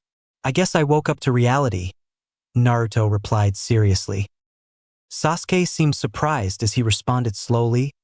"Even your vocabulary got better. I guess all that reading you did at the Hokage Tower is paying off, huh? I know you've been stalking me for quite some time now. I came here to talk to you about it," Naruto replied. "I figured you were on to me. Well, normally I wouldn't bother even talking to anyone about irrelevant topics, but I'll make an exception for you. Seeing as how you take being a shinobi as seriously as I do now, maybe it's worth us clearing things up," the Uchiha smirked. Naruto nodded. "All right, well, I'll answer your questions then, if you have any. In return, I want to ask you some questions as well. My only condition is that anything we talk about is strictly confidential between us. Deal?" "Fair enough, Naruto. We have a deal. I'll bite. My first question would be, what was the turning point in your change?" Sasuke wondered. The blonde looked down.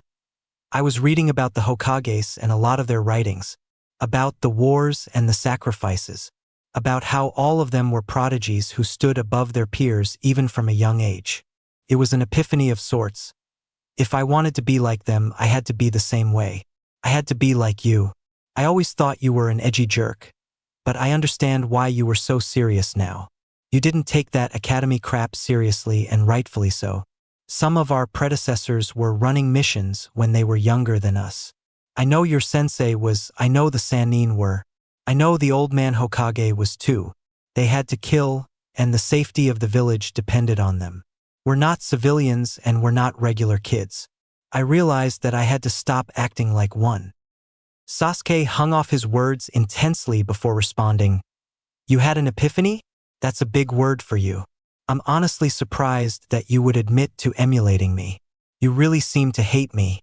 Still, I'm glad to know at least someone our age understands my mindset to some extent. I guess you're not hopeless after all. I've been thinking about it a lot lately. We're kind of similar," Naruto sighed. "Similar in what way?" Sasuke shot back almost aggressively. He seemed a bit offended about Naruto comparing himself to him. "We're both orphans. We both lost our clans. We both want to become more powerful. We both take this shinobi life seriously. Neither of us really has any friends. Plus, we both have goals that other people don't understand," Naruto started listing off similarities. Sasuke calmed down a moment later as his eyes widened. You have a clan? I've never heard of an Uzumaki clan. They were from Uzushiogakure, the Whirlpool village which was wiped off the map. It was a village between the land of fire and the land of water. My mom was the last living member prior to me. Well, at least in Konoha. Pretty much the entire Uzumaki clan was wiped out by Kumogakure and Kirigakure in war. You should know that the first Hokage was married to an Uzumaki, so they were a pretty significant clan back in the day. Obviously, my situation is not the same since your clan was murdered while you were alive, but we are similar in that we're the last members of our clans in this village. I can relate to you on that matter, Naruto explained. The Uchiha's eyes shot open in disbelief. Your clan was married into the Senju bloodline. How come nobody knows about that? How did you learn this? Are you making this up? No, but I can understand your skepticism. Before you fly off the handle, I'm not saying I can understand what it's like to lose everyone you ever cared about.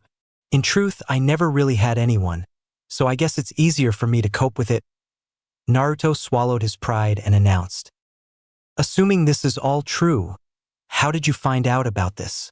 The old you would have bragged about being from a clan. Plus, none of the other clan kids seemed to know you were from one. Sasuke shook his head. There was one member of my clan I met a few years back before he passed away. He trained me and wanted me to keep everything a secret for my own safety. I'm telling you this in good faith because I think you and I should be allies, Naruto answered. It was clear to Sasuke that Naruto almost seemed pained to humble himself like this, but he couldn't help but appreciate Naruto's empathy and awareness on the differences in their oddly similar circumstances. He also found it unbelievable that Naruto of all people wanted to reach out to him and be allies. That explains a lot, but what makes you want to ally with me? Sasuke shook his head again. Why not? You're the only other person our age I have anything in common with. Neither one of us has any friends, so maybe we could be friends, Naruto sighed. Sasuke blinked in disbelief. You want to be friends with me? I told you the truth about myself, so you'd at least consider it.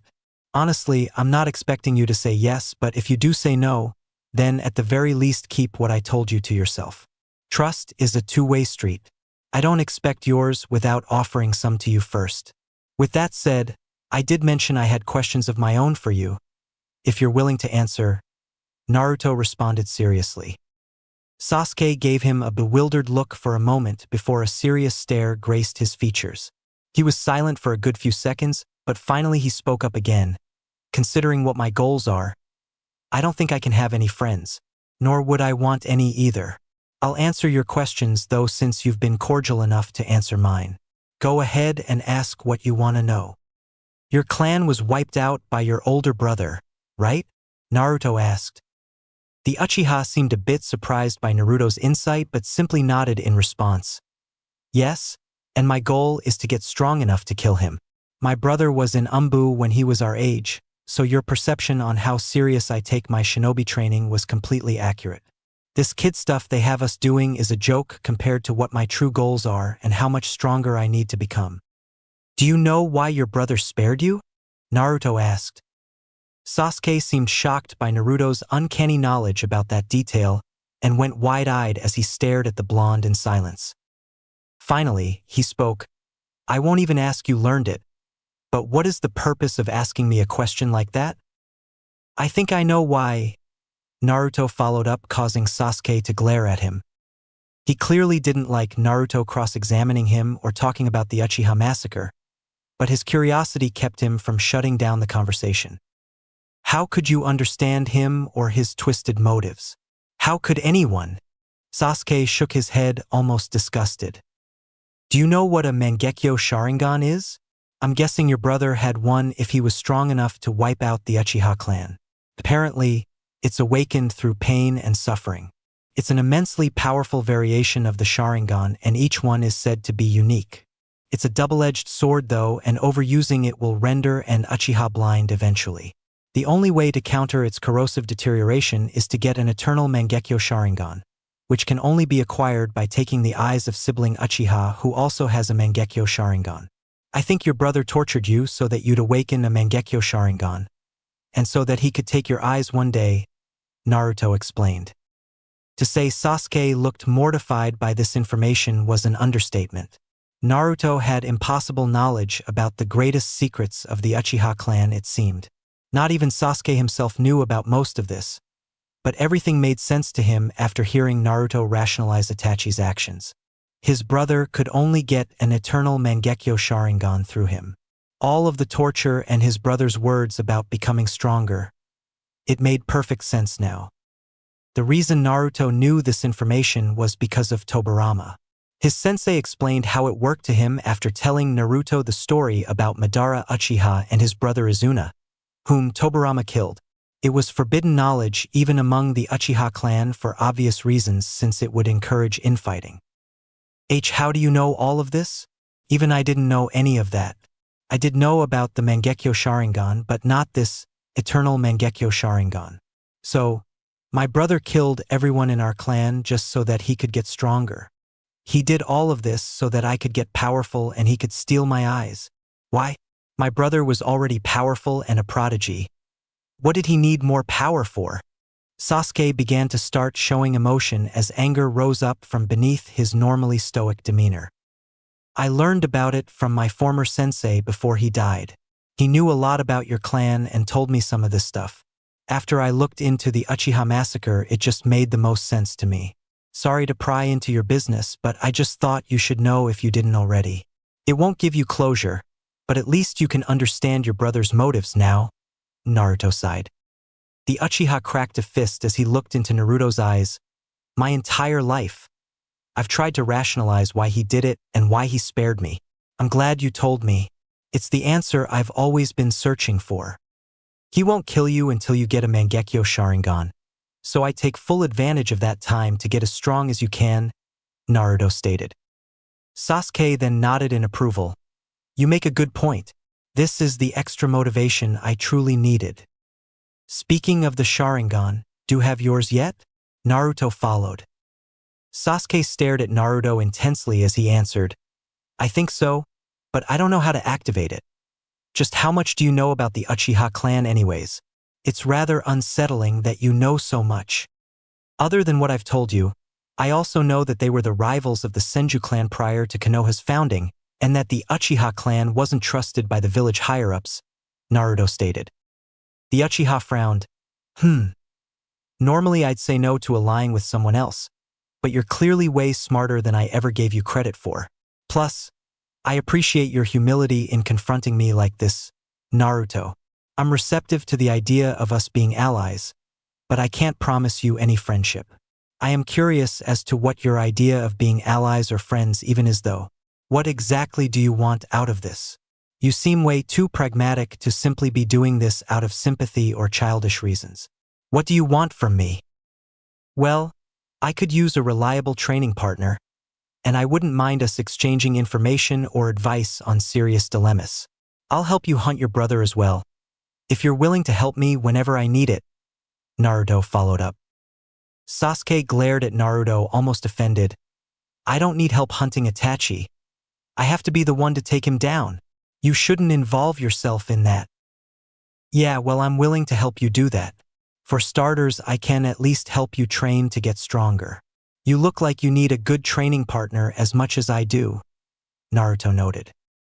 The Uchiha scoffed. And what kind of help do you want from me in exchange? Just be my ally and help me out if I ever need it. We don't have to real friends, but I think you could do with some help. And I certainly could too. That's the whole reason I'm reaching out to you in all honesty. I can't become Hokage without reliable and powerful allies, and I'm willing to invest into helping you out for that, Naruto explained pragmatically. Sasuke sighed as he thought over the situation. Well, when you put it that way, I can see the mutual benefits of such an agreement. I do have one more question though. Do you want revenge for your clan as well? Naruto thought about that question for a long moment. He understood the significance of Sasuke asking it. The Uchiha would see him as a kindred ally if he said yes. Naruto didn't really want to be dishonest about it. He did not crave revenge for his clan's death, but maybe that would change in the future after learning more about it. Maybe Kumo or Kiri would want him dead as well. He definitely wanted revenge for Tobarama's death. Eventually, he decided that saying yes was the best way to get Sasuke to befriend him. If the Uchiha saw him as a fellow outcast survivor seeking retribution, then he would be a lot more receptive to believing that they were in the same boat. I do, but I don't know enough about how my clan was wiped out to have any direct goals surrounding it yet. I know that I have an obligation to my ancestors to get strong and to make sure they didn't die in vain. Ultimately, my goal will be the restoration of my clan, as well as becoming Hokage to combat foreign threats. I have every intention of killing anyone who threatens those goals, including Itachi Uchiha. Naruto answered with vague and indirect honesty. Sasuke then smirked. Then I guess we are the same after all. All right, Naruto, given how honest and sincere you've been about all of this, I'll be your ally. Thanks, Sasuke. I'm glad we could finally see eye to eye. Naruto nodded as he extended his hand. Sasuke then reached his out as they shook hands and stared into each other's eyes with newfound resolve and optimism. The Uchiha's thoughts were racing. I never expected Naruto of all people to confide in me like this. So he's a lone survivor of his clan too. Maybe we really are similar? I never would have imagined having any respect for him, but he's clearly matured if he would go to this length to ally with me. Maybe having his help won't be a hindrance after all. At the very least, it's nice knowing that someone else around here understands how I feel. Plus, I definitely owe him for telling me about the eternal Mangekyo Sharingan. After finishing their handshake, Sasuke then spoke up again. Well, if we're going to be training partners, where would you like to start? You're better than me at taijutsu, so I wouldn't mind practicing, Naruto stated. You're that eager to get pummeled again? All right. I'll analyze your weaknesses and point out where you need to improve, Sasuke chuckled. A moment later, his eyes widened in disbelief. Naruto just made him laugh. How? He quickly regained his stoic composure as the two got into combat stances. I won't go easy on you since I know you can actually fight now, Sasuke stated seriously. That's what I'm talking about, Naruto exclaimed before the two ran in and began their brawl. 2 hours later, both genin collapsed on the ground, lying side by side as they stared up into the sky. Their melee training had been extremely intense and non-stop for 2 straight hours, and both were severely exhausted. While Sasuke was indeed superior to Naruto in taijutsu, he did not have the same stamina that Naruto seemed to, or the same toughness. The blonde would get up no matter how many times he went down, and he vastly improved over the course of their sparring to the point where they were almost equal near the end. Sasuke found the training extremely beneficial for his personal sake as well, since going that long and that hard would do wonders to improve his battle stamina. Naruto would indeed make a worthy training partner. As the two genin caught their breath and stared at the sky, Sasuke broke the silence. You're definitely trained. That much is obvious.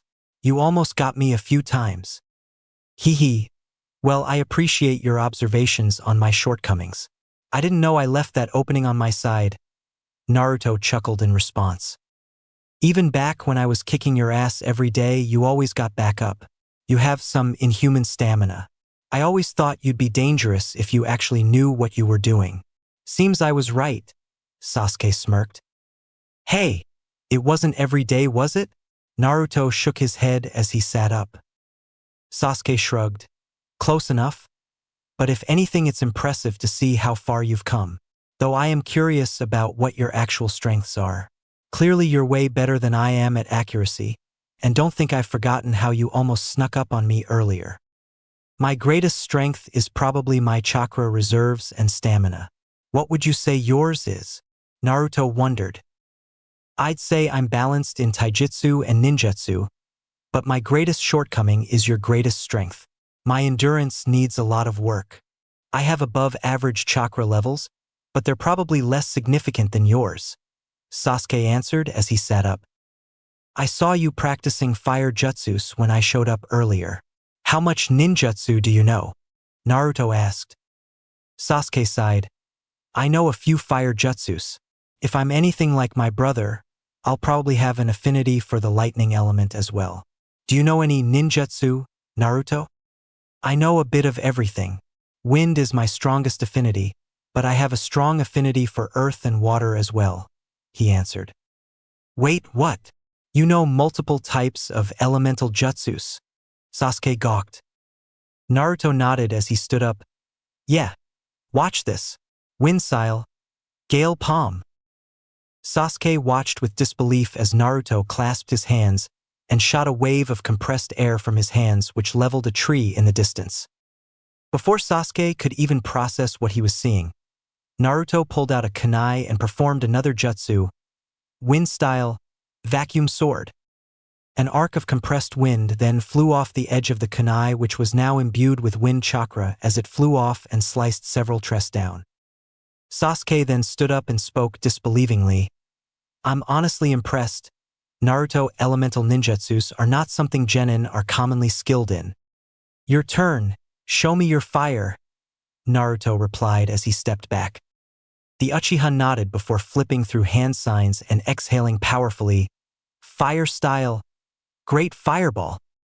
A fireball then erupted from Sasuke's mouth as he poured as much chakra as he could into it.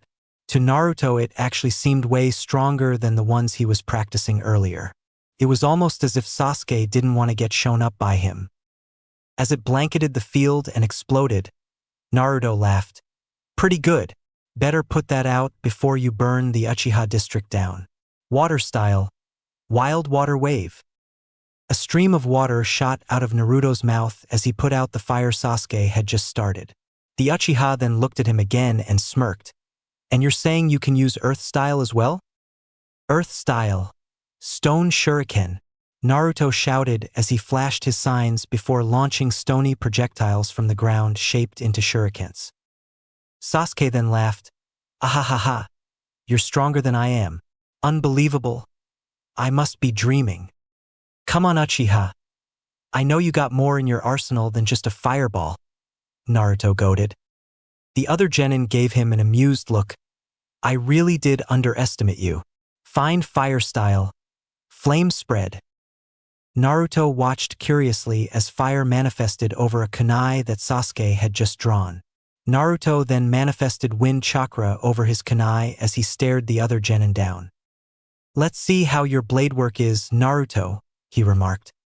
You're on, Sasuke. Naruto laughed as the two charged in to duel once again.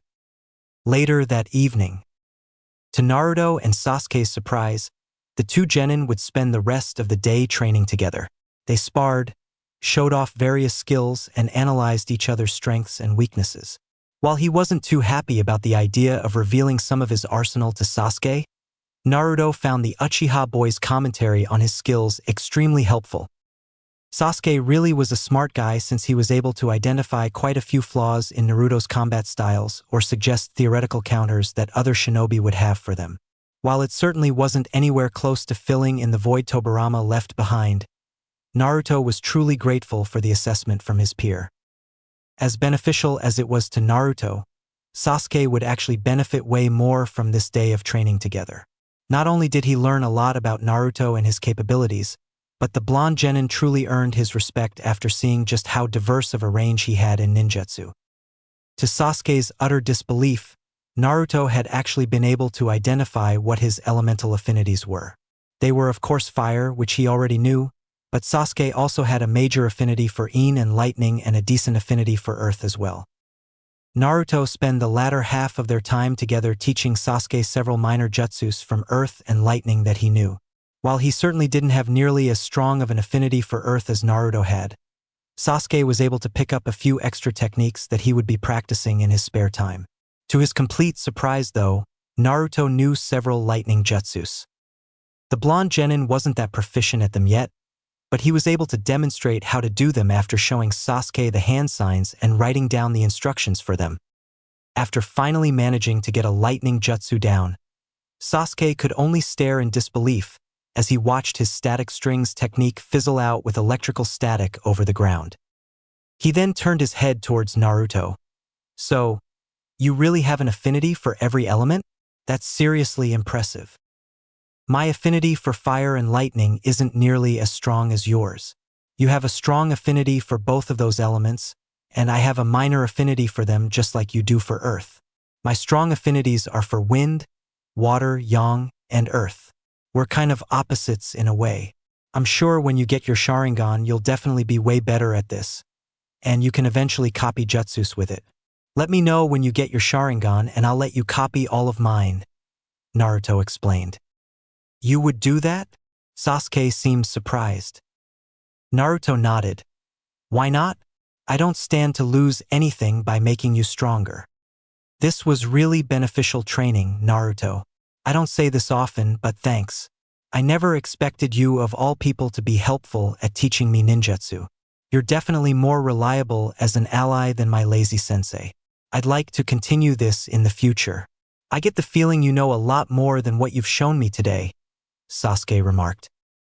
Naruto nodded. Sure thing, though I'm not nearly as good at fire or lightning. You have a prodigal affinity for those. I'll have to just write down what I know about the more advanced jutsus in those schools for you to practice. I look forward to us being able to go all out with full ninjutsu arsenals.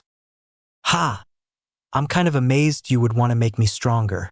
I might actually start showing you up again if you teach me all of that or let me copy all your skills. Sasuke laughed.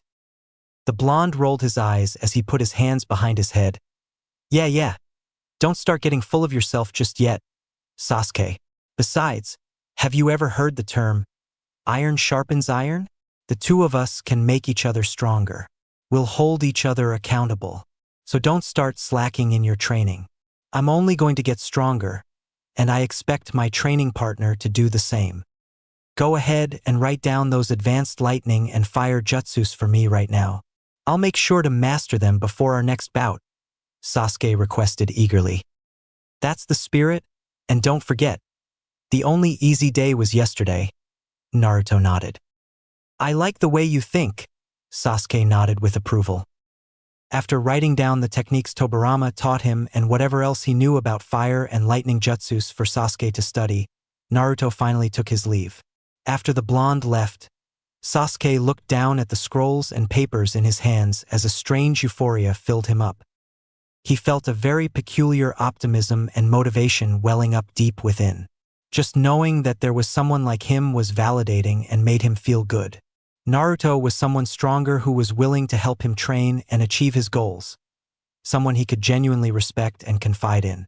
Someone who he could measure his progress against. Someone that would motivate him to keep getting stronger. Iron sharpens iron, huh? Don't go sleeping on me, Naruto.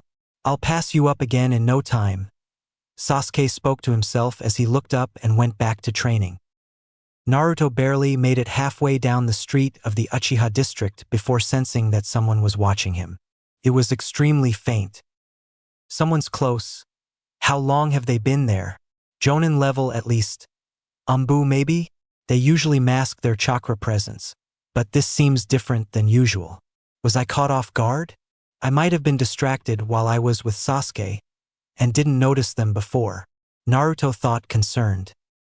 The presence was then joined by 3 others, all sharing the same extremely faint chakra signature. Naruto then touched the ground and closed his eyes.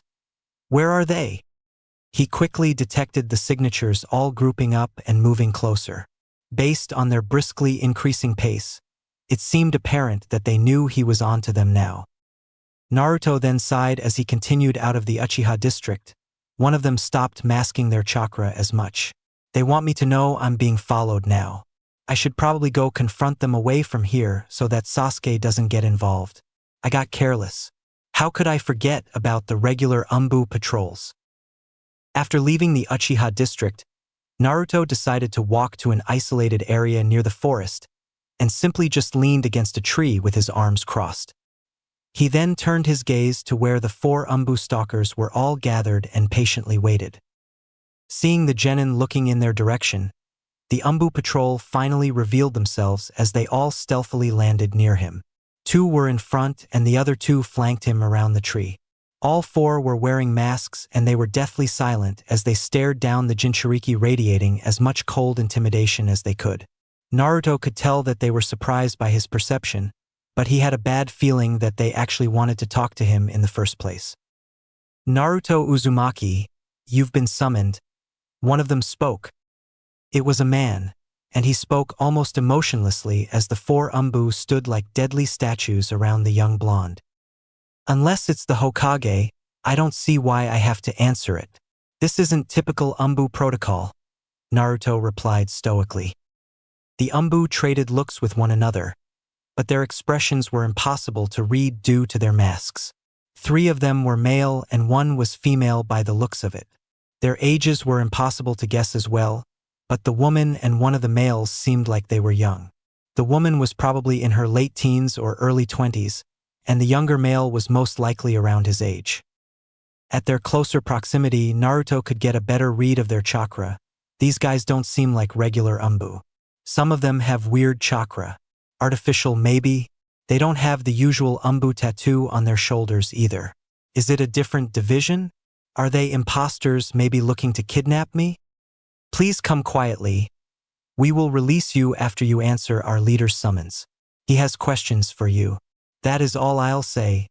The one who spoke followed up calmly. The obvious squad leader was the one speaking. Naruto examined him more closely. He wore the mask of a white cat which had green markings on the cheeks and above the eyes. It also had 2 red crescent moons outlining the outer edge of each eye socket. Another one of the male members, who looked older, had auburn hair which was half-tied in a short ponytail.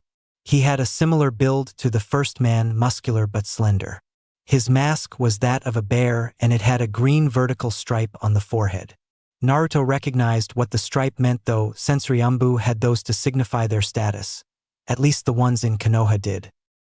Of the 2 younger-looking members, the third male had medium-length black hair and pale skin. His mask was a plain ovular shape with a neutral frown on it and red, antler-shaped markings up the sides. This younger male appeared to be Naruto's own age. The final member was the girl, or woman rather. She had a snake-shaped mask. The most distinguishable feature Naruto could identify about the woman was her short but spiky ponytail, which was fanned out behind her head. Her hair was a darkish violet color. She also wore fishnet armlets and had a fishnet shirt beneath her Umbu flak jacket. Naruto then looked around at the 4 of them. I could probably escape. These guys can't take me if I use all my abilities, but I should play this smart and find out what they want and who they are first. The genin didn't move as he looked them over calmly and analytically. If I take out their sensory teammate quickly, I can remove their ability to track me as easily. They won't be able to catch me. I should wait until we're moving though. They have me surrounded right now and have their guards up. Or I could sneak attack him and run off to divert them with a shadow clone and pick them off one at a time. Whoever these guys are, they definitely don't work for the Hokage. That could be a good thing or a bad thing. What happens if I don't want to go? Naruto stalled for time and asked petulantly as he feigned a bratty attitude to get them to lower their guards. They all eased up slightly from his act as Naruto seemed less hostile and more like a defiant kid now. We would prefer to do this the easy way. The sensory Umbu with the bear mask then spoke up. Naruto sighed as he put his hands behind his head. Yeah. All right, you got me. Guess I'll go with you lame weirdos. He's a cheeky little brat, isn't he? The snake-masked woman scoffed. The younger Umbu male didn't speak at all but followed alongside the woman as the 2 older males took point. They escorted Naruto in a square formation and led him further away into the forest. The one with the cat mask then looked over the bear mask Umbu. It would be smart to blindfold him. Don't bother, Kino, he's a sensory type.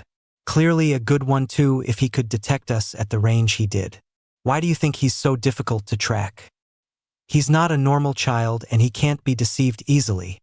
The bear mask Umbu replied. You really think so?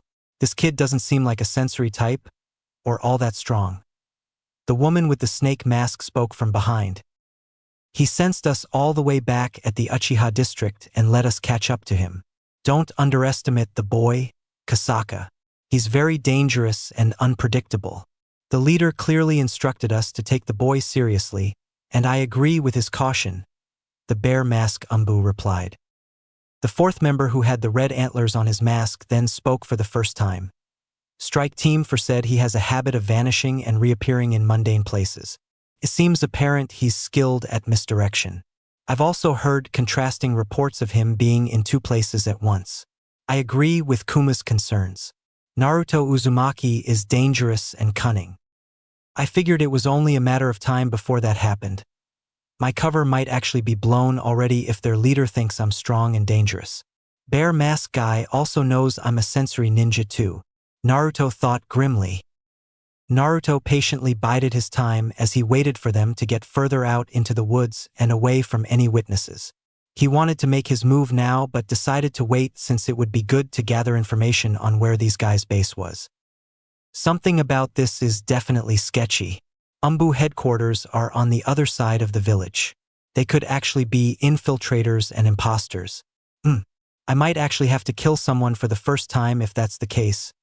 Naruto weighed his options as he assessed the scenarios he could potentially be faced with. Hearing Naruto's voice, that thought caused Kurama to sound almost jovial as his voice echoed in the blonde's head. What did I just wake up to? Are we being kidnapped? We gonna kill these guys, Naruto?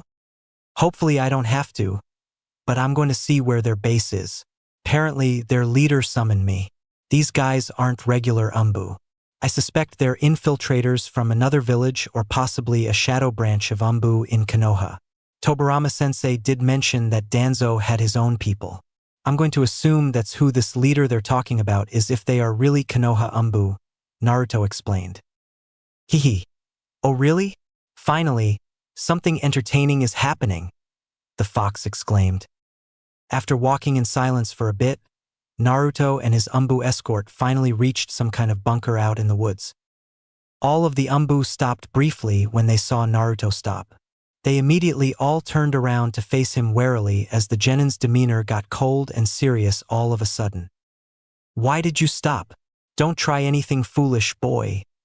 The bear mask Umbu spoke a bit more dangerously than before. Naruto then drew a kunai faster than any of them had ever seen before as he threw the dagger at the bear mask Umbu. Everything happened so quickly that they didn't even notice the seal on the handle of the kunai. The man barely managed to evade it as the blade scraped the side of his mask, but he was not expecting Naruto to practically teleport behind him and grab the kunai mid-throw as it erupted with wind chakra. Before any of them could even react, Naruto jabbed the blade into the bear mask Umbu's body between his right shoulder and upper back, just above the flak jacket. While landing, Naruto simultaneously ripped the kunai out before dropping low and spinning his legs as hard as possible to trip the bear-masked Umbu from behind. The genin then pulled out two more of his special kunai with seals and lit all three up with chakra between his fingers as he threw them in different directions. By this point, the other Umbu had finally moved in to react. All three of them dodged the hypersonic speed of the wind-infused kunai, but in mere fractions of a second, all three felt themselves being sliced and stabbed, unable to retaliate or even see Naruto moving. After they were all temporarily immobilized, he bolted as hard as he could back into the forest away from the direction of the village. Once he was out of their sight, he made a shadow clone with a significant amount of chakra to go lead the Umbu on a wild goose chase so that he could stealth back around and pick them off. Naruto's unpredictable escape was so deadly and fast that the other Umbu seemed stunned as they all looked around in disbelief. Damn it! Kino, don't let him get away. Kasaka, cut him off! The bear mask Umbu announced before grimacing in pain. What the hell just happened? How did he move that fast? Kasaka demanded as she and Kino bolted after Naruto as fast as they could. The bear mask Umbu then looked at the remaining young Umbu teammate. Get eyes in the air? Sigh. We can't let him escape and report this to the Hokage. He's running in the opposite direction of the village for some reason. You were right, Kuma. He is dangerous, Sai noted emotionlessly before pulling out his paintbrush. He never got the chance to use it as a blur quickly knocked him off his feet not even a second later. Both Kuma and Sai were horrified to see Naruto had doubled back to them almost immediately after leading Kino and Kasaka away. Before Sai could even get up again, Naruto flashed through his hand signs and quietly cast an earth jutsu to trap the youngest Umbu member in the ground. Kuma drew a kunai just in time to block a wind-infused swipe from Naruto's kunai a second later. The two pushed back and forth briefly, but Naruto abruptly pulled back and spun his kunai around the man's guard, slashing his arm. Urgh! Kuma groaned in pain as he jumped back and stared at Naruto warily. He could only watch as the blonde swiftly moved over to kick Sai in the back of the head, knocking him unconscious. Given the fact that the youngest Umbu member was still stuck in the ground, he couldn't do anything to stop it. Kuma then looked around urgently as if expecting Kino and Kasaka to come back, but they didn't for some reason. Naruto didn't move for a moment as he glared at the man and spoke, "Wondering where your friends are? Did you take them out already?" Kuma demanded. His stoic and professional demeanor was quickly beginning to waver. "Are you guys actually part of Umbu in Konoha? You sure don't seem to be. My first guess would be infiltrators from another village here to abduct the Ninetales. For your sake, I hope that's not true. The other option is you don't want the Hokage knowing about this. In that case, I have to consider you a threat that needs to be dealt with." Naruto spoke dangerously. "Why you know about the Ninetales?" Kuma gasped. Naruto glared at him. "Of course I do. You guys must think I'm an idiot." Just then, Naruto sensed his shadow clone being dispelled. The other two Umbu managed to trap it in a clever pincer and were shocked when it dissipated into smoke. "Damn, I don't have long before they get back. Better take this guy out quickly," Naruto thought seriously. To his utter dread, over a dozen more Umbu members all came pouring out of the bunker and ran in to reinforce Kuma. The bare-masked Umbu seemed relieved by it, as one even began to start healing the man while the others moved in to surround Naruto. "Guess I'm fighting all of them then," Naruto thought, annoyed as he drew a special kunai again with the seal on the handle. "Be careful. He's deadly and fast," Kuma announced to the others as they moved in to surround the genin. Naruto then infused his kunai with wind chakra again before putting the handle in his mouth. Afterwards, he flashed through hand signs, "Earth style, rock wall." A wall of earth shot up to block the Umbu in front of him, which gave Naruto just enough cover to battle off the ones coming in to flank him. For the next minute or so, he fought them all off with inhuman alacrity and stamina as he used countless jutsus, kunai fencing, and taijutsu. The whole time he was doing this, not one of them realized that Naruto was putting seals all around the battlefield and even on them with elite subtlety. Just when it seemed like they were beginning to overwhelm him, Naruto threw out a smoke bomb, obscuring everyone's vision. The blonde then used flying Raijin to warp around the battlefield, picking off all the Umbu that were obscured by the smoke. Nobody could react fast enough or even process what was going on as Naruto took out over a dozen of the Umbu in mere seconds. He didn't kill them, but he didn't hesitate to wound them out of commission. As the smoke settled, Kuma and the remaining Umbu there all backed away with evident fear as Naruto walked out of it. The sight of 13 downed Umbu members, including the unconscious Sai behind him, was mortifying to them. "What the hell just happened?" the female Umbu who healed Kuma asked fearfully. "He really is a monster," another one of them remarked. Naruto had a chilling battle calmness as he blankly stared at the remaining Umbu members without saying a word for a good few seconds.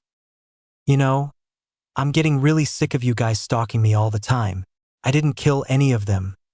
Yet, I wonder what the Hokage would think about Umbu trying to lure me to some bunker outside of the village? Unless you want him to find out about this, I suggest one of you starts talking. You guys can't bully me or intimidate me." Naruto finally broke his silence.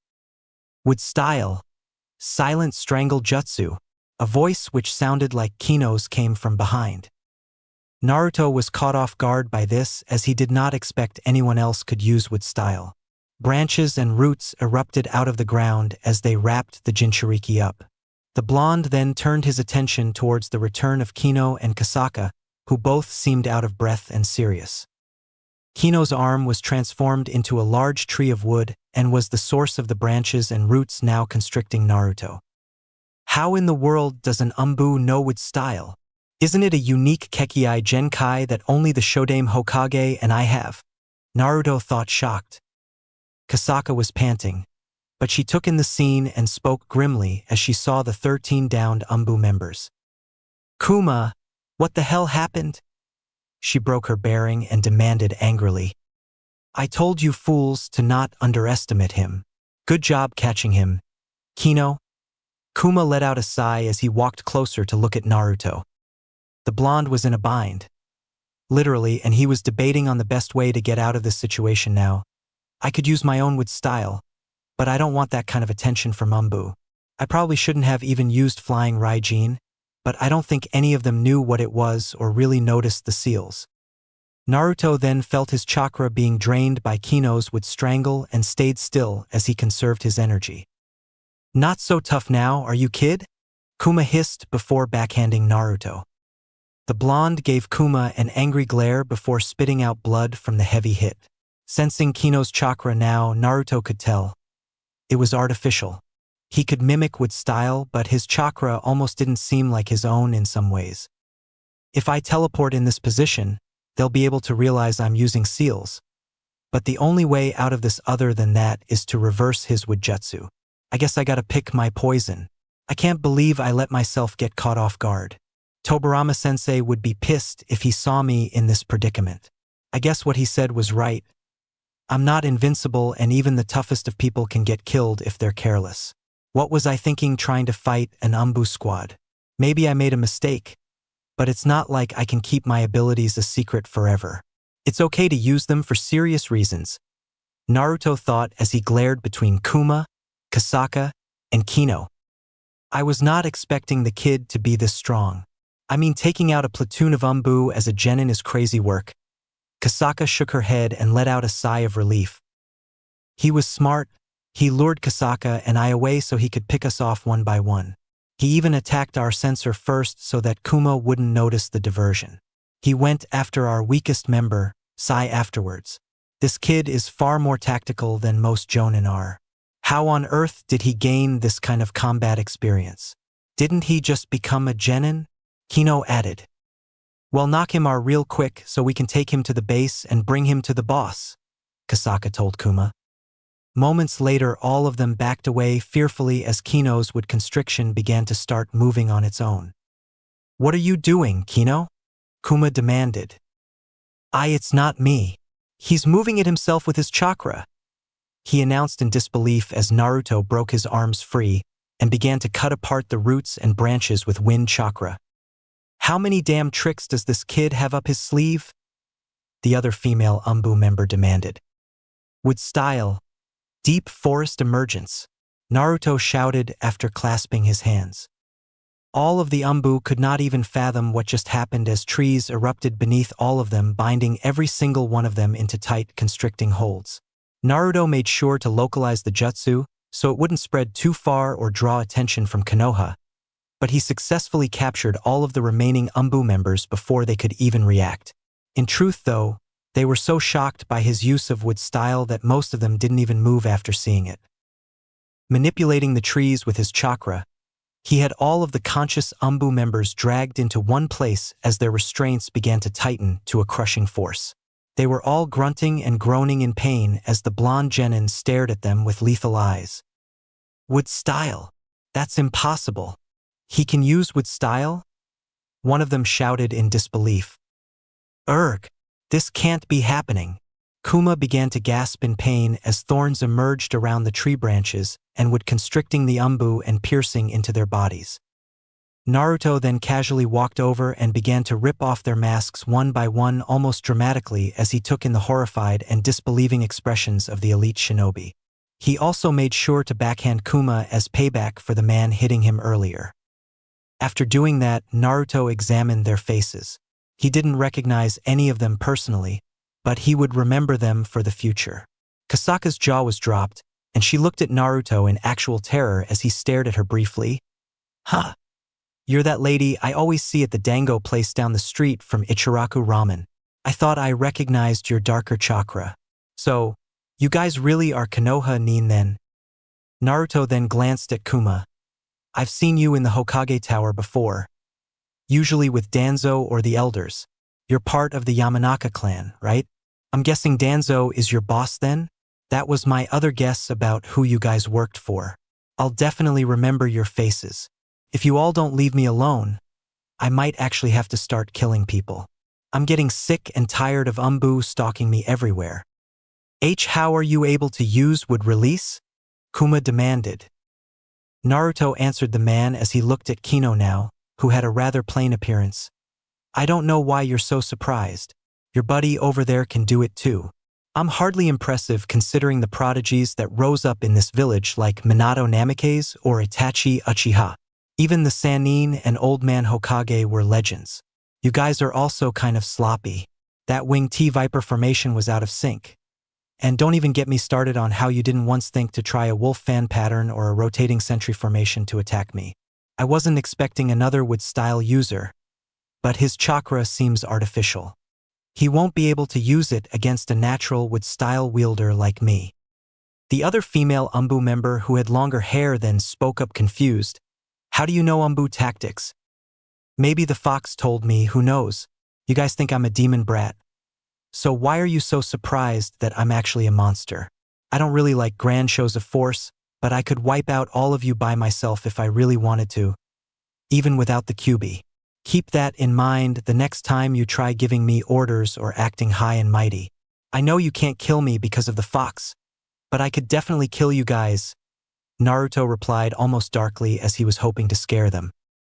It clearly worked as several of the stoic Umbu members recoiled at Naruto mentioning the fox. They were even more shaken than before. Kuma wasn't since he heard Naruto mention it earlier, but he still seemed gravely concerned. Kasaka gritted her teeth and glared defiantly at Naruto. Arrogant little brat, you think we're weaklings compared to you?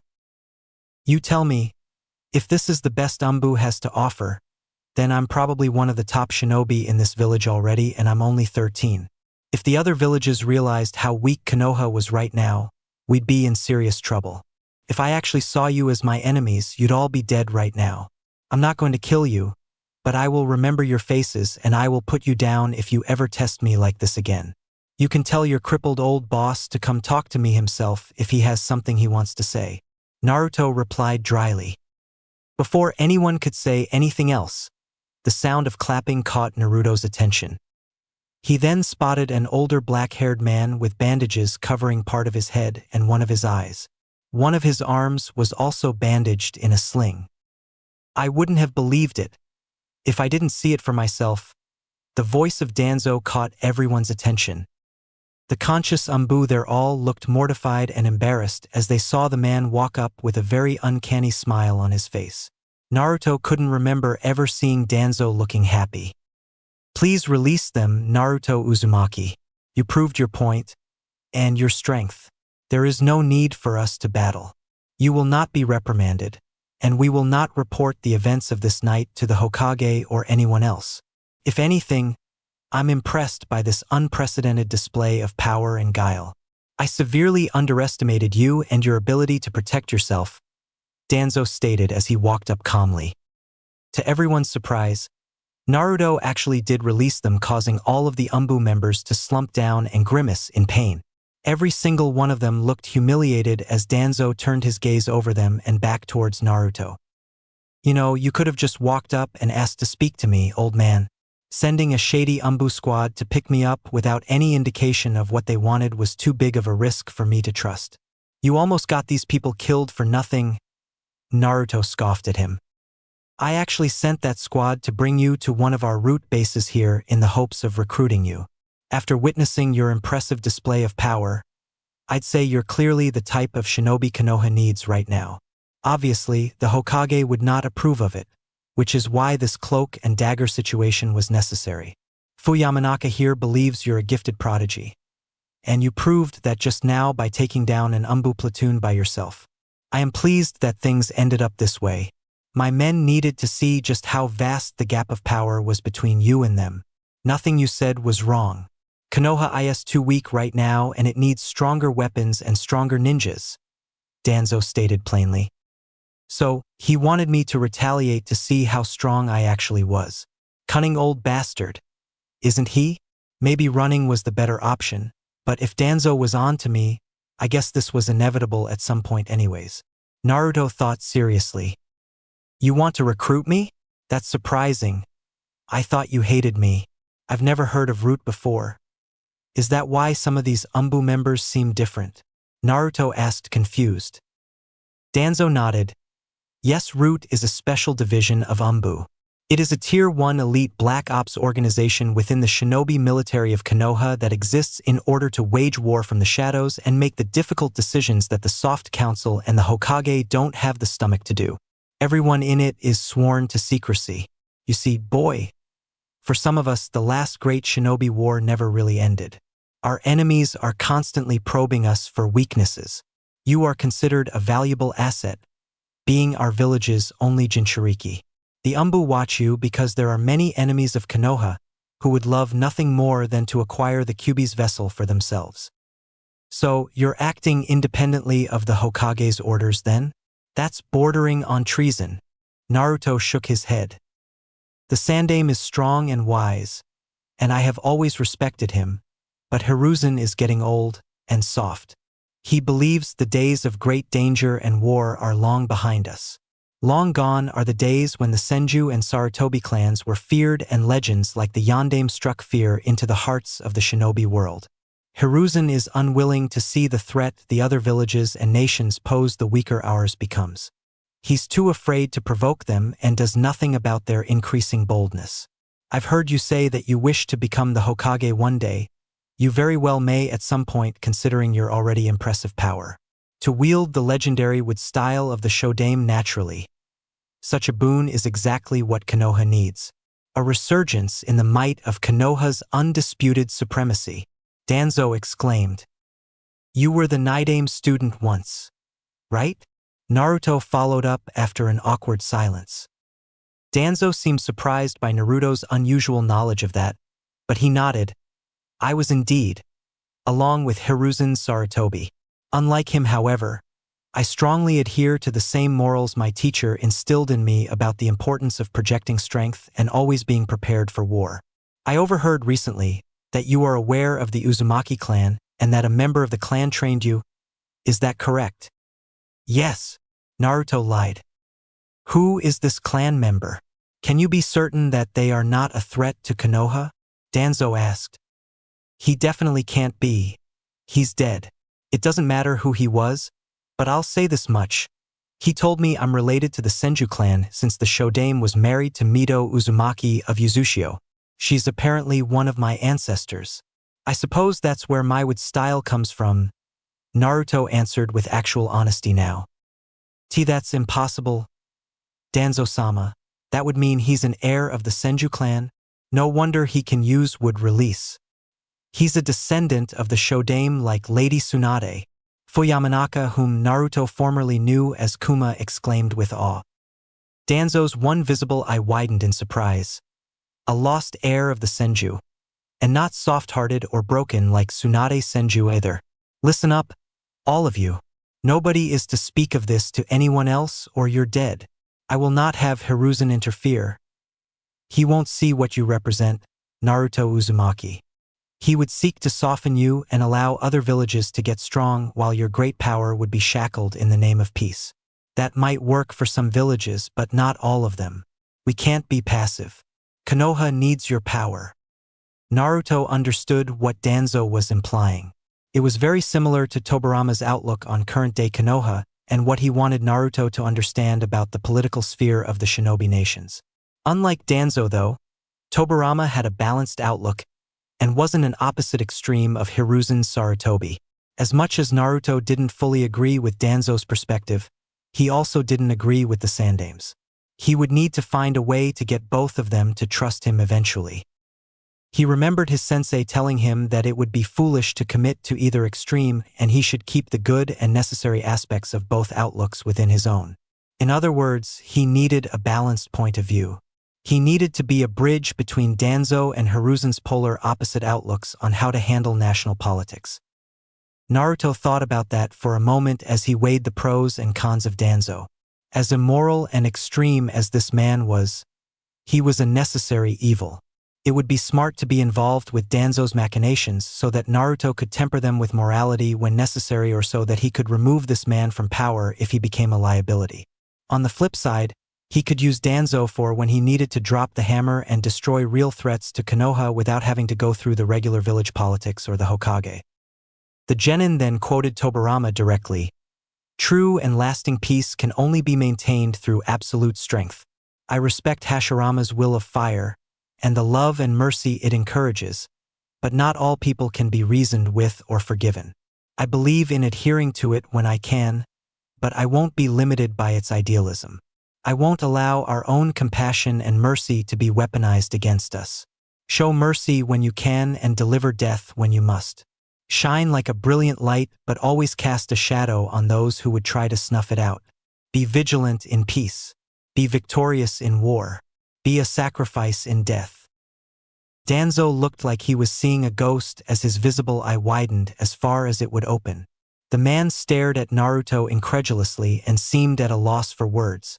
How did the Jinchuriki know those words? He remembered Tobirama Senju saying something almost verbatim many decades ago when he used to run missions with him and Hiruzen. The way Naruto said it actually reminded him of Tobirama Senju. The tone and delivery were almost exactly alike. The look in Naruto's eyes spoke volumes about how seriously he meant those words and how well he actually understood them. This was unprecedented and unbelievable. Danzo expected he would have to fully manipulate the boy to do his bidding, but Naruto already seemed to have the mindset of a proper shinobi without even going through the indoctrination of root training or experiencing any wars for himself yet. In addition to that, Naruto was extremely powerful, but he kept his powers a secret. He was a real shinobi, someone Danzo could actually respect. Where did you learn those words, Naruto Uzumaki? I remember the Naidame saying something very similar to me when I was barely older than you are now. Danzo spoke after a long silence. The blonde shook his head. Does it really matter where I heard them?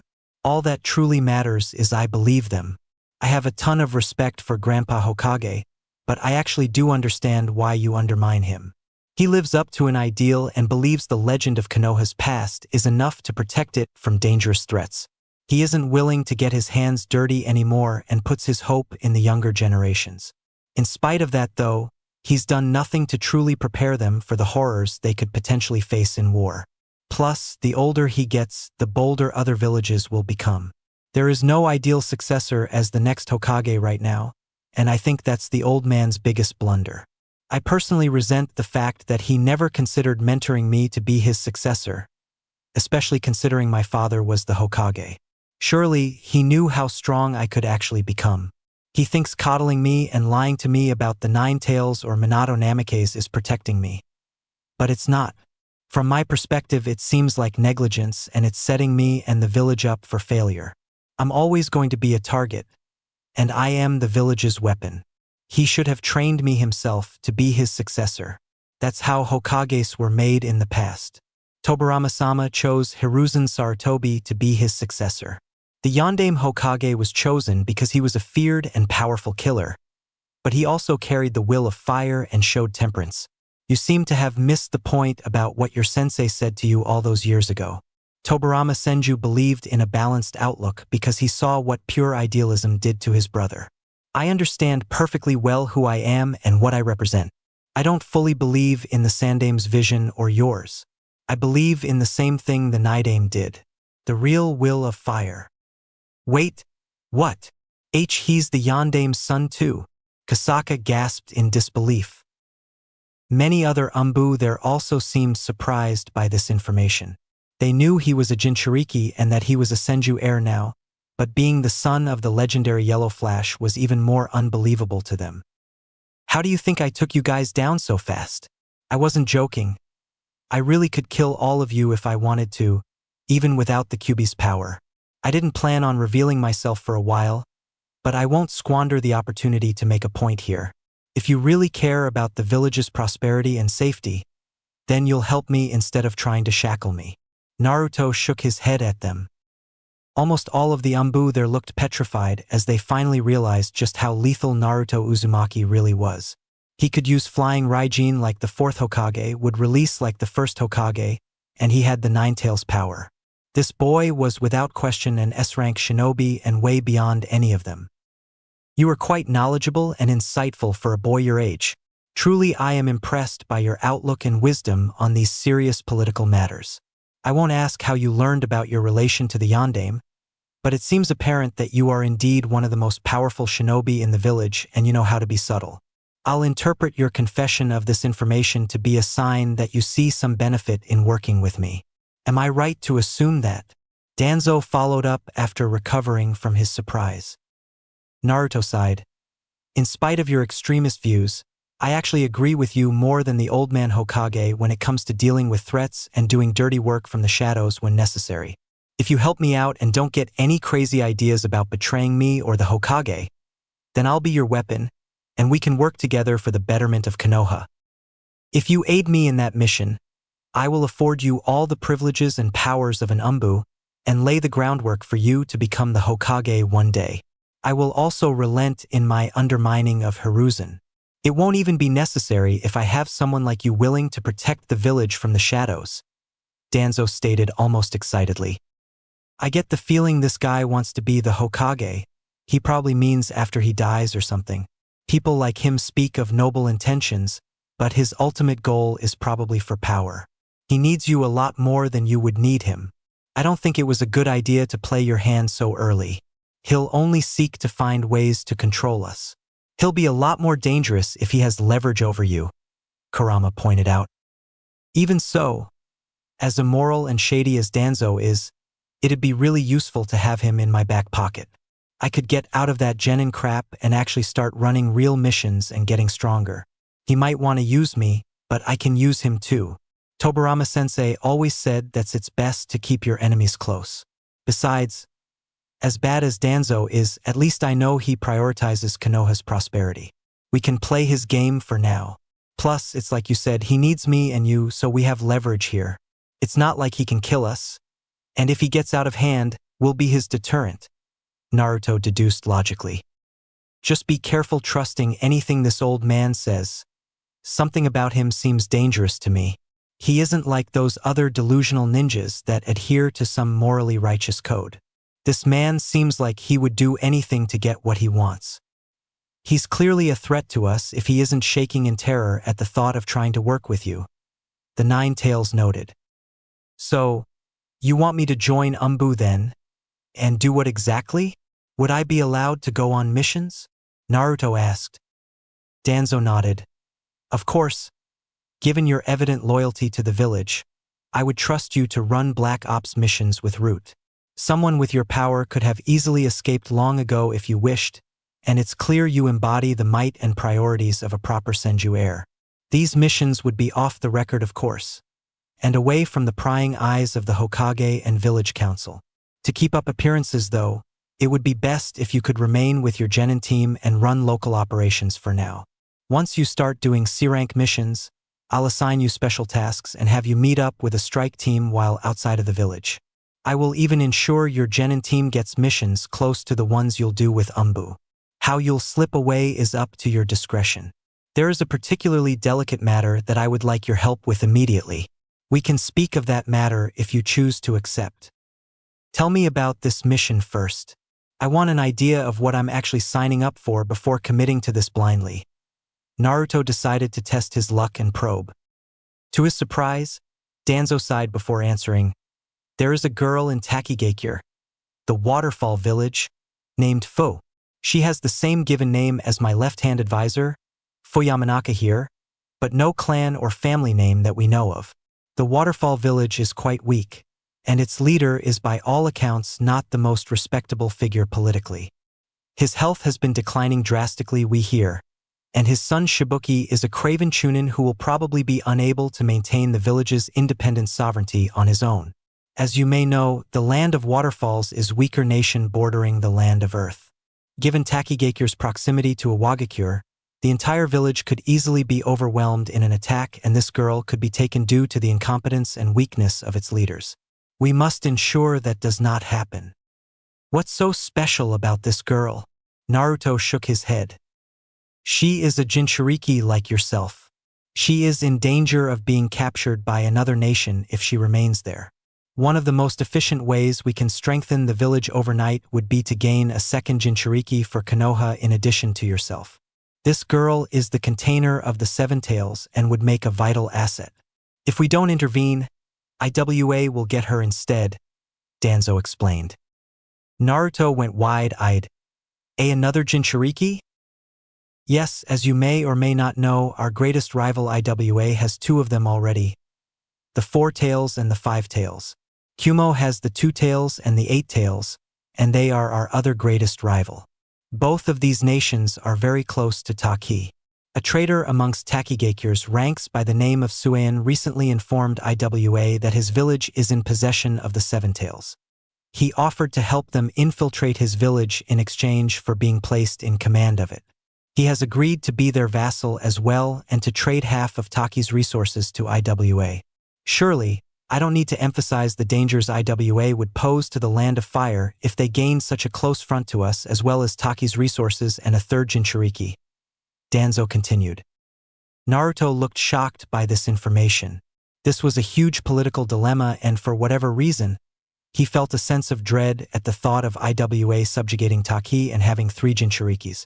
From all the history books he used to read, and from all of Tobirama-sensei's talks about the political breakdown of the great shinobi nations, Naruto perfectly understood why Danzo considered this mission such a priority now and would even be willing to ask him for help. In case you're curious, Kiri has the Three Tails and the Six Tails last I heard, and the Kazakage's son Insuna has the One Tails. If IWA were to acquire the Seven Tails in addition to having the Four and Five-tailed Jinchurikis, then they could topple the balance of power among the great nations and truly threaten us. The best course of action is to remove this Jinchuriki girl from Takigakure and to defeat the IWA forces invading it.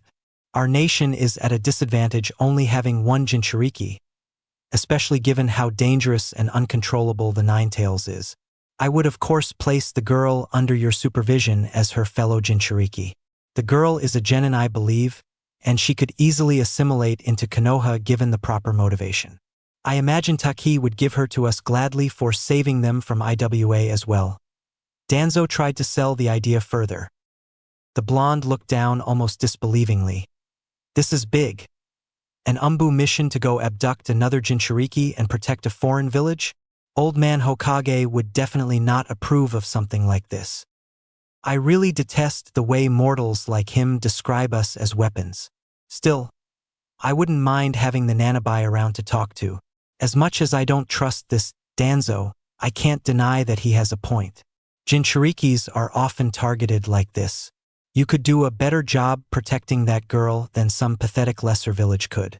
Plus, the Nanabai would listen to me after we assert dominance. We'd have a proper ally, well, at least what I'd consider an ally. Kurama offered his input. All right then, I accept. I'll join your little black ops squad. Though I have to wonder, how would you explain it to the Hokage if another Jinchuriki just ended up in the village? I mean, people would notice that, wouldn't they?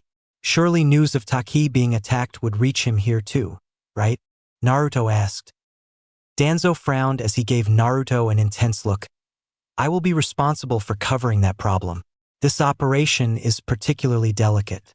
It will take another month to fully put together, and I will ensure your genin team receives a C-rank mission to the border there when we are ready to launch it. We know that IWA plans to attack Taki within 5 weeks to acquire the Seven Tails and depose of its leaders. Your squad will retrieve the girl. I want her to return with your genin team as well to cover up our involvement and to make it seem like the girl is a refugee. What if she doesn't want to leave her village?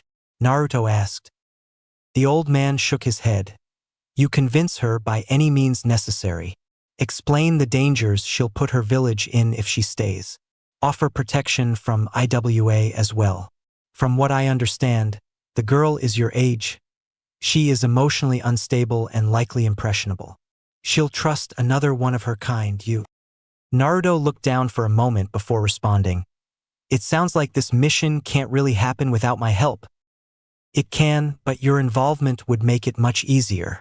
Our initial plan was to protect Taki and abduct the girl where she could be detained in root headquarters, Danzo stated. The genin's eyes got dangerous as he leered at Danzo for saying that. Naruto's expression lightened slightly as the old man continued. However, with your help and cooperation, we can assimilate her into Konoha and trust her so long as you take responsibility and watch over the girl. If you can convince her to come willingly and to join Konoha, then I won't need to detain her. Her Jinchuriki status would only be reported to the Hokage himself. This mission was one of the main reasons I intended to recruit you, Danzo elaborated. Naruto's leering gaze dissipated after hearing that, but he was still frowning. I'm surprised you'd trust me to leave the village. You seem like the controlling type who wouldn't want to risk my capture in a high-stakes mission. Your perception is not wrong, boy. To be honest, I have always been wary of the idea of you leaving the village for extended periods of time as a shinobi. I considered it liability. My impression of you changed after you snuck into the Hokage Tower library vault to copy down jutsus from the Forbidden Scroll and learn them on your own. Yes, boy. I am well aware that you have been using shadow clones, and I imagine you learned the flying Raijin from the scroll as well. I can't even imagine how someone of your age has the intellect to learn something that only the Naidame and Yondame could. Clearly, you're a prodigy, but knowing that you can use Wood Release and Flying Raijin has convinced me that I can rely on you completely to safeguard the village and yourself. Wood Release will also give you the ability to detain and suppress other Bijou and Jinchurikis like the first Hokage once did. Danzo stated knowingly. Wow, how long have you known? Naruto asked surprised. About 2 years now. I could tell it was a shadow clone I saw in the library, and my root Umbu have reported seeing you in 2 different places at once. Given that library's proximity to the scroll and the fact that the Naidame's Happuri was missing from the vault, it didn't take long to realize it was you, Danzo explained. How come you never told the Hokage then? Why didn't you expose me? Naruto wondered. Danzo shook his head. I respected the fact that you kept it a secret and trained in secret. That told me all I needed to know about what kind of a shinobi you would be. The kind who is willing to work from the shadows and to live in humility so that he can accomplish a greater mission. Clearly, glory is not what motivates you. I found it fascinating how you had the mindset of the children I train en route without any direction or oversight. To put it simply, it would have been a waste. Clearly you're good at keeping secrets, and I knew that one day I might be able to rely on you to help me. I guess I underestimated you too. Even so, I have some concerns. Is it really necessary or right to abduct this Jinchuriki girl from Taki? Also, if we slaughter an army from IWA, won't that start a war? Naruto got the conversation back on track. Danzo sighed. It possibly could, but war is guaranteed if IWA gets more weapons and a closer front to us. We must be the ones to strike first. Not to mention IWA and Kumo are not the only threats we have to worry about either when it comes to Jinchuriki. Recently, my best scouts have heard reports about a dangerous organization called Akatsuki which has been looking into targeting Jinchuriki. The girl would be the easiest target for them to go after first. You must see the bigger picture, Naruto Uzumaki. This is a difficult decision that needs to be made. Better that she be here than in the hands of IWA or some terrorist organization with missing Nin. What else can you tell me about this Akatsuki group? Naruto asked. They are a terrorist organization that arose from the last great shinobi world war. The group originated in Amigakure and was led by 3 vile terrorists by the names of Yahiko, Konin, and Nagato. This group primarily recruits powerful missing Nin into its ranks. You may know of one, Itachi Uchiha. The missing traitor Sannin, Orochimaru, is also a member of this organization. They are incredibly dangerous and are all S-rank criminals and threats, Danzo stated sternly. Sasuke's brother is part of that group. What do these Akatsuki guys want with Jinchuriki? Naruto asked. The old man frowned. We're unsure, to be honest. They haven't gone after any just yet, but I suspect it is for the same reason the greater nations would want them. These people are terrorists who want weapons of mass destruction so that they can topple nations. The group is currently doing mercenary work across the continent. IWA has been hiring them regularly, but as far as we know, they don't know as much about Akatsuki as Root does. Akatsuki, huh? Well, When you put it that way, I guess I don't really have a choice. That faux girl will be in danger if we don't get her. Just tell me what you need me to do and when. Naruto sighed. Good, effective immediately. I am promoting you to Umbu and you will be assigned to Division 1 and Strike Team 2 of Route with Captain Yamato, Fuyamanaka, Anko Mitarashi, and Sai. They were the squad that brought you here. Their Umbu names are Kino, Kuma, and Kasaka. Sai has no other identity, so you may use that name for him in any context. Never use each other's real names on missions. You will be given a mask and a uniform closer to the time of the mission. I am also willing to give you any code name you wish. Danzo nodded with approval. Naruto thought for a minute as the thought of Tobirama's younger brother filled his head. Call me Atama. Danzo's visible eye widened. An interesting choice. Is there any particular reason you chose that name? It was the name of the first and second Hokage's younger brother. Apparently, he died around my age to the Uchiha clan. I figured it'd be a way to honor the Senjutsu. Naruto shrugged. Danzo then smiled again, which was still uncanny to see. Very well, that will be your Umbu name. The old man then turned around as he spoke one last time. I will send Kuma to contact you whenever necessary. Also, for the time being, we should not associate with each other in public. This mission and others will not be possible if the Hokage becomes aware of them or our cooperation. Your absolute discretion is necessary. Considering how long you've concealed your true strength, I will trust you to be a proper agent without the normal incentives implemented en route.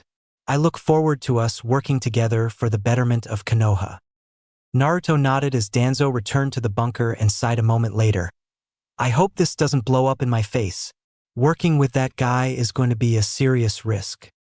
Even so, getting the Nanabai here is worth doing whatever pointless nonsense he wants in exchange for now. I'm concerned about this Akatsuki group he mentioned that was preparing to go after Jinchurikis. We should definitely try to investigate that as well. This human, while slimy, has the power and authority to help us accomplish our own objectives for the immediate future.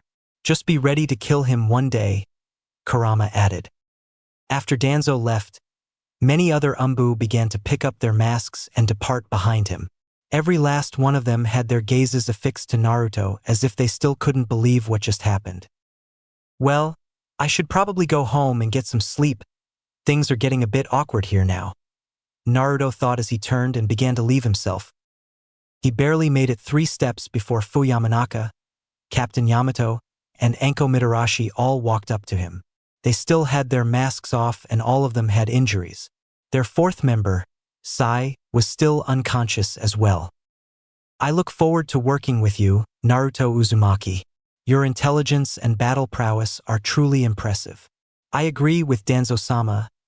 You are indeed a prodigy if you can use the Yondame's legendary flying Raijin. Also, you have my apologies for all that transpired tonight. We were simply following orders, and I bear you no ill will. As your strike team leader, I will happily assist you whenever you need anything, Yamato stated politely as he nodded his head at the blonde. So, this guy's real name is Yamato? It'll be interesting working with someone else who can use wood release. At least he seems nice, Naruto thought as he gave Yamato a reciprocal nod of approval. When we inevitably have to kill these humans, I suppose we can spare this one. At least he knows how to show the proper respect, Kurama snarled. Anko had her arms crossed and looked annoyed. I don't like you, kid, but I'm a professional and I'll work with you. Don't go getting cocky though just because you're some kind of Senju heir or the Yondame's kid. Royal prodigy or not, you're still an arrogant brat to me and my junior here. Also, don't ever speak to me in public for any reason. We are not friends, we're teammates. Got that? That's fine with me, Dango lady. Hopefully, I'll only ever see you on missions. I'll make sure to avoid your favorite Dango spot too. Naruto nodded at her. For whatever reason, Anko looked even more perturbed by Naruto's casual acceptance of her rejection and his obvious lack of interest in her approval. She then looked away almost bitterly. Naruto didn't care enough about her feelings to even wonder why. Fuyamanaka then shook his head. I take the village's safety and prosperity as seriously as Danzo-sama does. So long as you and I share that same sentiment, I will gladly work alongside you, Naruto Uzumaki. I knew you were gifted, but I didn't realize you were this gifted. It seems you've impressed Danzo-sama as well. That's not easy to do. Getting him to tell you about the mission prior to your committing is also unprecedented. He's never been that candid or upfront to any recruit I've ever seen before. Clearly, he believes that you will be our secret weapon. I hope his faith and trust in you isn't misplaced, and I sincerely hope you can keep that monster fox sealed inside of you under control as well.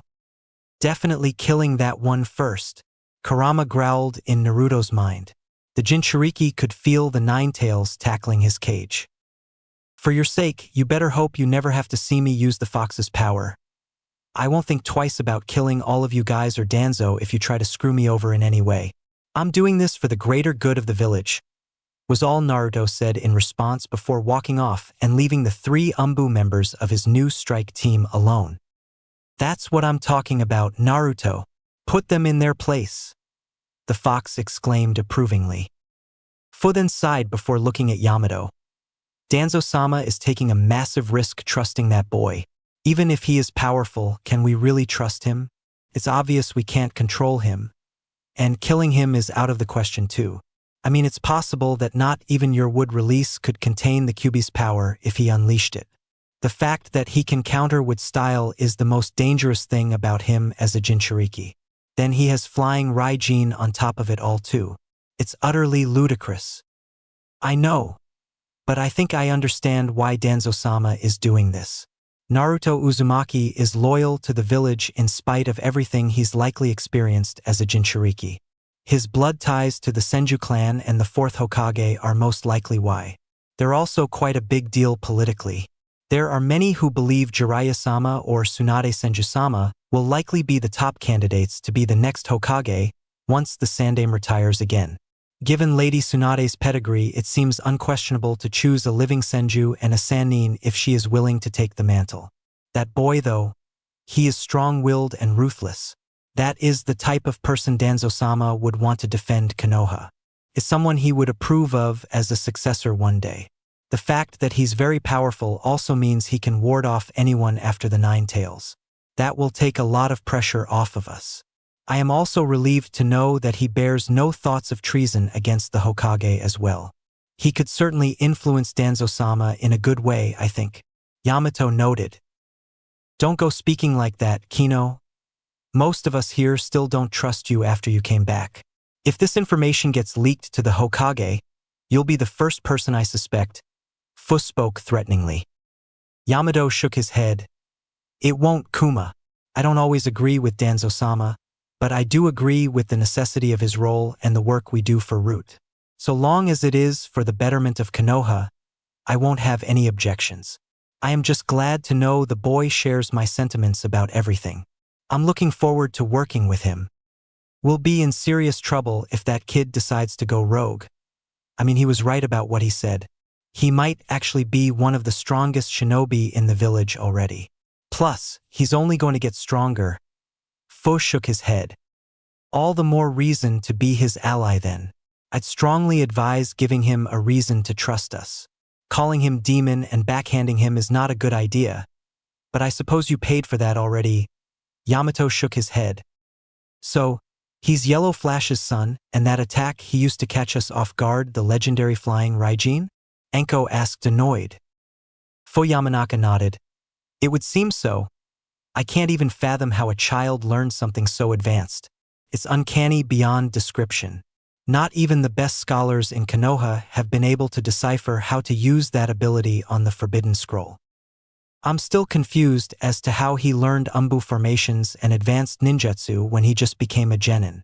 I mean, has he been spying on us all this time too? Enko shook her head. I'm returning to base. You two should go update Sai when he wakes up. Fu Yamanaka sighed before taking his leave. Enko then looked at Yamato. Can't believe we gotta work with 2 kids now.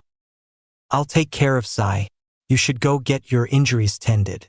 It looks like you're still bleeding, Kasaka. Yamato replied before walking off. Enko scoffed as she departed herself. Damn brat.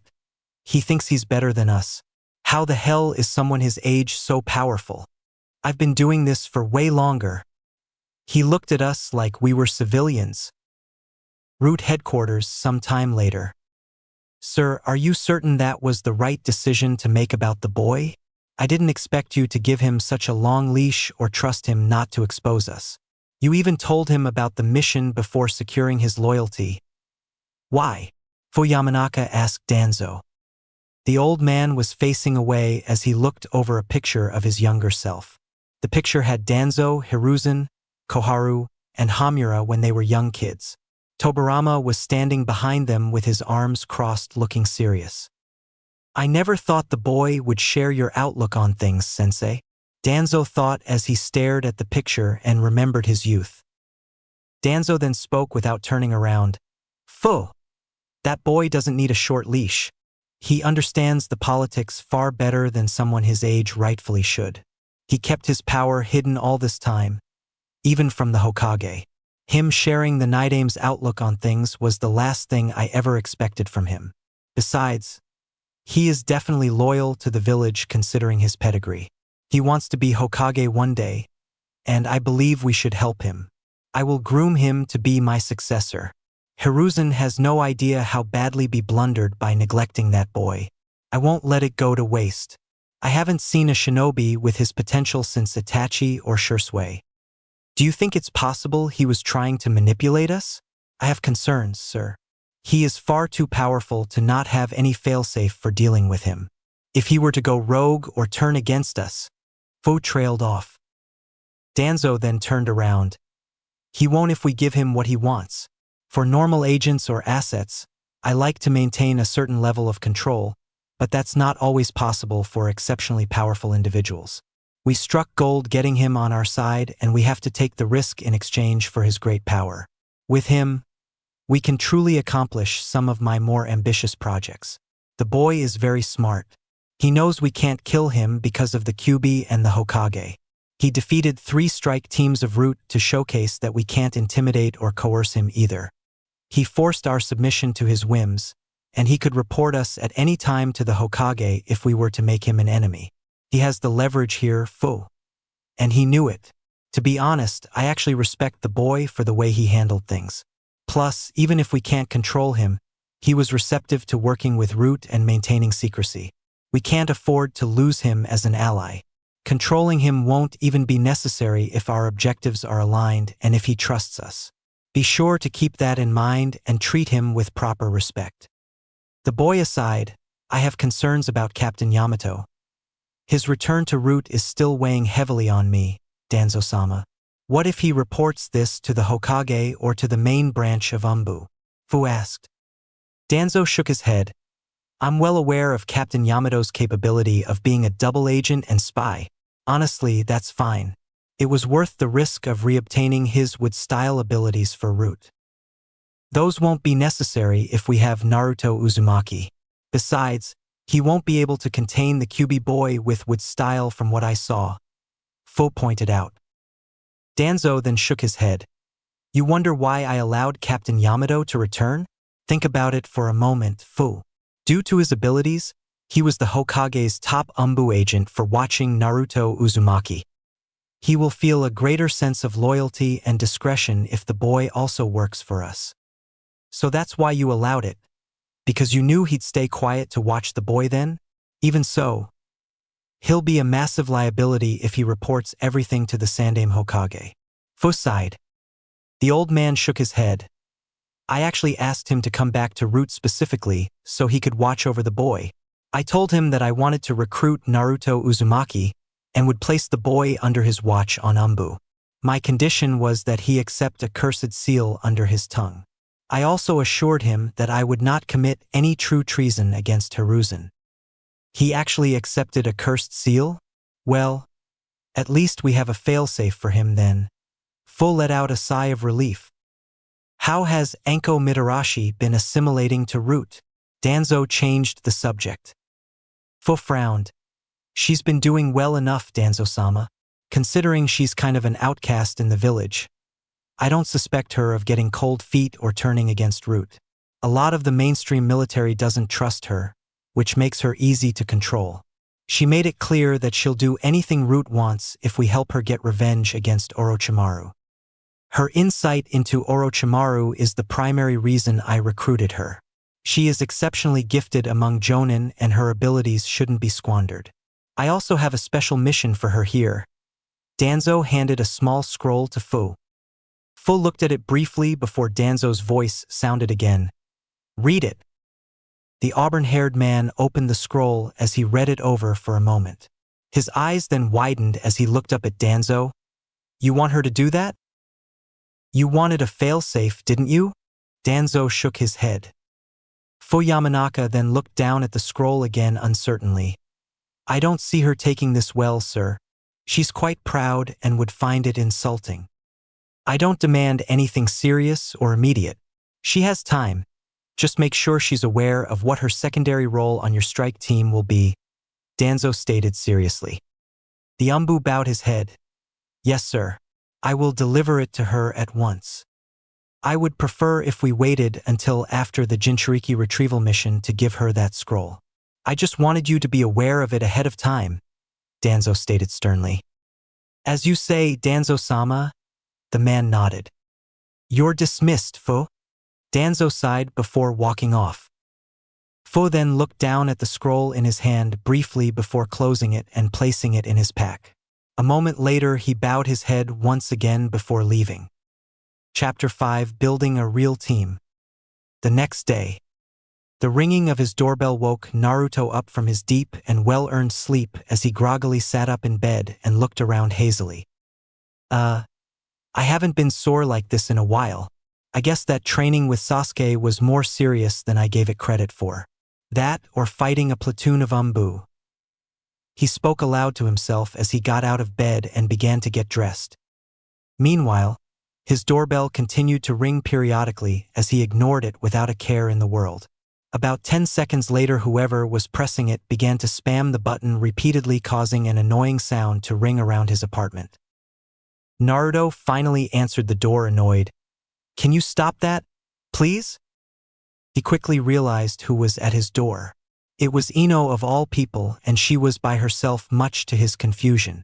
Naruto blinked at her several times in bewilderment before looking over at the calendar next to his door. It's Sunday. What are you doing here? We don't have any training or missions today, I thought. Also, how do you know where I live? Geez, Naruto. I thought you were never going to answer your door. Were you really still sleeping? It's almost noon, Ino complained. Yeah, I probably should get to training. I was out late last night and guess I was tired. You're right. I can't be lounging around even on our day off. Guess I better get back to the grind, he remarked with a yawn before closing his door behind himself and locking up. His complete disregard for Ino's presence there annoyed the other blonde as she leered at him in disbelief. Her face almost went aghast as Naruto walked right past her and made his way for the stairs. Are you seriously ignoring me? Ino called out as she followed behind him in a fit of annoyance. Why are you here, anyways? Did Sensei send you over to get me or something? Naruto asked as he continued walking down the stairs. I can't believe you. We're teammates, and you think it's weird I'm visiting you at home. You're the worst, you know that? Ino complained. He then stopped in his tracks as they reached the street leading away from the apartment and looked back at her. So why are you here then? I can't imagine you'd have any interest in visiting me on our day off unless Sensei asked you to. That's not it at all. Stop being such a jerk. Naruto, I just thought that, well, maybe, you know what, never mind. I'm out of here, Ino sassed before storming away. She didn't make it far before Naruto called out to her, Hey, wait! Ino stubbornly kept walking away, but was shocked when not even a moment later, Naruto moved in front of her at unbelievable speed. She stepped back shocked as his blue eyes met hers again. I'm not used to getting visitors. Sorry for blowing you off. What did you need, Ino? He asked. Oh, so you do remember my name, and now you want to talk. Humph. Ino crossed her arms and looked away in frustration. Look, if you're going to be like that, I'll just leave. Obviously, This is something important if you'd go out of your way to visit me at home on a Sunday. So, what's this all about? Naruto sighed. Ino finally conceded as her mood lightened and she answered, I wanted to talk to you about some stuff. In private. That doesn't sound good, but I'll humor you. Where do you want to talk? He asked. Our Team 10 training grounds. Come on, let's go. She said, almost embarrassed as she grabbed his arm and practically tried pulling him along. He reluctantly followed her, and after a short trip through Konoha, the two genin teammates found themselves at the Team 10 training grounds. Neither one spoke to the other during this time, and after finally reaching an isolated corner of the training grounds, Ino stopped and looked back at Naruto. She seemed gravely concerned, and it was obvious that she had something important to talk about. The blonde girl then broke the silence. Use your sensory skill to make sure nobody else is around first. Got it?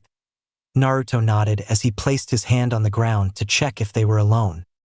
He then stood up and responded sharply, Nobody's around. You can tell me what this is about now. Ino took a deep breath before speaking. The other day, I missed my mind transfer on Asuma-sensei, and I hit you instead. I saw some weird flashes of your past, and there was this dark voice that told me to get out. There's something weird about you. I mean, you're ridiculously powerful for someone our age. The Hokage knows you personally, and my dad seems to think you're evil. Is there something I should know? I wouldn't tell her about me. Brats like this can't keep their mouths shut, and if she finds out, then it won't be long before everyone does, Kurama stated skeptically. Like it really matters. I'm in Umbu now. Besides, her dad might tell her himself anyways. Naruto thought dismissively. Naruto sighed as he looked away. I almost forgot about that. I was actually going to ask you about it myself. What exactly did you see? What does your dad tell you about me? He just says you're dangerous and that I should avoid you. He was pissed when he found out about me being on the same team as you. Also, I guess I sort of saw some of your childhood memories. All the adults were glaring at you, and someone threw a fox mask too. I even heard the word demon. What does it all mean? How do you know the Hokage so well? Just what's your deal? Ino asked with genuine concern. Naruto looked away. The Hokage knew my parents really well. He promised them that he would look out for me after they died in the Kyuubi attack years ago. I don't really see a point in keeping the truth hidden from you since you're bound to find out eventually. Your dad hates me because I'm a Jinchuriki. What are you doing? She's going to tell everyone, idiot, Kurama protested. I know, but I didn't really care about being close friends with her anyways. Her dad is bound to tell her sooner or later, and I'd rather just get this over with now so that she'll stop trying to talk to me. We don't need to worry about this genin squad if we're in Umbu, Naruto explained. I suppose you're right.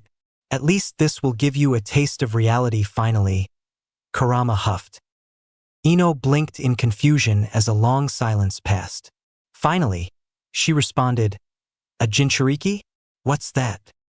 Naruto then lifted up his shirt, showing his stomach to Ino.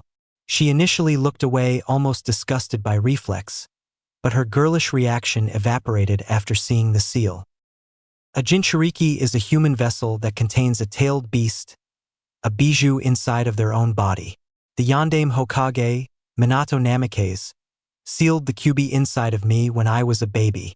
He didn't defeat him, he sacrificed himself to do that.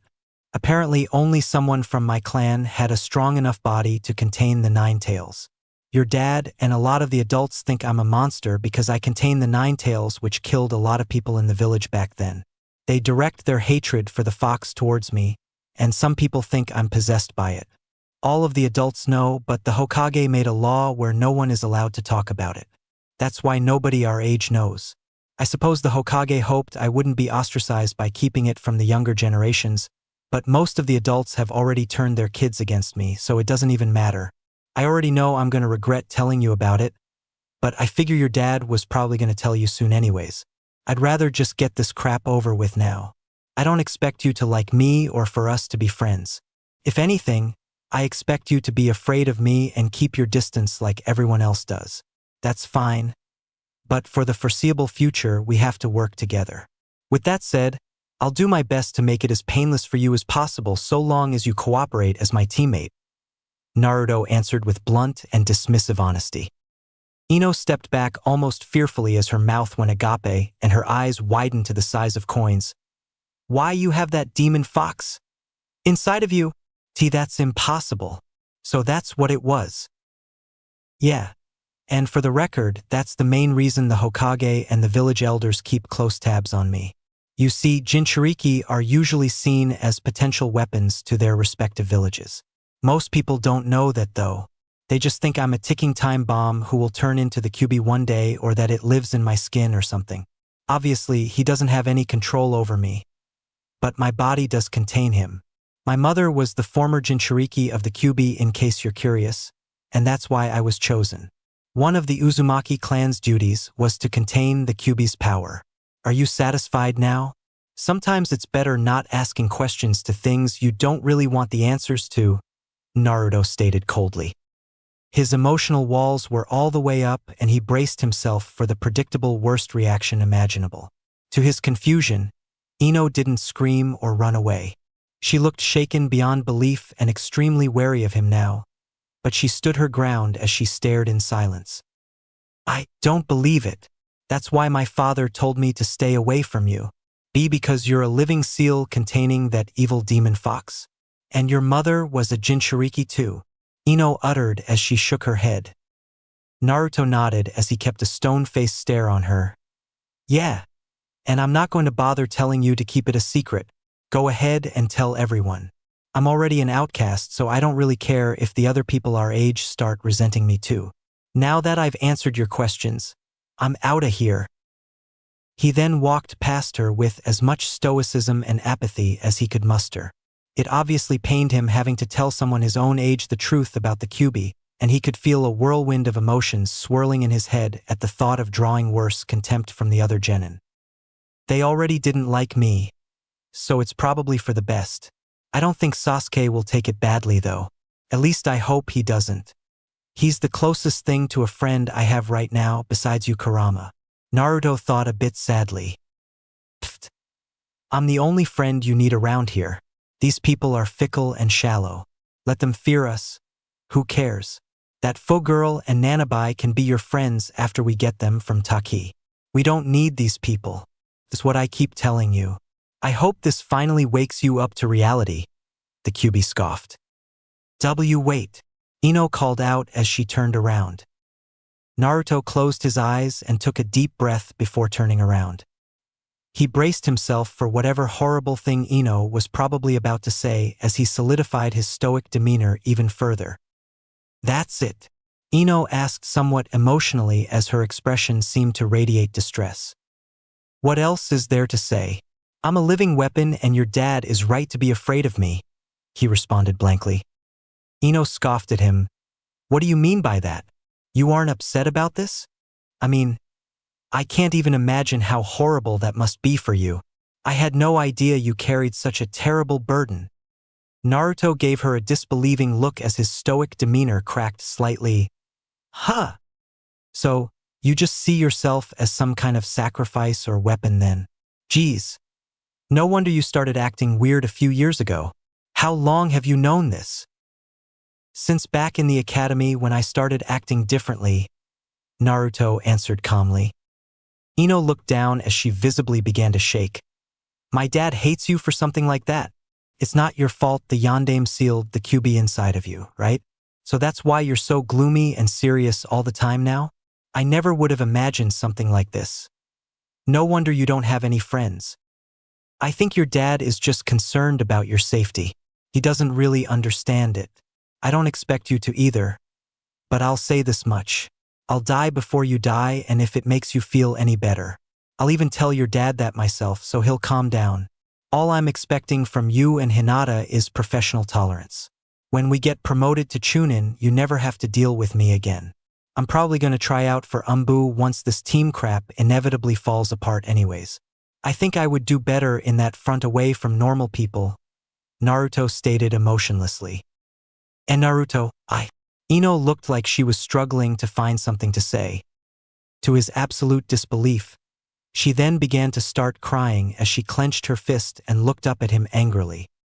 Here it comes, he thought knowingly as he didn't react. She then slapped him as hard as she could across the face, which only caused his head to jerk. His body remained completely motionless as he took the hit without reacting. Are you serious? So, you're just going to isolate yourself from us because you think I'm dumb and I don't understand this situation? Why are you being so cold right now? You don't feel sad or lonely? You really think I'm that shallow and that I don't feel bad for you? She shouted emotionally as tears streamed down her face. He felt his resolve waver slightly as a bit of emotion crept onto his face. The last thing he expected was for the shallow and girly Ino of all people to show him empathy.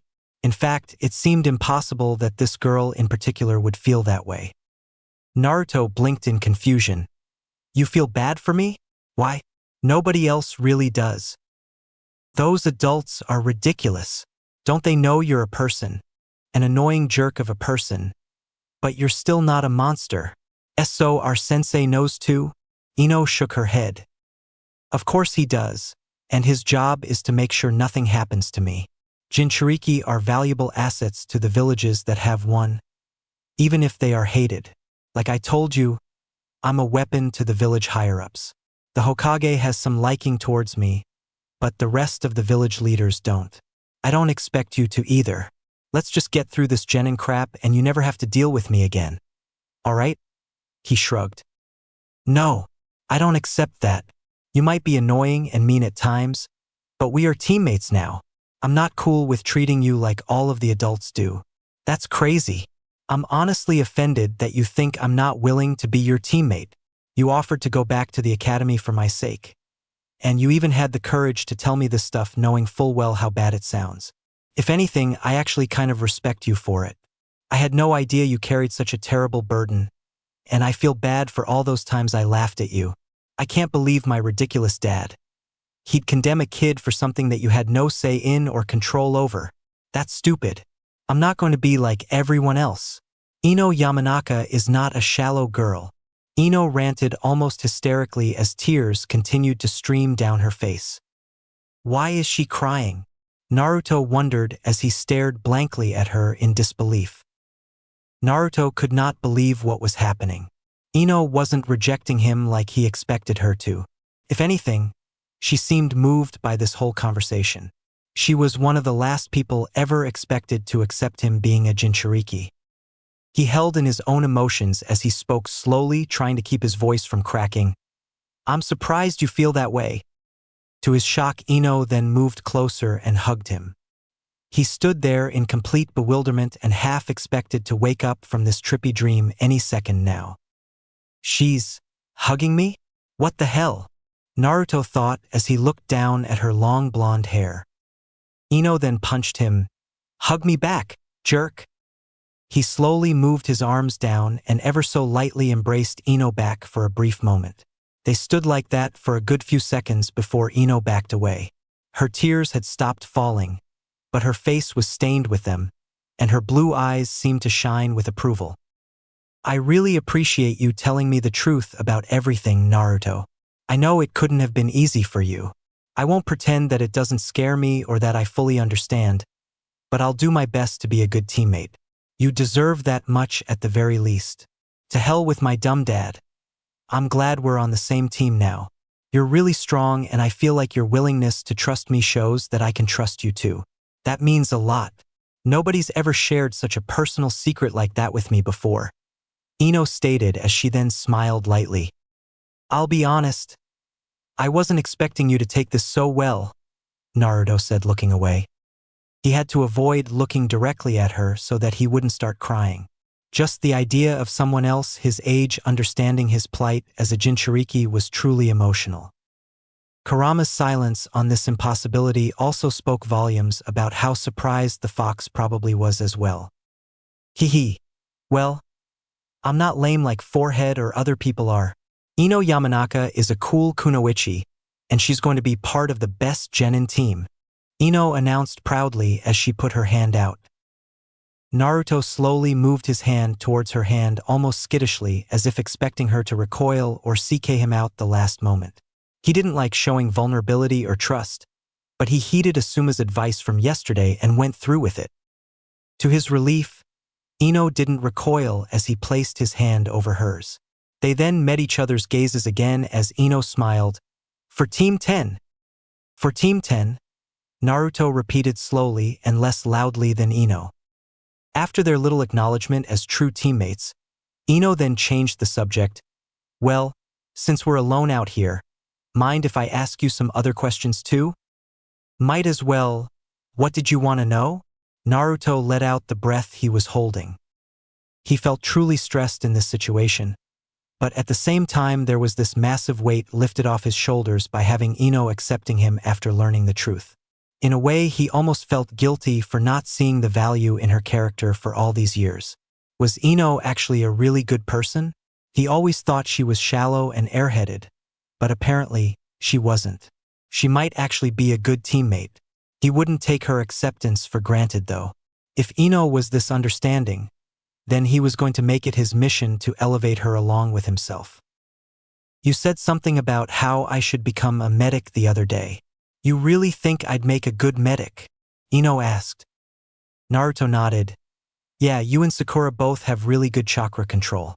I know a decent amount of medical ninjutsu, so I'd be willing to teach you if you wanted." "Hell yeah, I'm all for it.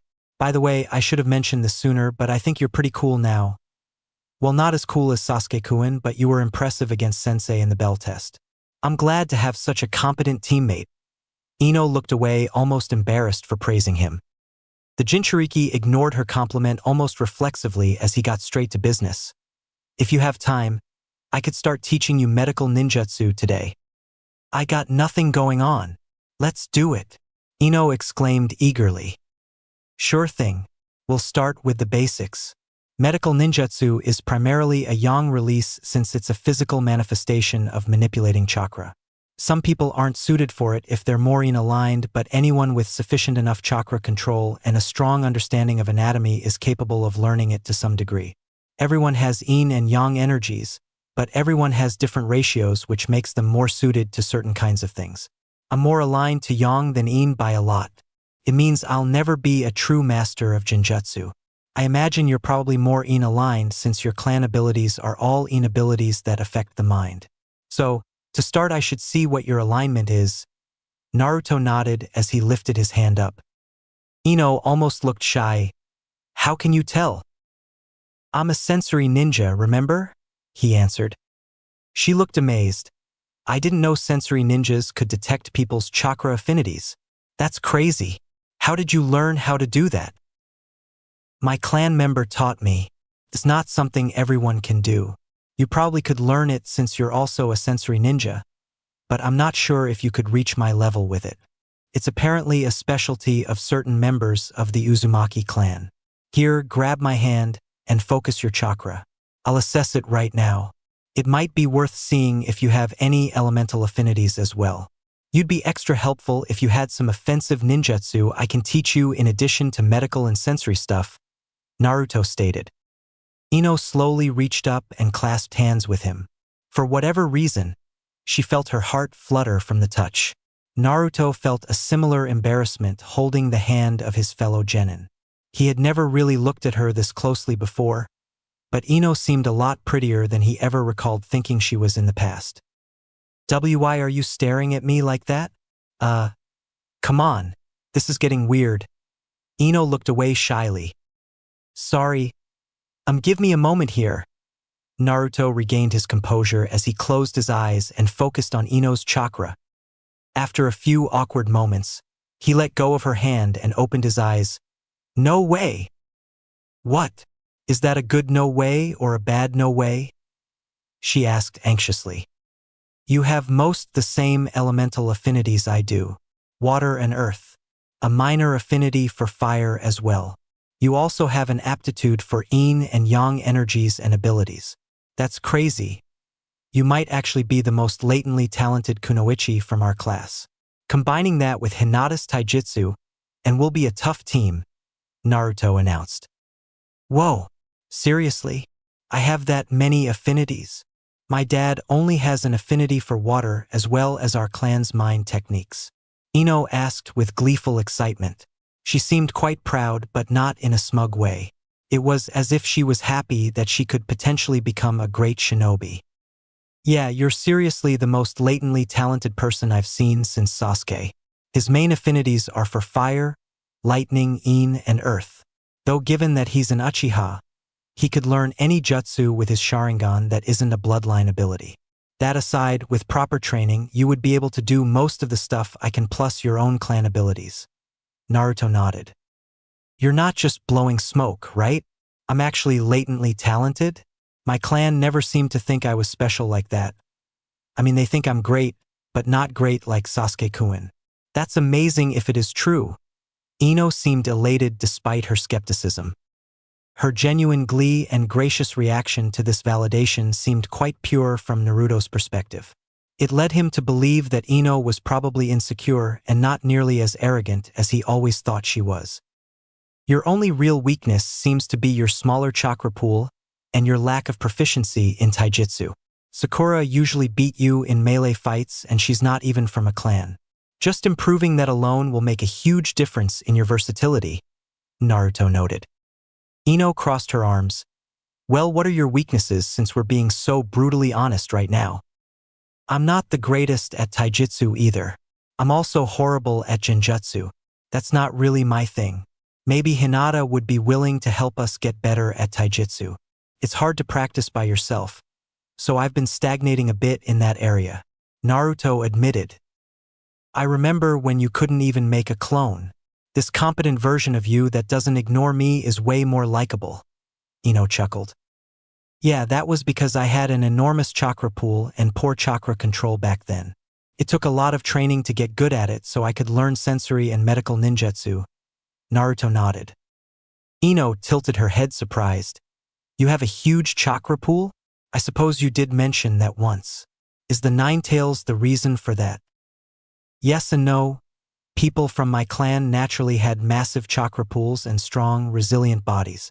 Obviously, the Kyuubi gives me more, but I don't know that much about its power, Naruto answered and sort of lied at the end.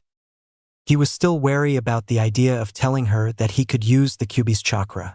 Given how uncertain he was about her acceptance of him still, he figured it was worth holding back on that detail so he didn't ruin this unexpectedly good dynamic they had just built.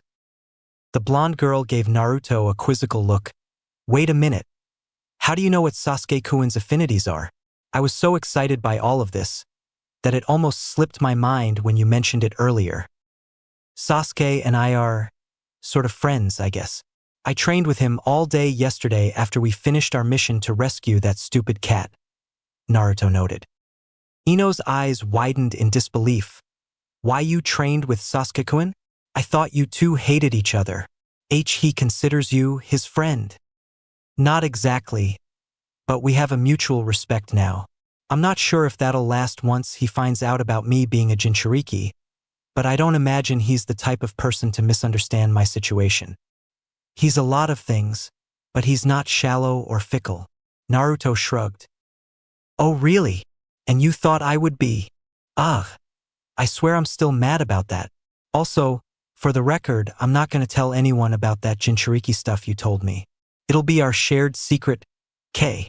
Ino sassed. You're not going to tell anyone? Naruto asked surprised. Ino nodded. Yep. And in exchange, you're going to train me in all this ninjutsu stuff so that we can be the best genin team in Konoha. Once I'm super strong and awesome, even Sasuke-kun will have to acknowledge me. Plus, I can't wait to humiliate Forehead when she sees how strong I get. She'll be so jealous. Yeah, okay. Whatever motivates you, I guess. Naruto rolled his eyes. 2 weeks later. The aftermath of Naruto telling Ino the truth about Kyuubi was truly a change of pace in the dynamic of Team 10. Every single day since their conversation, Naruto had been spending an overwhelming majority of his free time training Ino. His training wasn't nearly as intense as what Tobirama put him through, and it was obviously slower given the absence of Ino being able to do shadow clones. But Ino actually had a surprisingly good foundation and was decently talented. For the first few days, he would teach her all of the basics about sensory tracking, chakra analysis, and chakra control. Given the fact that Ino already had good chakra control, it wasn't too difficult for her to pick up on a lot of it almost immediately. To add difficulty to her training, Naruto would transfer his own chakra to her and make her relearn chakra control with a larger pool. He quickly discovered that she also had a latent ability to transfer chakra, and it made it easy for him to supplement his own to her periodically so she could keep going.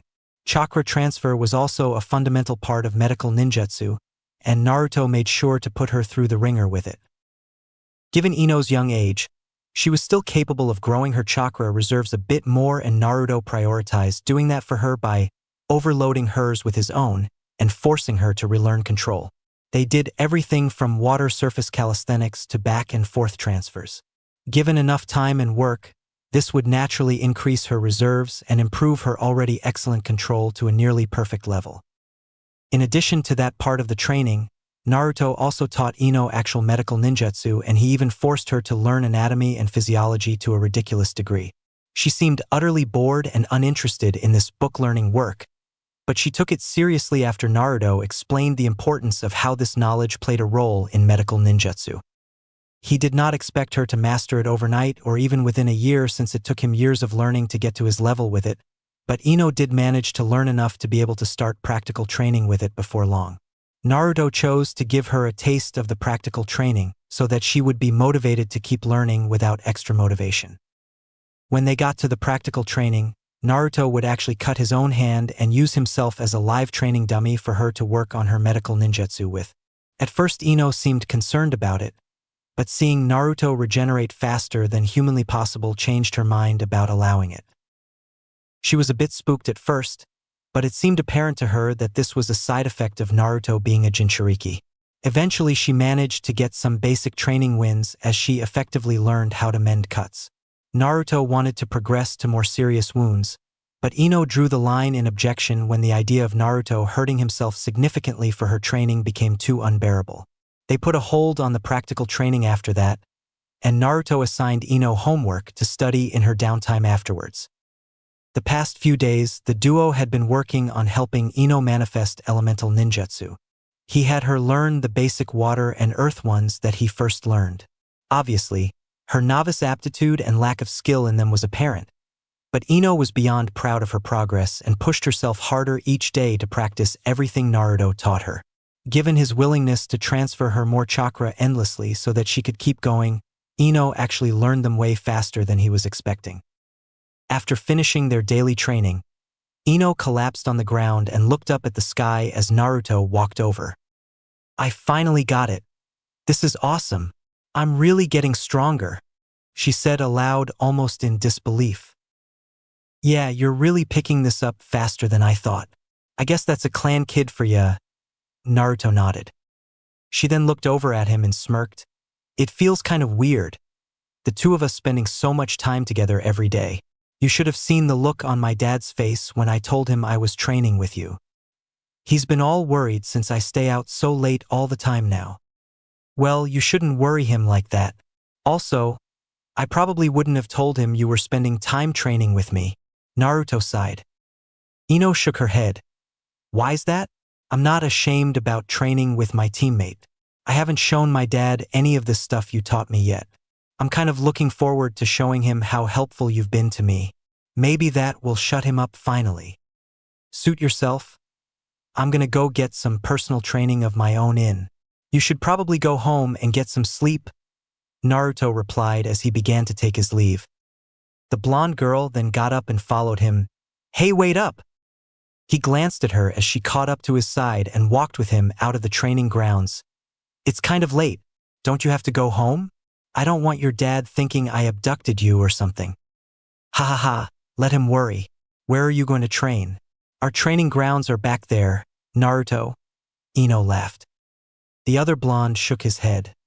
"I sometimes go a bit further out of the village. I'm kind of a private person, as I'm sure you've noticed." "Pfft. Yeah, Mr. Mysterious has to go have his edgy solo training session, huh? Why don't you take the night off? You look pretty tired, and we do have missions to do tomorrow." Ino shook her head. Naruto frowned.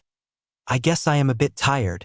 I transferred a ton of chakra to keep you going all day." "Oh ho ho, so you got jokes now?" I never asked you to do that, but you just insisted on helping me. Don't go blaming me over your boneheaded decision. I was fine on my own, I'll have you know. I'm not some damsel, Ino countered. Yeah, that's why you kept collapsing. But whatever, I'll go home if you go home, Naruto chuckled. What time is it? 9 p.m.? Why don't we go get some food or something? I'm not in the mood to go home yet. Also, I don't believe you when you say you're going to go home too. I'm going to make sure you do. Ino stuck her tongue out at him. Naruto rolled his eyes. Don't you have some big important social life outside of training with me? I thought you said you had stuff to do tonight. The past 2 weeks, all I kept hearing was, oh, but I have to go to my friend's house that day, Naruto. Or my favorite one. The girls and I were going to go shopping on Saturday, so I can't stay late today. Oh, give me a break. I did not sound like that. Besides, it isn't easy maintaining this beauty. I'll have you know. I can't let forehead get ahead of me in trying to impress Sasuke-kun. A girl needs her amenities, Ino stated sassily. Well, I'm gonna go home, I guess. Naruto shrugged at her as they made their way through the streets. Oh, come on, you dense idiot. Weren't you going to treat me to dinner as thanks for hanging out with you all day? Ino protested as she grabbed his arm. I don't recall saying I was going to do that. Plus, everywhere is closed this time of night. Not to mention, I don't feel like breaking the bank just to feed you, he scoffed. Ino narrowed her gaze and glared. What's that supposed to mean? I don't eat that much. Look over there, an open ramen stall. Time for you to pay up for all that torture you put me through lately. Come on, we're going. Naruto reluctantly allowed Ino to drag him along to the ramen stand. It was Ichiraka Ramen, his favorite place. Upon getting there, Naruto noticed the daughter of the owner, whose name was Ayam, working the counter as her father cooked in the background. Hello, 2 tonkatsu ramen bowls please. He's paying, Ino announced as she successfully planted Naruto in a seat before sitting down next to him. I'll have a miso ramen instead, Naruto corrected. 2 tonkatsu ramen bowls please. 1 for each of us, Ino repeated before sending him a sharp glare. Ayam looked surprised by Naruto's presence there and greeted him warmly. Hello, Naruto-kun. It's nice to see you came back. Is this your friend? We're teammates. Goofball and I here are genin on Team 10, Ino announced proudly. Goofball, Ayam chuckled. I've never heard anyone call Naruto-kun that before. Well, we'll give you guys a discount. We always give Naruto-kun one since he's such a loyal customer. Her father then poked his head out and beamed happily. Oi, Naruto. Haven't seen you in a week or so. You getting the usual miso ramen? We're getting tonkatsu ramens, please, Ino insisted once again. Naruto sighed. I guess I'll go with her recommendation and get something different. Good to see you guys still open, Ichiraka-san. The man focused his attention on Ino briefly. I don't recall seeing you before, young lady. Are you a friend of our top customer? Ino then glanced at Naruto and started laughing. I didn't realize you were a regular here. If I knew you got discounts at this place, I'd have made you take me here weeks ago. She's his genin teammate, Dad. Ayam added some context. The man nodded in approval. Such a lucky boy. Being a team with a beautiful young girl like that. Don't worry, kids. I'll make you the best tonkatsu ramen I've ever made before in celebration of your new team. The man then went back to cooking and seemed to be in a good mood after his interaction with them. Ino then leaned over and whispered to Naruto. These people really like you. Kinda weird. Just how much money have you spent at this place? More than I'd care to admit. I try not to eat here every day, but usually I come by 5 times a week. I burn a lot of energy training, and the calories are good for me. It's been about a week though, and they usually get concerned if I don't show up periodically, he shrugged. After doing a few minor tasks to help her father, Ayam then came back to the counter and smiled. I'm really surprised you're getting the tonkatsu, Naruto-kun. I didn't really have a choice apparently, he shrugged before looking at Ino. The blonde girl jabbed him. Shut up. You're going to love it. I have a super refined palate, so obviously anything I like, you surely would as well. Just because we have similar affinities doesn't mean we have the same taste. I mean, obviously tonkatsu is good, but I wanted the miso. He shook his head. If I have to get out of my comfort zone to do your little boot camp, then you're going to get out of yours. Teamwork 101. Equivalent exchange. Ino laughed. Naruto then looked at Ayam. Anything you guys make is good, so I'm not worried. I'm glad to see you have such a close friend your own age. You two are really cute together. Ayam smiled before getting back to work. Cute? Ugh. What you mean we're cute together? Don't go getting the wrong idea. We're just teammates. Ino responded with embarrassment as Ayam turned around. Yeah, that's right, just teammates. She's a really cute girl, but Ino likes Sasuke. Whatever. Someone like me isn't cut out for that kind of stuff right now. Tobirama-sensei told me not to even think about girls until I grew up anyways. Naruto thought as he pushed aside his subconscious thoughts that this almost looked like a date. So, tonkatsu ramen? You're a pork fan, huh? Is that why Sakura always calls you Ino Pig? Naruto broke the awkward silence as they waited for their food. Ino's eyes shot open in horror as she turned to punch him. Hey, that's not funny. And don't go telling Forehead about this. Just because I like pork ramen doesn't mean I'm a pig. Jerk. Ah. Naruto lightly rubbed his shoulder and sighed. Yeah, I got it. I won't say anything. Not like I talked to Sakura anyways. Hey, Naruto. You used to have a crush on Sakura, right? Why, if you don't mind me asking, what did you like about her? Ino broke the following silence as she nervously avoided his gaze. I thought she was cute, I guess. Sakura is also pretty smart and is surprisingly competent for a non-clan kid. I don't really know what I saw in her back then other than that. Maybe I just liked the idea of trying to win her over since she was into Sasuke.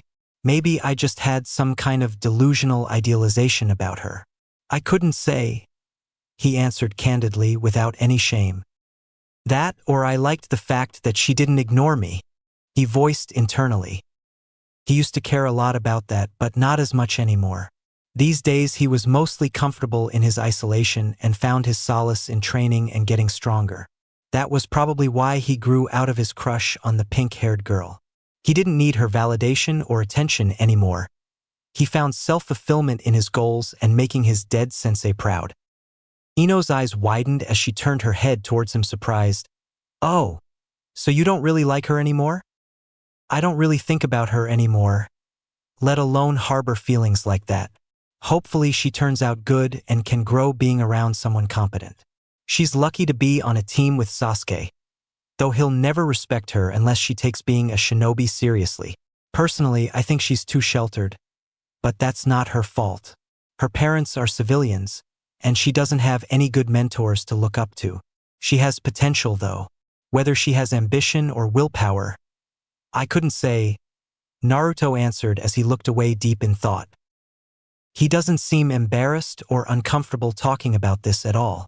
So he really doesn't like Sakura anymore. No way. Who does he like then? Ino thought, surprised. She then shook her head. I still can't believe you think so highly of Sasuke-kun now. Weren't you calling him team all those years? Sasuke and I have a lot in common considering we're both orphans with rough pasts, and we both have lofty ambitions. I hope we can be friends. It would have been awesome if he was on our team, but that would be a bit overpowered and unfair. Besides, it would probably distract you. I hope Sakura and Kiba aren't annoying him, Naruto noted. I swear every day you surprise me more. Well, at least you've finally seen the light and can admire Sasuke-kun like I do, Ino nodded. Their meals then arrived moments later as the two focused their attention forward. Ita de Kamasu, they both said almost in perfect unison before beginning their meals. Naruto ate in silence as his mind focused on urgent things he wanted to work on. Ino's progression has gone pretty well, but I definitely need to find some way to convince Hinata to train with me. I don't know why it's so hard for me to ask her if she wants to come along. For such a meek girl, she's a bit unapproachable even for me. She kind of just rushes home immediately after our missions and training. Maybe I hurt her feelings by being too blunt the other day. She probably didn't respond well to me trying to toughen her up. I wouldn't mind talking to her, but it would feel too weird to visit the Hyuga compound. They'd probably crap a brick if they saw me show up there. Maybe I'll ask her tomorrow. She keeps saying she's busy. A bit of recon wouldn't hurt either, but the last thing I want to deal with is getting noticed stalking a clan heir. Lost in his thoughts about how to approach Hinata, Naruto didn't even notice that Ino was staring at him the entire time they ate. She watched him almost like a hawk as she examined his expression and his features. She almost got lost in thought herself as she tried to wonder what he was thinking about. Why did he stop talking to me all of a sudden? This is getting awkward. Did I say something wrong to him? At least he seems to like the tonkatsu ramen. What's wrong with me? Why do I care what that oaf is thinking or what he likes? Is he ignoring me? I told Ino about me being a Jinchuriki. I'm surprised she's kept it to herself. A part of me wants to tell Hinata as well, but I don't know. She seems too soft-hearted and might not be understanding. I'll hold off on that. At the very least, I need to get her involved in training. She showed a lot of potential in that bell test. More than I was expecting. I wonder if she's noticed Ino and I training together? I haven't sensed her in over 2 weeks. I guess she stopped stalking me when I called her out on it. I should apologize to her. A team is only as strong as its weakest link, and I'm positive I can help her out. The only problem is getting her to trust me and making her comfortable with us. Naruto brainstormed. Is he seriously still ignoring me? What's his problem? Ino thought, annoyed as she leaned over a bit. Is something wrong? Naruto snapped out of his mental daze as he turned to look at Ino, perplexed by her proximity. She immediately recoiled and huffed in annoyance as she looked away and started to ignore him. He looked at her confused. Look, I'm not a mind reader. What is it? Clearly you have something you want to say. Ino reveled in ignoring him now as he looked at her perplexed. Her inner self was shouting though. How do you like that? Uzumaki? Have a taste of your own medicine. Not fun being ignored, is it? She waited a few moments before stealing a glance back at him, and her eye twitched when she saw Naruto lost in a mental daze again as he began to start drinking his ramen broth and stared blankly at nothing. Is this guy for real? Ugh! Ino fumed mentally before slurping down the rest of her ramen bowl. Finally, she couldn't bear the silence any longer and spoke. It's getting late. I'm going to go home. Later, Ino. Naruto waved as he put down his money to pay before standing up and walking away. The girl was furious at his casual disregard for her leaving and couldn't help but follow him as he departed. She then scoffed. Actually, on second thought, I'm going to make sure you actually go home tonight. You were just waiting for me to get bored, weren't you? Okay. If you really have nothing else to do. Naruto shrugged as he kept his gaze forward and walked back to his apartment. Ino felt her heart racing as she caught up to his flank and walked alongside him. What am I doing? What's wrong with me? Why am I chasing him? They walked in silence for a moment before Ino coughed. I was thinking, we should really try including Hinata in our training sessions too. Good idea, Ino. I was thinking the same thing. She's been a ghost lately, going home immediately after missions and our training with Sensei. I was going to ask her tomorrow. Naruto nodded in approval. Assuming you actually get some sleep tonight, I swear if you show up tomorrow with circles under your eyes, I'm going to be pissed. Don't go sneaking out to train after you get home. Got it? Ino complained. Chill out with the yelling. I'm too tired for that anyways. I definitely want some sleep, so I'm fresh for training Hinata. He shot back. Ino crossed her arms and frowned. Good. It'll be nice to have her around. I don't want people to start getting the wrong idea. Abu dash. The blonde girl immediately silenced herself when she realized what she was about to say. Not only did she not want to spitefully offend Naruto with her comment, but it was beyond embarrassing to say aloud what the perception might have looked like seeing a boy and a girl hang out together all day. Yeah, I don't want to ruin your reputation. I get it. The adults might think less of you for being seen alone with me outside of team stuff. No need to be coy about the situation. I'm not offended. I understand. Naruto replied a bit densely. Ino couldn't respond as she looked away. She wanted to say that she wasn't embarrassed to be seen with him, but ultimately decided it was best to keep her real thoughts about the matter to herself. She considered herself a bit fortunate that Naruto was too dense in his social mannerisms to understand what she was implying. People might have thought they were dating if it was just the two of them hanging out all the time. As that thought crossed her mind, Ino mentally recoiled. I can't believe I even thought of that. I'm glad he didn't. I might have died of embarrassment if he got the wrong idea. Besides, Hinata likes him. She would really hate me if people started getting that impression. I guess I'm lucky this oaf doesn't see me as a girl. That'd be so weird if he was into me like he was into Sakura. Night, Ino. Good job with all your training today. Let's go kick some ass tomorrow. And remember, the only easy day was yesterday, Naruto remarked as he walked up to his apartment door.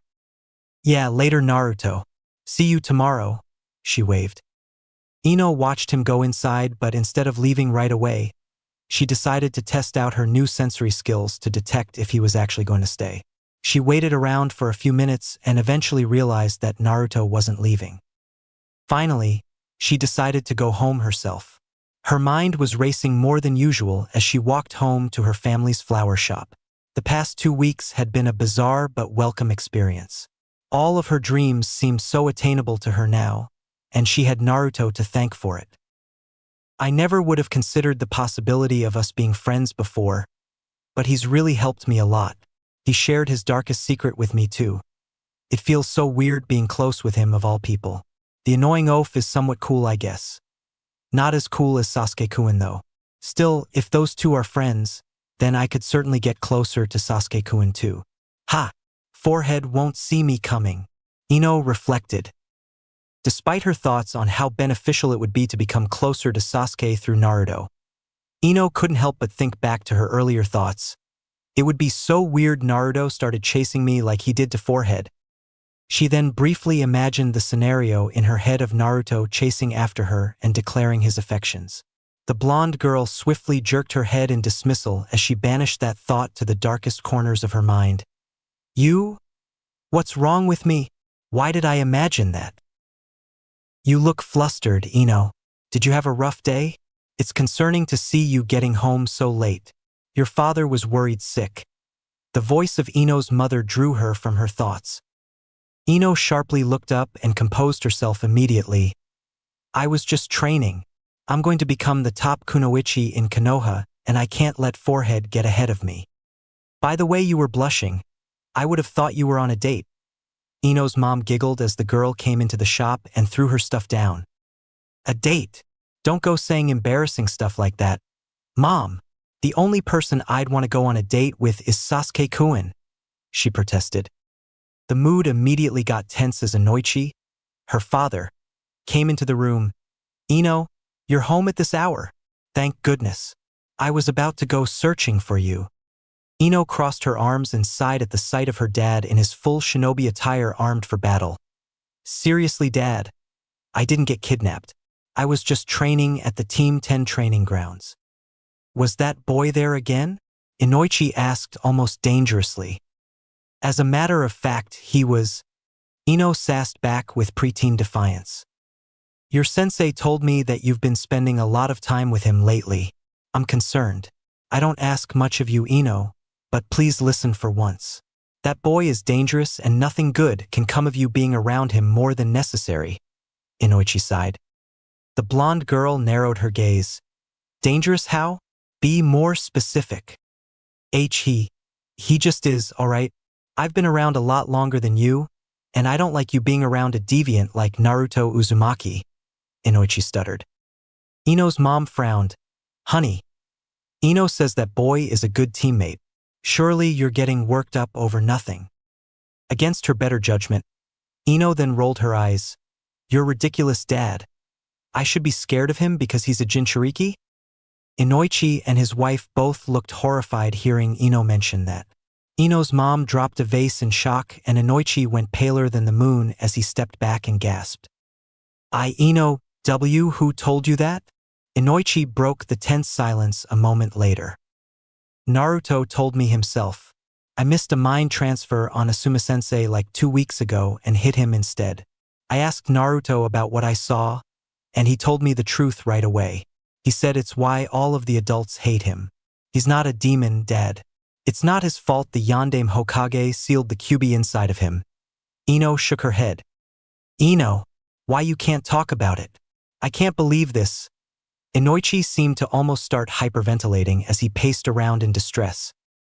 Ino's mom finally recovered from her stupor as she walked over and placed a hand on Ino's shoulder. Ino, I'm not a dumb kid, so stop treating me like one. Honestly, I respect Naruto for telling me himself. He actually assumed I would react like you guys and was talking about going to Umbu or something. He's not trying to deceive me and he's not a demon. A jerk maybe. But at least he's honest and he takes me seriously, unlike you two. Before you have a heart attack, Dad, you should know that Naruto is actually super skilled and competent. He's been teaching me medical ninjutsu. Wanna see? Ino shrugged off her mom's hand as she walked over towards her father. Inoichi calmed down a moment later and went wide-eyed. What? That's crazy. You're way too young to be learning advanced stuff like that from another genin. Ino's hands then glowed green, causing her parents to go wide-eyed again. I've been getting better at it each day. He also taught me some water and earth jutsus. He said I have a slight affinity for fire too. How would he know all of that? Inoichi asked skeptically. He's a sensory ninja like you and me. Honestly, I think he's better than you are. A lot better. The guy is as good as Sasuke-kun. Better in some ways unbelievably, Ino stated factually. There's no record of him being a sensory ninja. How does he know all of that stuff?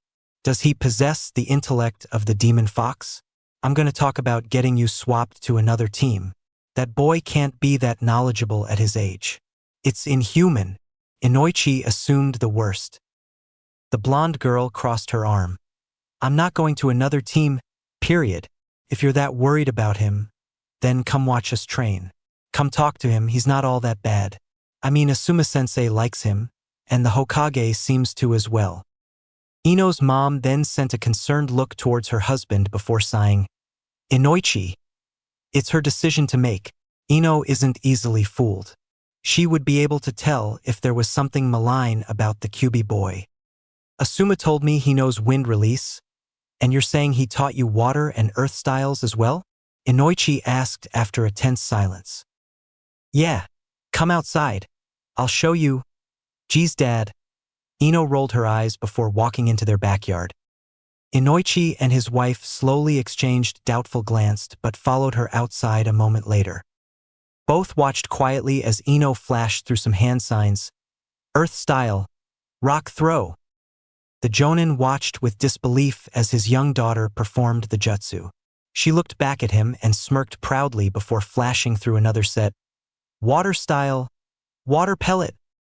Afterwards, Ino dusted her hands proudly before striking a pose for her parents. See, I'm learning ninjutsu from Naruto. You're wrong about him, Dad. He's been really helpful. I'm glad he's my teammate. I'm going to be the best kunoichi in Konoha. Just wait and see. Inoichi's jaw was as wide as it could possibly go, and he was staring in utter shock as the revelation of Ino's claims began to dawn on him. He couldn't believe it. The Jinchuriki boy was teaching his daughter, who was barely out of the academy, elemental ninjutsu. Ino's mom then clapped proudly. My word! That was impressive, dear. Your training certainly seems to be working. Inoichi looked at his wife, a bit surprised by her support, but he then took a deep breath and sighed. I suppose with results like that, he actually is training you. Wow, I don't know what to say. I didn't start learning elemental jutsus until I was a chunin. I'm telling you, Dad, he's not what you think. Seriously, just come by and watch us train tomorrow. I won't even tell him you're coming, though he'll probably sense you before you get close. He always knows when Asuma-sensei is coming, the man's daughter insisted. He's that advanced at sensory detection? That's concerning. Inoichi thought, surprised. Finally, Inoichi conceded as he nodded. All right, I'll see what this boy is really like for myself then. I'm also going to scold him for telling you about the QB. The Hokage passed a law that forbids anyone to speak about it. I expect you to keep that to yourself or I'm going to get in trouble. Understand, young lady? I wasn't going to tell anyone anyways considering how you two overreacted, Ino groaned. She then haughtily walked past her parents inside, almost proud of herself for winning the argument about her teammate. After she went upstairs to her room, Inoichi's wife then spoke to him. I understand your concern, darling, but you know how she is. When she makes up her mind about something, there's no changing it. Maybe that boy isn't so bad if he's willing to teach her advanced ninja skills. Did you see how happy she looked? I haven't seen her like that since she was still friends with Sakura. Asuma seems to think Naruto Uzumaki is gifted. I guess he really is if he could teach Ino this much stuff in such a short time. I'll go have a talk with him, I guess. I need to look into his eyes and see if he really is a good person, Inoichi said distantly. If nothing else, at least try to appease our daughter. She's going to be very upset with you if you go and make a scene. Ino's a good judge of character and I know she's in good hands with Asuma looking over her too. I mean, obviously Naruto Uzumaki is dangerous, but he's clearly looking out for our daughter. Besides, I haven't heard about any discontent from the Hyuga clan about their heir being on his team. Surely, they would know better than us if the boy was a danger to his teammates. The man's wife reassured him. You make a good point. The Hyuga clan seems to be tolerant of him. I guess I'll go by after work tomorrow when they're done with their genin duties and see for myself. If that boy gives me any weird vibes though, I'm going to demand her transfer to another team immediately, the man announced before walking inside. Meanwhile upstairs, Ino was lying in her bed and felt a bit of glee in finally being able to shut down her dad's obnoxious complaining about Naruto. She felt vindicated telling her parents to their faces that they were overreacting and were wrong. She felt relieved that she didn't get in trouble for it either. Ino stared anxiously at the ceiling as she thought about the next day. For whatever reason, the last thoughts in her head before finally falling asleep were of her and Naruto training. It was strange, but she looked forward to it every day now. The next day, after doing 2 ridiculous D-rank missions for most of the morning and early afternoon, Team 10 finally made their way back to the training grounds. Asuma seemed to be in good spirits as he lit up a smoke and laughed. Good work with that paint job on the roof, Naruto. You're a man of many talents, I see. I might have to hire you to paint my roof one of these days too. Naruto slumped behind him unamused as he shook his head. These D-rank missions should be illegal. Making kids do hard labor for old people is inhumane. I feel like we wasted a whole day. Now, don't go getting gloomy on me, Naruto. They're not that bad, Asuma chuckled. Ino then shook her head. I feel like we're being hazed. The roof job wasn't that bad. But you must think it's funny making me weed gardens half the day. Just because my family works at a flower shop doesn't mean I'm Queen Green Thumb. I'll bet you chose that mission on purpose. Didn't you? Did my dad put you up to it, Sensei? He did, didn't he? I thought you kids did really well. You definitely get these missions done faster than most genin do, Asuma chuckled. Naruto then looked over at Hinata, who was being oddly quiet. Well, truthfully, she had been quiet for the past 2 weeks. Hey, how are you feeling, Hinata? Naruto asked. She looked at him and smiled weakly. I am just tired, Naruto-kun. Thank you for asking, though. I noticed she's stuttering less these days. Maybe she's just getting used to me finally, Naruto thought. Ino then walked between the two of them and jabbed Naruto in the shoulder. I'll bet you snuck out to train last night. You looked awfully tired when you were painting that roof. I went to bed, geez, you need to mind your own business, Ino, Naruto replied. Well, you need to work on your stamina then. You aren't going to become Hokage if roof painting tires you out. Just saying, Ino sassed. Naruto shook his head. We would have been done 2 hours ago if you didn't decide to redo that lady's whole garden and were there to help me. I swear you got some kind of obsessive-compulsive disorder. If I get hired for a job, I'm going to do it right and not quick. Besides, I didn't see you trying to help with that. Hinata and I did most of the work there. Ino shot back. Yeah, well, that old guy wanted me to freaking wash his house too. Cut me some slack. I was doing manual labor while you girls just played around with flowers in the garden. Naruto noted. Oh yeah? Well, next time, I'm gonna make you do the weed picking, she said, amused as she pushed him. Naruto then pushed her back. Don't go biting off more than you can chew. You're the one who needs stamina training. You kids are awfully feisty today. Good. You can work off all that extra energy with team training. Asuma laughed. As Ino and Naruto continued to banter, Hinata meekly looked between them and the ground. It did not go unnoticed to her that Ino and Naruto were closer now. She knew they had been training after the workday, but she didn't dare stick around to watch since she now knew Naruto could track her. She would use her Byakugan to spy on them though. The Hyuga girl couldn't quite describe the feeling as anything other than pure, suffocating jealousy. In spite of that feeling, she didn't have the courage to say anything and felt a bit excluded from her team. Nobody had ever been this close to Naruto before, and it made her feel sick seeing Ino of all people doing what she wished she could do, bantering with Naruto. She knows I like him, are they? No. But she immediately interrupted when Naruto-kun was trying to talk to me earlier. I thought Ino-chan liked Sasuke-kun. Why are they so close now? Is she Naruto-kun's type?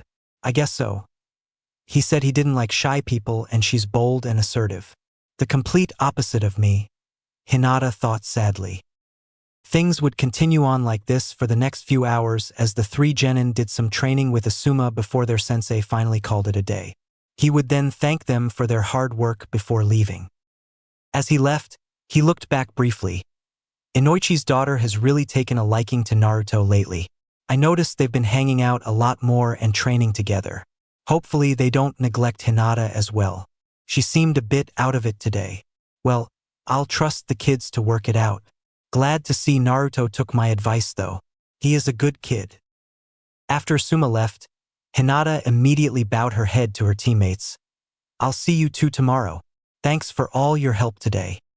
Wait, Hinata! Naruto called out as he ran over to block her from leaving. She shrunk back nervously at his proximity and seemed surprised by his interest in her, especially given the fact that Ino was the only person he even paid attention to lately. Why yes, Naruto-kun? She asked meekly. I've been doing a lot of extra training with Ino lately, and it kind of slipped my mind that we were unintentionally excluding you. Do you want to do some extra training with us today? I'd really like to build our team up some more, Naruto stated. Hinata then looked over at Ino, almost expecting her to have a disapproving face. To her surprise, Ino was smiling. Yeah, this dense jerk over here didn't even think about you for 2 weeks. Can you believe this guy? I mean, how insensitive can one person be? Oh, I can be a bit forgettable at times. I'm quiet and not as outspoken as you two are, Hinata replied, looking down. Naruto then took a deep breath before placing a hand on Hinata's shoulder and trying to meet her avoidant gaze. I also wanted to apologize about that stuff I said to you a few weeks ago. I'm not the most socially keen person, as I'm sure you know. I was a jerk calling you out for being shy, and I might have gone a bit overboard. With that said, you actually have been more impressive than I thought you'd be. I mean, you were really awesome in the bell test, and I think you'll develop just fine. We're willing to help you out. Ino and I want Team 10 to be the top genin squad in Konoha. You down to train with us, Hinata? The Hyuga felt a light flush in her cheeks, but a newfound courage all of a sudden. Normally she'd faint or shrink into her shell immediately upon being this close to Naruto, let alone having him touch her shoulder. Why, you really think I'm impressive? Hinata asked, barely stuttering at all. Naruto nodded. Hell yeah, you are. You're a Hyuga, and we need a good frontline fighter to round out our squad. I noticed you're innovative and good at making adjustments in combat. Besides, you're probably better than we are at taijutsu. Plus, you're remarkably tough for such a meek girl. I mean, I rarely see you tired. You got way more stamina than Ino probably does. Hey, I have good stamina, just because I don't have superhuman endurance like you do. Don't go thinking I'm some dainty damsel, Naruto, Ino protested. Hinata felt a weird combination of anxiety and elation. She was truly happy that Naruto personally asked her to train with them, but she felt awkward and worried about being a third wheel or making herself look bad to her teammates. I don't want you to feel like an outcast, Hinata. Trust me, I know how that feels, and I'm not going to put you through that. We're a team, so let's train together. I'm sure you'll be blowing Ino out of the water after a few weeks. Naruto laughed. If I didn't want to scare Hinata away, I'd pummel you for saying that, Naruto. Ino shouted. Naruto shook his head at her antics. Anyways, let's start with a quick spar, if you're up for it. I've heard a lot about Hyuga Gentle Fist, and I want to see it in action in a duel. If Naruto-kun wants to spar, then I suppose I can. I'm not very skilled, but I'll do my best, Hinata nodded. Her heart was racing. Was this actually happening? She was going to spar with Naruto. The dark-haired dame fortified her willpower as an unusual confidence came out. This is my chance to impress him. I can't mess this up. I have to prove I'm strong, and maybe we can spend more time together. Naruto-kun respects strong people. I have to be strong for him to notice and acknowledge me. Hinata thought seriously. Her shyness was a part of who she was, but Hinata felt a wave of purpose washing over her. She was not going to mess up her chance to prove to Naruto that she could be a good teammate. For whatever reason, she felt her jealousy from earlier coming back, and in a strange way it boosted her mental fortitude and got her in the right headspace to properly spar. This feeling was beyond strange to her. Unlike the training she did in the Hyuga compound where she feared making any little mistake and her primary motivation was fear, she instead felt like her dreams depended on her to succeed here. Instead of negative reinforcement, it was a bit more like a positive incentive. She could truly feel a burning motivation to fight when it was about something she actually wanted or cared about. You ready, Hinata? Naruto asked as he got into a taijutsu stance. She nodded. Ready, Naruto-kun. Her lack of stuttering and serious tone caught Ino off guard as she stared at the Hyuga girl. Whoa, I've never seen her make a face like that before. She didn't even stutter either. Hinata briefly glanced at Ino before the fight could start. Though they only met each other's gazes for half a second, Ino could actually sense a bit of goading in them. Why'd she look at me like that? Ino thought, confused. She didn't have long to ponder that thought before her two teammates charged in to brawl. To say Naruto was not expecting Hinata's relentless flurries was an understatement. The normally shy and sweet girl seemed like a different person as they exchanged blows and danced around each other in a ceaseless onslaught of taijutsu. Since when has she been this fast?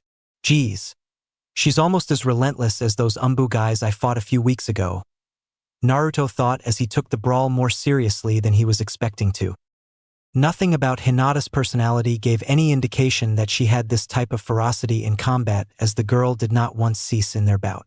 Over 2 minutes of endless punches, dodging, and feints happened as the two shinobi pushed each other back and forth, neither one ever gaining the upper hand. Damn, if I was fighting her for real, I'd have backed off to start using ninjutsu by now. I seriously underestimated her. She seems pissed at me, Naruto thought as Hinata began to start panting and increased her power and speed. I can't believe you're actually able to fend her off, Naruto. Aren't you guys tired yet? Ino called out. Arg. Hinata gasped between breaths as she managed to break through Naruto's defenses and hit him several times. He leapt back briefly as the Hyuga girl charged before flowing around her and tripping Hinata. He didn't stay close for long as she flipped back up and ceased momentarily. Both of them caught their breath for a moment as Naruto spoke up. Remind me not to get on your bad side. You're better at taijutsu than Sasuke is. Trust me. That's saying something. Be a Kugen, Hinata shouted as her Kekkei Genkai activated. Oh crap, Naruto remarked as Hinata charged in again and went as hard as she could. She's fighting him like her life depends on it. I've never seen Hinata this intense before. She looks angry. I knew she was tough being a Hyuga and all, but damn, Ino thought bewildered. Knowing how bad the situation could get if Hinata managed to seal more of his chakra pathways, he started treating her like a genuine threat now as he formed wind chakra around his hands and feet. Ino looked amazed at the sight, and Hinata seemed concerned as the added wind chakra caused him to start moving faster and his blows to land harder. His speed then doubled as he flurried around Hinata using his keen eyes and instincts to dodge and weave through all of her gentle fist strikes. He didn't bother trying to hold back hitting her now as he supplemented all the kicks and punches he could into a whirlwind of alacrity and grace. Both of them received cuts and bruises from it. Hinata then surprised him once again as she spun ridiculously fast, repelling his strikes and nabbing him a few times in the exchange, causing Naruto to go sliding away on his feet. He then looked at her shocked. What was that? 8 divination palms of the hand. The heavenly spin. That's the first time I've ever done it right, Hinata answered without stuttering. Okay, seriously, you're actually a badass. I was not expecting that. Damn, Naruto remarked with genuine admiration in his voice.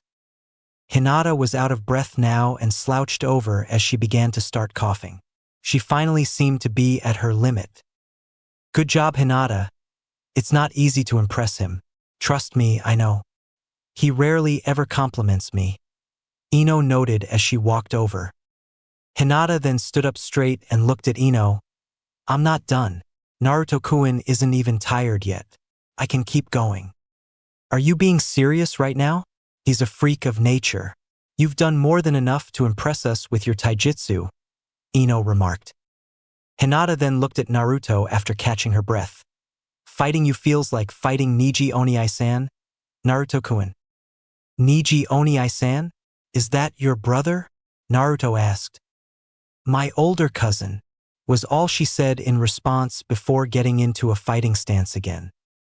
Okay. I had no idea she was a battle maniac. Meathead over there is probably loving this right now. Look at that stupid grin on his face. Ino thought, annoyed. If you want to keep going, I'm all for it, Hinata. I almost never get to fight someone as good as you are at taijutsu, Naruto said approvingly. Hearing that validation from him fueled Hinata's insatiable will to keep going and to ignore the pain and weariness building up in her body. This was nothing like the training with her father. She wanted to keep going. She felt good seeing Naruto paying attention to her. It was more motivating than anything she could ever remember experiencing in her life. This was pure euphoric validation. This would be her reason to get stronger. For moments like this, Hinata then charged again as the two genin went on for another few minutes. Even Naruto himself was getting worn down and tired and started getting a bit careless near the end, paying for it with some gentle fist strikes. Nevertheless, he kept his battle composure up and treated Hinata as a true opponent until the bitter end. Finally, she couldn't go any longer and tripped as she collapsed halfway in her last charge. To her disbelief, Naruto managed to catch her before she hit the ground. The Hyuga girl looked up in disbelief as their eyes met and he lowered her to the ground. He then knelt next to her as he cradled her head and spoke proudly. Now that's what I call stamina. Take notes, Ino. The blonde girl then walked over and shook her head. Forget what I said earlier. You're both freaks of nature. I didn't think that fight was ever going to end. Also, didn't you say taijutsu was one of your weaknesses? It sure didn't seem like it. Well, I did kind of cheat using wind chakra. Plus, it would have ended a lot faster if Hinata was actually trying to use her clan techniques to shut off my chakra. In a real fight against a Hyuga, I wouldn't even want to use taijutsu against one. If she's this strong, I can't even imagine how tough her dad or cousin is. I'll definitely have to work on some better strategies for dealing with fighters like them in close quarters combat. She hits slightly harder than Sasuke too. Was not expecting that from a girl. Naruto laughed. Hinata then started coughing. Why, you're really incredible, Naruto-kun. I went all out. Sorry if I let you down. I did my best. It was clear to Naruto in that moment that Hinata was not used to being complimented. He actually hadn't given that much thought before now, but considering the grim way she spoke her cousin's name, Naruto was keen enough to pick up on the fact that the Hyuga clan must have been a bit too hardcore and rigid for someone kind like Hinata. They probably didn't respect her and thought she was weak. He sort of thought the same thing prior to this bout and felt bad about it now. I have something I wanted to ask you, Hinata. You don't have to answer if you don't want to. Naruto trailed off. Ino perked up a bit seriously and immediately wondered if Naruto was going to ask about Hinata's obvious crush on him. She felt her heart flutter for some reason at the thought of it, but didn't focus on those odd concerns as she stared in anticipation at the two of them. Go ahead, Naruto-kun. I'll answer anything you want to know. Hinata nodded. She's been stuttering way less today. Hell, she just got a whole sentence out without doing it, and she's not blushing as much. What does she see in him anyways? She's incredible. Why would a Hyuga be into Naruto like that? Whatever. At least she's not chasing Sasuke-kun. She'd be way more dangerous competition than Forehead. Ino complained in her head. What's your relationship with your clan like?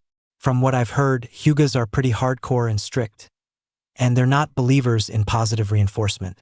I get the impression you have low self-esteem, and them not believing in you would be the most likely cause.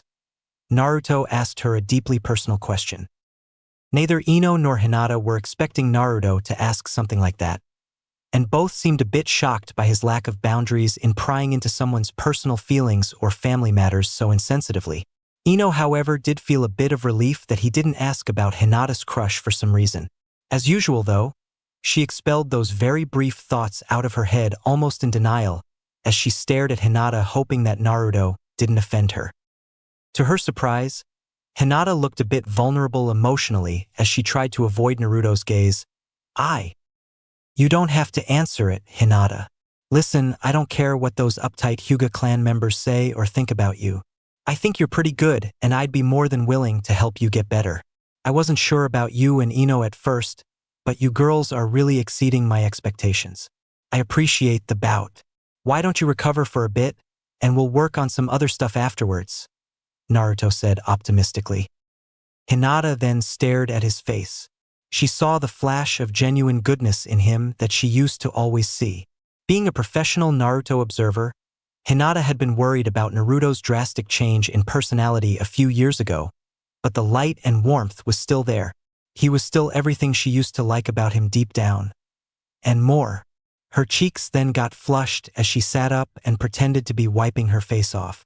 Naruto was completely oblivious to this as he turned around and started talking about what he wanted Ino to work on.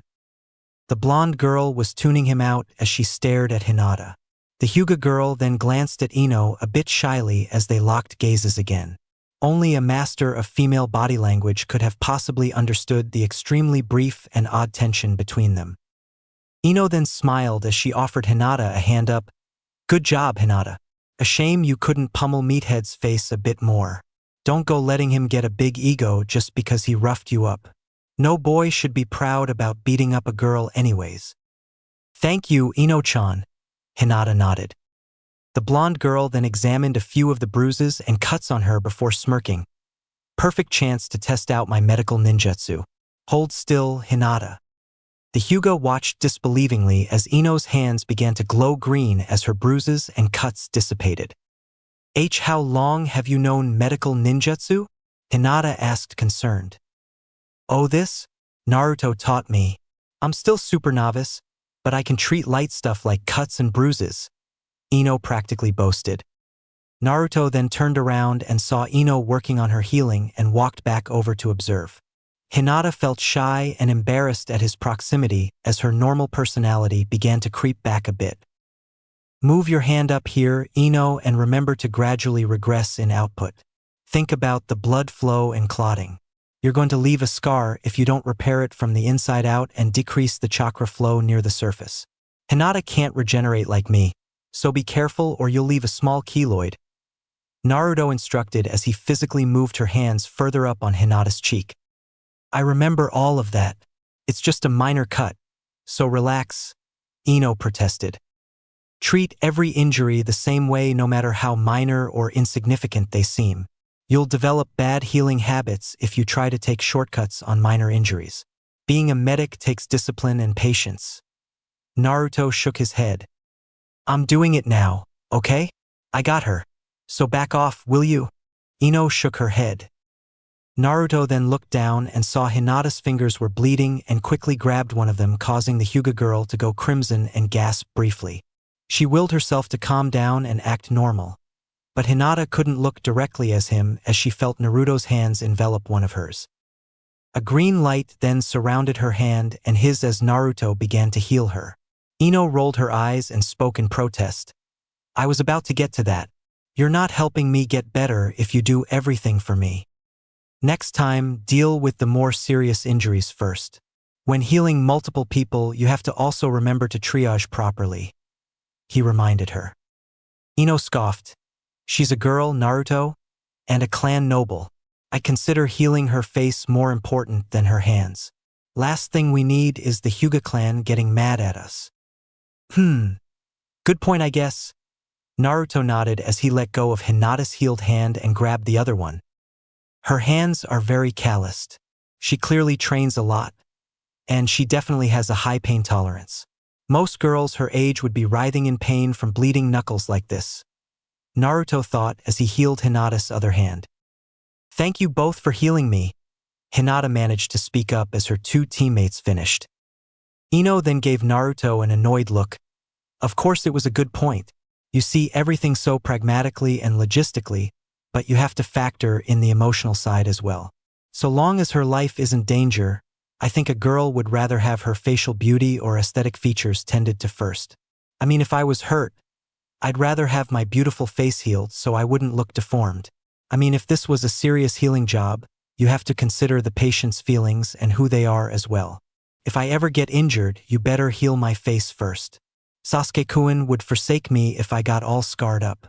Also, try not to be so rough with Hinata. She's practically a princess in Konoha. Her clan would be pissed if you ruined her beauty or sent her home all beat up. I suppose there is some logic to that. It would ease any mental trauma on the patient and alleviate stress or social stigmas in the aftermath. Still, we are shinobi and not models, so make sure you remember priorities in actual scenarios that require it. I think your clans would rather you be alive than dead with a perfectly preserved aesthetics. Naruto sighed. You don't understand girls' feelings at all, meathead.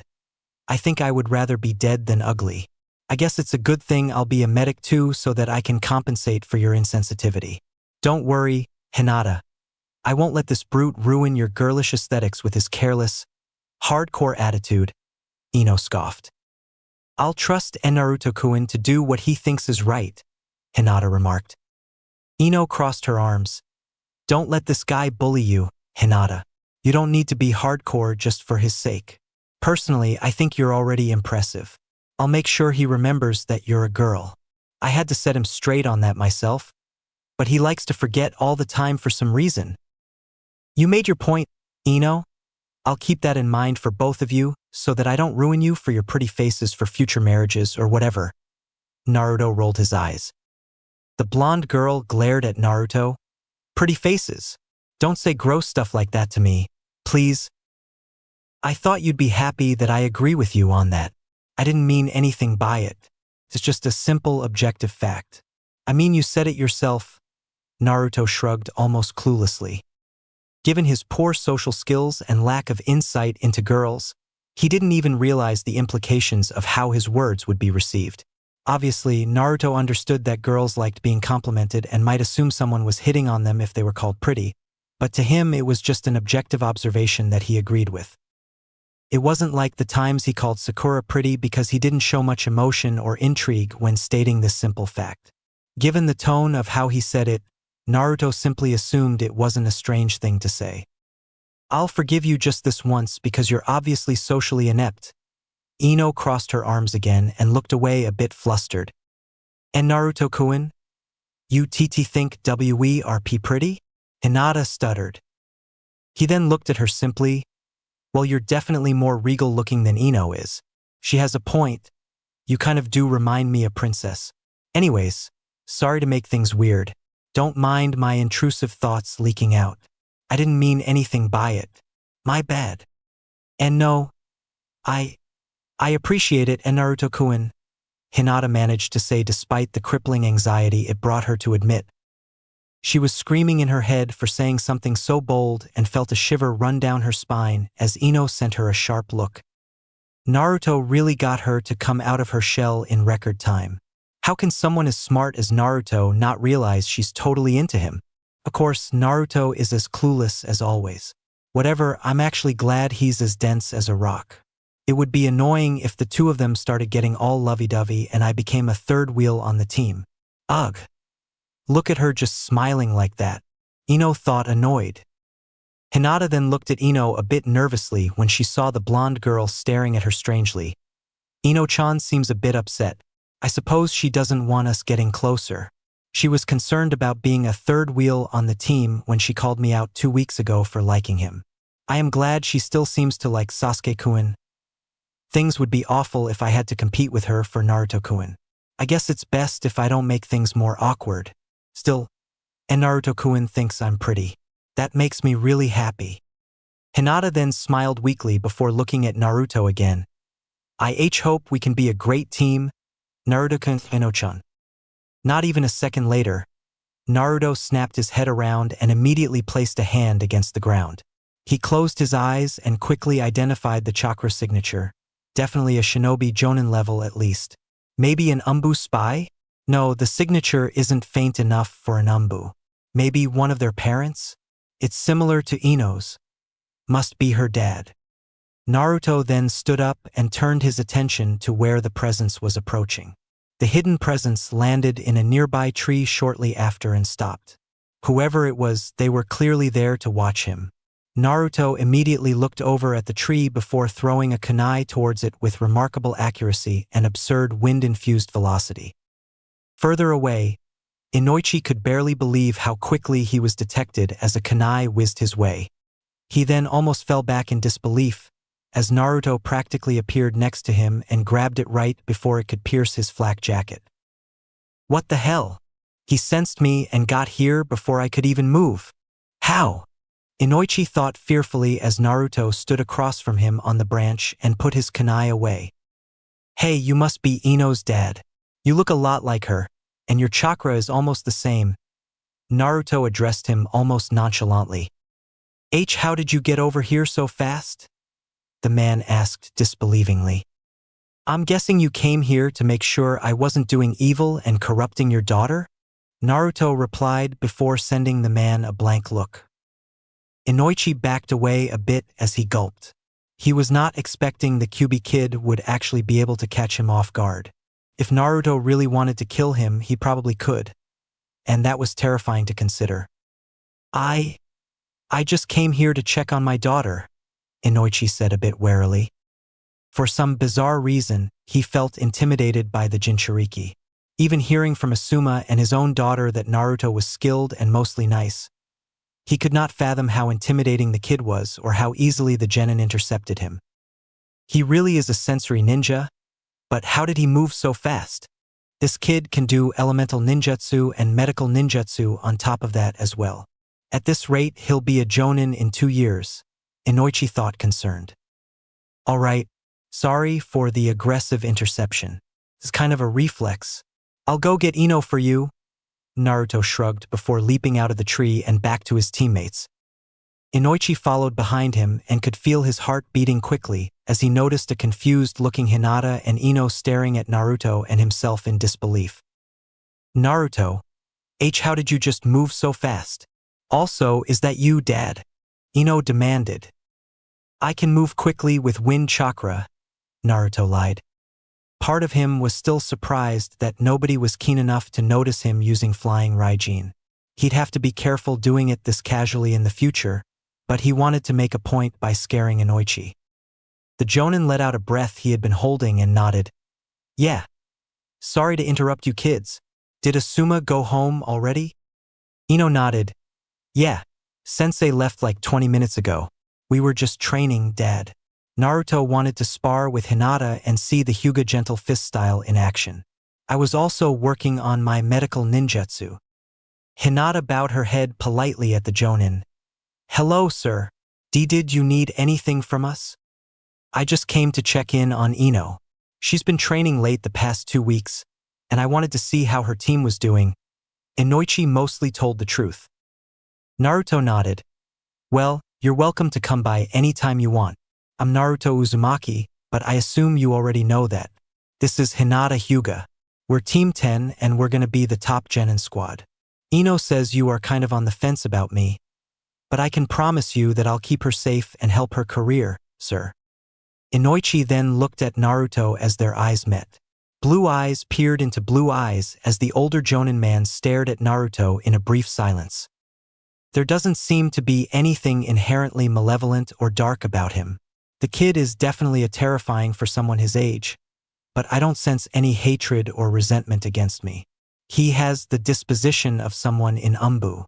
I think he just wanted to make a point by trying to scare me and showcasing how dangerous he actually could be. He knows I consider him a threat, but he clearly doesn't see me as one. I don't see any malign intentions in his eyes. He's looking at me like I'm clueless. Inoichi's thoughts raced as he tried to psychologically analyze Naruto. Dad, can you stop being weird, please? Why are you staring at Naruto like that? This is embarrassing, Ino complained as she face-palmed. Inoichi then broke his gaze with Naruto and chuckled. My apologies. I was just impressed by how professional and talented your teammate's demeanor was. He seems quite mature for his age. And Naruto-kun is intense, but he's a nice person, Yamanaka-san. I am very happy to be on his team. Hinata spoke up. Don't be insensitive, Dad. Naruto is an orphan like Sasuke-kun. Of course, he has to act more mature since he doesn't have parents. Besides, don't fall for his edgy tough guy act. He's a goofy meathead underneath all that.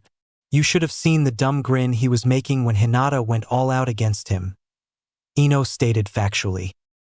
Naruto then scoffed at her. I wasn't making a dumb grin. Yeah, you were. Tell him, Hinata. He was smiling like a kid after you activated your Byakugan. Freaking battle maniac. I swear, Ino countered. Well, do you mind if I stay to watch you all train for a bit? It won't be for long. I do need to pick up some things at the store for your mom, Inoichi asked as he looked between his daughter and Naruto. To his absolute shock, Naruto nodded first. That's fine with me. I was actually about to put Ino through some ninjutsu drills. She needs to work on her stamina, and I've been trying to develop her chakra reserves. Based on her affinities and her clan techniques, she's best suited to be our backline. After I get her going, I was going to check and see what kind of affinities Hinata had. So, you can determine a shinobi's elemental affinities? How? That seems extremely advanced and difficult even for most sensory types. Inoichi wondered. Naruto nodded. Yeah, I can find out what yours are really quick if you don't believe me. Sure. I'm curious to see how it works for you, Inoichi nodded. Put out your hand, Yamanaka-san, and channel chakra into it, Naruto instructed. After doing so, Inoichi felt a bit tense as Naruto grabbed his hand and closed his eyes. A moment passed before the blonde spoke. Water is your strongest affinity. You have a minor affinity for earth too. Your lack of fire affinity suggests that Ino probably gets that from her mom's side of the family. You have less yang energy than Ino does though, so you're not really suitable to be a medic. Inoichi looked almost impressed as Naruto let go of his hand. He really can analyze elemental affinities and chakra natures, but just by touching someone's hand though, this boy is a prodigy. How did you sense me coming so easily? Inoichi then asked, deeply intrigued. He was less wary of Naruto now after seeing the Jinchuriki's willingness to showcase his abilities for him. He just touches the ground and can sense stuff. I've never seen anything like it. I think he's better than our whole clan is at sensing people. Given our mind powers, Hinata's Byakugan, and his sensory abilities, our squad is built to be the ultimate reconnaissance team, Ino noted. The second Hokage, Tobirama Senju, had that ability. I learned it from a dead clan member of mine. That's all I'm willing to say about it. Naruto sort of told the truth. Clan member. So you actually know about the Uzumaki clan and were trained by a member of it? Inoichi couldn't help but ask. Yeah. So that's why I'm a bit more advanced than most people at my age. Still, I'm hardly impressive compared to people like the 4th Hokage or the Sannin. Even Grandpa Hokage too. I mean, they were running real missions at my age. The Yondaime Hokage especially was a true prodigy. He's one of the people I look up to the most along with the whole Senju clan. It's one of the main reasons I want to become Hokage one day. To be like those guys. I have a long way to go, but it's what motivates me, Naruto replied with humility. Inoichi seemed even more caught off guard by Naruto being humble. This boy, he's being quite honest and humble even despite how easily he caught me off guard. He might not actually be that bad of a person. I mean, he admires the 4th Hokage? Surely there couldn't be any malign influence from the Kyuubi if he thinks like that. Still, I'm very curious about how much he knows of the Uzumaki clan and who actually trained him. You know about the Uzumaki clan, Dad? What happened to them? Ino asked. They were originally from another village called Uzushiogakure. It was on an island off the east coast of the Land of Fire and close to the Land of Water. It was an allied village to Konoha several decades ago. It was wiped out by a combined assault from Kumo and Kiri. I don't know much about the Uzumaki clan itself, but they were apparently powerful and feared enough for 2 great nations to ally against them. Survivors apparently spread to the 4 winds, and I assume Naruto Uzumaki's parents must have been among those refugees, Inoichi explained.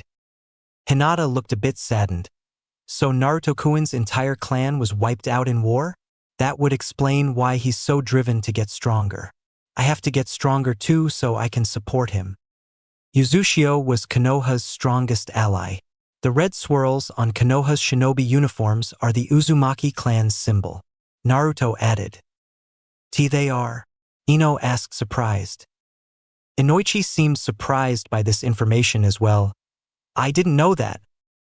Well, it became a thing before you were even born, so it's not common knowledge even to people that know about the Uzumaki clan. Members of the Uzumaki clan also predominantly have dark red hair. I don't, but I'm not really a pure-blooded Uzumaki though, Naruto noted. That's fascinating. You're quite knowledgeable, Naruto-san, Inoichi remarked. Well, don't go telling everyone. Just thought it was worth pointing out that my clan always had close ties to Konoha. Naruto shrugged.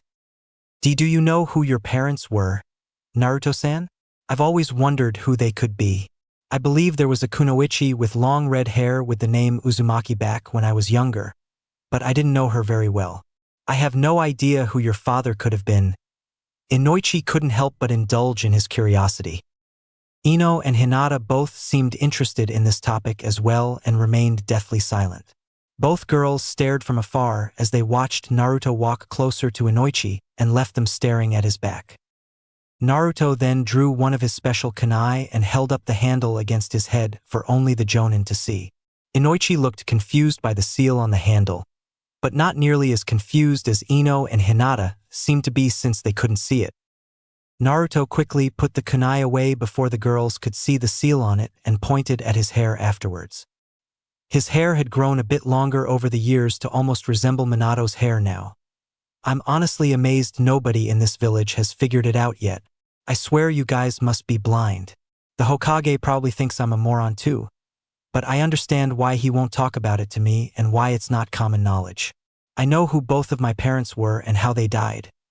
And I also know why I shouldn't talk about it for my own good. You probably shouldn't talk about it either, Yamanaka-san. I don't want you getting in trouble with the Hokage, so keep it between us. Please. I've never actually told anyone before. Take it as a sign of trust. I'm loyal to the village. Inoichi stared briefly for a moment before his eyes shot open widely in disbelief. Is he implying? No, that can't be possible. There's no way. The Yondaime never had a child, right? Wait a minute. That move he did to intercept me earlier, a yellow flash. His kunai had a seal on it. Was that flying Raijin he used against me? The Yondaime's legendary ability? He's the 4th son. That can't be true. How did I never notice it before? No wonder he's a genius prodigy. And he knows about it too. I suppose he would be loyal to the village if his father was the last Hokage. The Kyuubi would hate the Yondaime. So Naruto Uzumaki is truly good then. I've been such an idiot. The Jonin quickly regained his composure and spoke calmly in response. Oh, so that's who your father was then? I can see why it would be a problem to talk about it openly. In that case, please accept my apology for any transgressions or misunderstandings I may have ever directed towards you, Naruto Uzumaki. You're certainly worthy of my respect if you're his son. I won't say anything, and thank you for trusting me and looking after my daughter. I feel a lot more assured that she'll be in good hands with you now. What the hell did Naruto just do? My dad knew his dad. I guess Naruto's dad must have been someone respectable if mine would act all sincere like this. Wow, who could Naruto's dad be? Why is it some big secret? Ino gawked in disbelief at her father's complete shift in disposition. Hinata was equally curious, but it did not surprise her that Naruto apparently had some incredible and respectable father. She was more curious about why Naruto drew a kunai and why the blonde genin felt the need to tell Ino's dad that he was loyal to the village. Why wouldn't he be if he was a genin that aspired to be Hokage? Inoichi then turned his attention to his daughter. Listen up, Ino. Do not ask or talk about Naruto Uzumaki's parents. He said enough to convince me that you're in good hands. In fact, you couldn't be in better hands or on a better team. Listen to anything he has to say and train hard with him. I look forward to seeing you kids grow together. D-Dad, what's with the sudden change? You're cool with me being on this team now? Ino asked disbelievingly. Take good care of her, Naruto-san. I appreciate your honesty and humility. I was wrong about you. Inoichi then bowed his head respectfully to Naruto. The genin gawked at him confused. Geez, I wasn't expecting him to react like that. People must have really respected my father. I have to say though, this guy is pretty sincere. Guess Ino takes after him more than her mom. I don't think it was a good idea to tell him that. The Naidame said it would be dangerous if people started finding out who you were before your maturity. I hope this doesn't blow up in your face, Kurama sighed. Maybe it will. But at least now Ino's dad will be cool with me and back off. Naruto sighed mentally. Do you really think he's going to keep this a secret? Kurama asked doubtfully. I guess we'll find out, but even if he doesn't, then who cares? I'm not afraid of assassins or other villages coming after me. If anything, they'll probably crap a brick and think twice about attacking Konoha. Even so, I don't think Ino's dad would want to risk getting in trouble by talking about me like that. We showed him a bit of trust, so now he'll have a lot more for us, I'm hoping, Naruto explained. Well, at the very least, he knows you could easily kill him now. That's certainly going to help in keeping his mouth shut. Kurama concluded before yawning. I should probably get going and buy those groceries for your mother. You kids take care. Also, feel free to come by our home sometime, Naruto-san. I'd be more than happy to have you over for dinner one of these days as thanks for putting up with my hot-headed daughter. Inoichi waved as he walked off. Dad. Ugh. Ino got a bit flustered as Inoichi then took his leave with a smile. Ino then turned her attention to Naruto. Okay. What the hell did you do to make my dad like you so quickly? Your dad was friends with mine too? How come you never told me that? Who was your dad anyways? It doesn't really matter. At least now he's cool with us being teammates. Naruto evaded her questions. Ino crossed her arms. I can't believe he invited you over for dinner. Are you seriously going to keep me out of the loop here? Your dad just told you not to ask me about my parents anymore. I'll let him be the one to tell you. Although honestly, you'll probably find out eventually anyways. Let's just drop it for now, alright? Naruto sighed. The blonde girl sighed dramatically. Fine. Keep your little secrets then. I guess something good came out of this at least. Finally, he'll stop acting so worried when I stay out to train with you.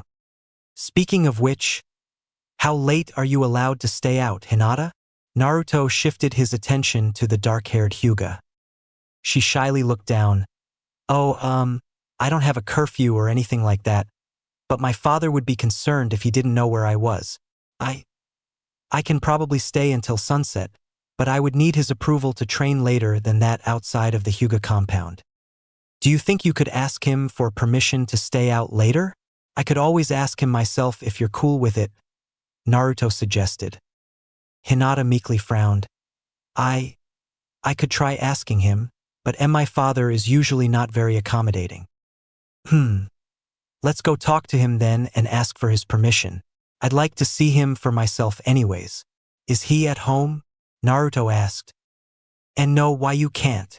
Hinata got flustered at the idea of Naruto visiting her home. Ino quickly interjected. We can't just waltz into the Hyuga compound. Naruto, they're real traditional noble types. It's best if you just let Hinata ask him herself. Alright, well. See what he says then, Hinata. If he says no though, I'll go convince him to change his mind. At any rate, we still got daylight, so let's continue with training. The Jinchuriki nodded. 2 more weeks later. The following 2 weeks progressed much more smoothly than the previous 2, as Team 10 now had a much healthier relationship and routine as they trained together in unity and became friendlier.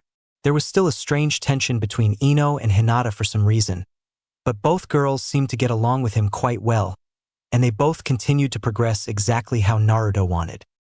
To Naruto's absolute disbelief, however, Hinata's father actually did approve of her training later with her team and had no objections or strange conditions at all. According to Hinata, her father Hayashi was actually pleased that the girl was eager to train more without any extra motivation and believed that she was showing proper ambition for once. There was no telling what kind of conversation he and Hinata had behind closed doors about the situation, but Hinata's overall improved mood seemed to indicate that she was less stressed out or mentally overburdened now. She would even tell Naruto that his training helped her a lot with the training she did at home and that her father noticed progress. Naruto was grateful that he didn't have to get involved or worry about the extra drama, and he took full advantage of Hinata's extra training time to really boost her foundation and build up her confidence. Her personality stayed mostly the same, but she began to walk with a lot more confidence as the days went on and stuttered less and less. Team 10 found the use of her Byakugan to be extremely beneficial, and Naruto also took the time to train the girls in how to run reconnaissance missions and information gathering with their abilities.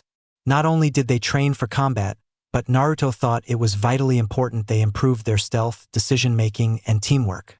Little did the 2 kunoichi know, they were learning Umbu tactics that Naruto learned from Tobirama, and they found ways to synchronize their individual sensory skills to work in harmony and with pure efficiency. Both seemed like true naturals at it, but that was hardly surprising considering they were both from clans that specialized in this kind of thing. In addition to all the basic improvements in Hinata's combat aptitude and general shinobi skills, Naruto was also able to identify what her elemental type affinities were. To his surprise and approval, Hinata was attuned to fire and lightning, which was good since neither he nor Ino were strongly attuned to them. He liked having every element covered and Hinata having a ranged option in case she ever needed it. Similar to the things he taught Sasuke, Naruto would spend time each day trying to get Hinata to understand and use basic elemental jutsus from these schools. She was definitely nowhere near as good as Sasuke was at them, but Hinata was smart and determined and could usually pick it up within a day or 2. With his help and encouragement, she had learned how to do a few ninjutsu moves from both schools. Naruto also decided to teach her medical ninjutsu after she asked and realizing how great her chakra control was. While she would never be as gifted as he was at it, Hinata seemed almost as good as Ino was at chakra control and learning ninjutsu. They were both gifted at learning in different ways. Ino seemed naturally talented at everything she tried enough times and had a good memory. Hinata, on the other hand, was good at learning from mistakes and had a relentless determination to practice something until she got it down. In that way, Hinata was similar to him. It was clear she had stronger willpower than Ino, but that made sense given how tough she was being trained by her clan. Hinata's chakra pool was also way larger than he was expecting it to be for a primary melee-type fighter, and it seemed to explain why she had good stamina. It made sense though given the fact that she had a dojutsu which would constantly drain it when active. The years of training with her clan had no doubt shaped her to be a strong kunoichi from the start, but the Naruto had somehow unlocked her confidence and ambition to put these things together. A confident and motivated Hinata was a much stronger kunoichi even at her genin level. As for Ino, she continued to get better at the stuff Naruto was teaching her previously, but he also made it a point to make her more proficient at taijutsu and would have either himself or Hinata spar with her each day and wear her out until she was tired. Being a girly girl, Ino wasn't too fond of taijutsu, especially against Hinata, but she got better at it. She would never be as good as Naruto or Hinata at taijutsu, but Naruto just wanted to make sure her weaknesses were covered and that she could hold her own if someone ever got too close. He would also continue to overload her chakra and practically force her body to develop a larger pool and relearn control over and over again. He did the same for Hinata as well, and predictably it ended up throwing her chakra control off balance and disrupting her ability to do gentle fist and Byakugan initially. However, each time he did it, Naruto would make her train until she could use them again. It was extremely grueling, but it would force her body to get used to controlling more chakra and naturally increase on its own. Naruto learned this from Tobirama and said his brother Hashirama used to do it to him. According to the Naidame, this was similar to one physically training their muscles and breaking them down so they would grow back stronger and larger. It wasn't some big secret in the shinobi world, but chakra transfer wasn't very common for a large portion of ninjas, and most people weren't creative enough to use it in this way. It was kind of like a training cheat code similar to how beneficial training with shadow clones was. It naturally drained Naruto a lot to do this every day, but he was willing to suffer since his teammates were as well. He knew it would pay off when they were both way stronger. Both girls' fitness levels also went through the roof with their daily training, and there was no doubt that their discipline and pain tolerance went up as well. All three of them would be rather exhausted every single day, and it showed in their training with Asuma as well as the lame D-rank missions.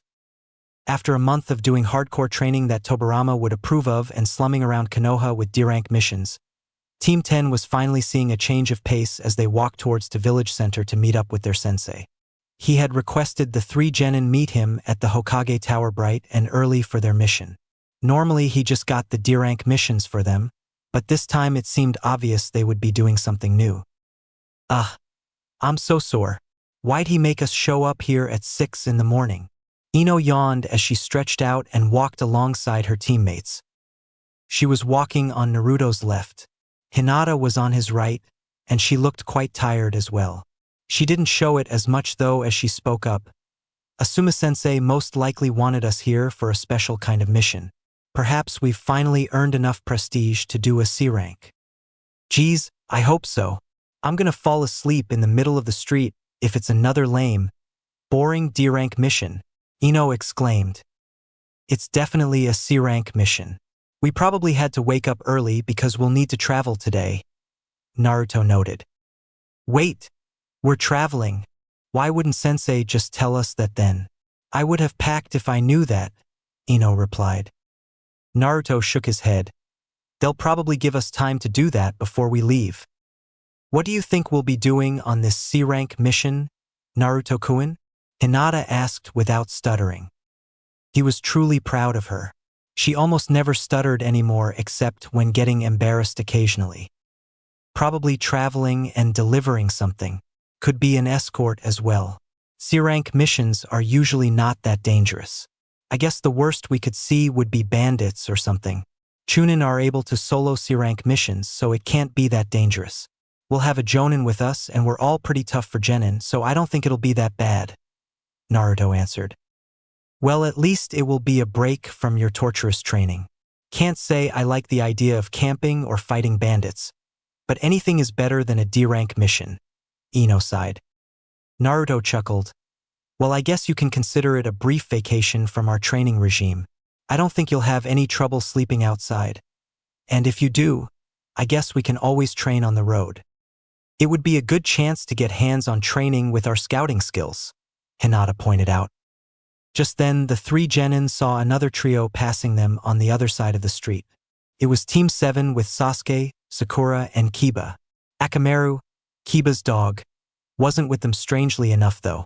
To everyone's surprise, Sasuke diverted away from his team and walked over with his eyes on Naruto. Ino and Hinata were both baffled by this, but not nearly as much as Sasuke's own teammates. He then spoke to Naruto in an almost friendly tone. Haven't seen you around much, Naruto. I've been meaning to show you some of my new skills. Yeah, I've been busy training with my team lately. They're coming along better than expected. I'm guessing you already mastered those jutsus. Naruto responded. The Uchiha boy smirked, but not in a condescending way. I wouldn't say I mastered them, but I got the hang of most already. By the way, I meant to tell you that I was surprised by how good your handwriting is. Glad to hear it, Sasuke. I'll definitely have to make time for coming by. How's your team coming along? Naruto asked. How do you think? Sasuke's almost enthusiastic tone went completely blank as he looked back at Kiba and Sakura. Kiba sent him a glare when he saw Sasuke looking back, but also sent one Naruto's way. The Inuzuka boy was clearly not a fan of either one of them and found their cordial attitudes towards each other baffling. Hello, Sasuke-kun, Ino exclaimed as she moved up to Naruto's side and waved at him. He looked at her carelessly before turning his attention back to Naruto. I found your chakra control exercises really useful as well. You've done a lot more to help me than my useless sensei has. Where is your sensei anyways? Naruto asked. He's with our client at the moment. We just got approved for a C-rank mission. Apparently it's some escort mission to the land of waves. You want me to get you a souvenir? Haha. Sure. I'll get you one too. We're probably getting a C-rank mission as well. Naruto chuckled. Ino looked shocked by Sasuke ignoring her and his team as he seemed only interested in talking to Naruto. Her reaction didn't come close to Sakura's though as the pink-haired girl ran over and tried to get involved in the conversation. She couldn't believe that Sasuke, who normally ignored everybody, would actually offer to get Naruto a souvenir or go out of his way to talk to him. Whoa, hold on a sec. Sasuke-kun, what are you doing talking to Naruto? Since when have you two been so friendly? Sakura half demanded. Sasuke then glanced at her. You guys are welcome to go on without me if I'm holding you up. I just haven't seen Naruto in a while. Are you two friends? Since when? Sakura shrieked in disbelief. The pink-haired Kunoichi then looked at Naruto confused. Naruto, when did you and Sasuke-kun start liking each other? About a month or so now. I've always respected him though. Naruto shrugged. Ino then moved into Sasuke's personal bubble as she stared at him starry-eyed. Sasuke-kun, you're going to the land of waves. Can you get me a souvenir too? Sakura immediately jumped in front of Sasuke to shield him from her rival. Hey! Back off, Ino pig. Don't make demands of Sasuke-kun. I wasn't making demands. Besides, your presence alone is probably demanding enough for poor Sasuke-kun. Forehead. Ino shot back. Kiba sighed before walking up with his hands in his coat pocket and looked a bit perturbed. He then looked at Team 10 and greeted them. What's up, guys? Hello. Kiba-kun. Hinata greeted him. Are you enjoying your new team? He scoffed. Pfft. Could be worse. At least I'm not on Naruto's team. To everyone's surprise, Ino immediately ceased her standoff with Sakura and sent the boy a sharp glare. Are you joking? We're the strongest team by a long shot. Naruto's an awesome teammate. Sakura looked shocked by Ino of all people defending Naruto. It seemed even more telling when Hinata spoke up as well. Naruto-kun is a great teammate. Kiba-kun, I'm really happy to be with him and Ino-chan. Sasuke then looked over Naruto's teammates before smirking. I'm guessing you've been training them too, huh? It must be going well if they think highly of you already. Naruto's been training you guys? Sakura seemed shocked by this information. Ino then proudly nodded as she put her elbow on Naruto's shoulder and gave a peace sign. That's right, forehead. And he's super strong. You may have Sasuke-kun and Kiba on your team, but I got Naruto and Hinata. Kiba then looked over at Naruto and spoke to him finally. No way. You really got this blonde bimbo to listen to you? Bimbo? Take that back, Kiba, Ino shouted. She's actually latently talented. I was really surprised when I found out about it. Plus, Hinata's really strong too since she's a Hyuga. Naruto praised his teammates. Kiba ignored Ino's fuming as he then shook his head. Man, I never would have guessed you three would get along. Guess you must be competent now if even Uchiha over here deigns to bless you with his attention. What kind of training have you guys been doing? How would Naruto of all people train you? I mean, what's he even good at besides throwing kunai? Sakura wondered. What isn't he good at? Naruto is almost as good as Sasuke-kun, Ino countered. To everyone's disbelief, Sasuke then shook his head. He's actually better at a lot of things. You two are lucky to be on his team. Hearing Sasuke Uchiha of all people admit that someone was better than him at something was truly mind-boggling to everyone there. Well, that could easily change once you awaken your Sharingan. I'm not sleeping on you, Sasuke, Naruto replied. The Uchiha boy shook his head. I'm just waiting for you to pop out some other new hidden skill that I don't know about yet. I'm not sleeping on you either, Naruto. Kiba then laughed. Man, this is so weird. Seeing you two blow each other in public. Get a room, guys. That's not funny, Kiba. Sakura held up a fist and shouted at her teammate. Sasuke-kun isn't like that, Kiba, Ino added as she joined in with Sakura's scolding. Kiba endured their brief berating comments before putting his hands behind his head and sighing, Geez, it was just a joke. I already got to take crap from Sakura all day on the job and from my mom and sister all night at home. I have sensitive hearing, you know. Where's Akamaru at? Naruto wondered. He found the lack of Kiba's constant companion very strange and couldn't help but ask about it. The brown-haired boy glanced at him and sighed. He's with my mom at the moment. She said something about putting a tracker on his collar and was acting all worried about me leaving the village. Isn't your mom that intense lady with the red eyeliner and the wild hair? She's a jonin, right? She seemed kind of hardcore. She's worried about you? Naruto asked. Kiba scoffed at him. Who knows? She's probably just worried about me disappearing like my dad did. She doesn't get that worked up when my sister goes anywhere. Wait, what? Your dad disappeared, Kiba? Sakura asked. The brown-haired boy seemed oddly comfortable talking about this as he shrugged. Yeah, when I was a little kid. Not sure what happened, but my parents are divorced. Ever since he left, my mom gets all paranoid anytime I go somewhere. I still got a dang curfew if you can believe that crap. It's freaking embarrassing, man. That lady needs to give me some space. Tell me about it. My dad was acting like I was getting kidnapped when I was staying out late to train. He also had this weird gripe about Naruto at first. He loves Naruto now, though. It's kind of weird. I guess my dad knew his dad, but he didn't want to talk about it, Ino pointed out. Kiba then looked at Naruto and Ino surprised. Wait, your dad knew his dad? Who was Naruto's dad? No idea, but I guess he was some big shot who died a long time ago, Ino shrugged. Sakura could only stare in disbelief as Naruto stood there awkwardly, trying to avoid this conversation. Her mind was racing though. Naruto had a renowned father? I didn't know that. And what's with Ino Pig liking him so much now? Well, if Naruto is so great, Ino Pig, then why don't you just marry him and leave Sasuke-kun to me? Sakura chimed in.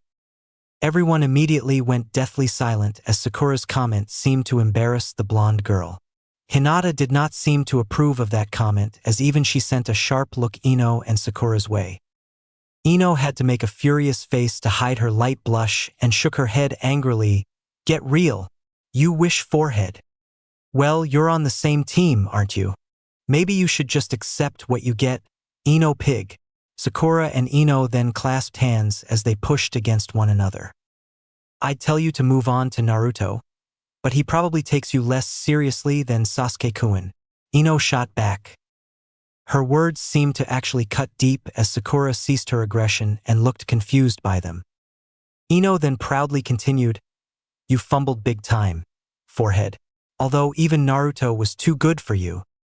Hinata, Kiba, Naruto, and Sasuke were all deeply uncomfortable watching this and quickly distanced themselves a bit further away from the two girls feuding as they pretended not to hear any of it with an unspoken collective understanding.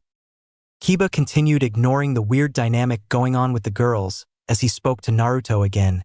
Hey, Naruto, I guess I'm sorry for all those times I made fun of you in the academy. If your team and even Uchiha thinks you're competent, then I guess you might be. Somewhat. Plus, you made Genin too. So we cool. Don't worry about it, Kiba.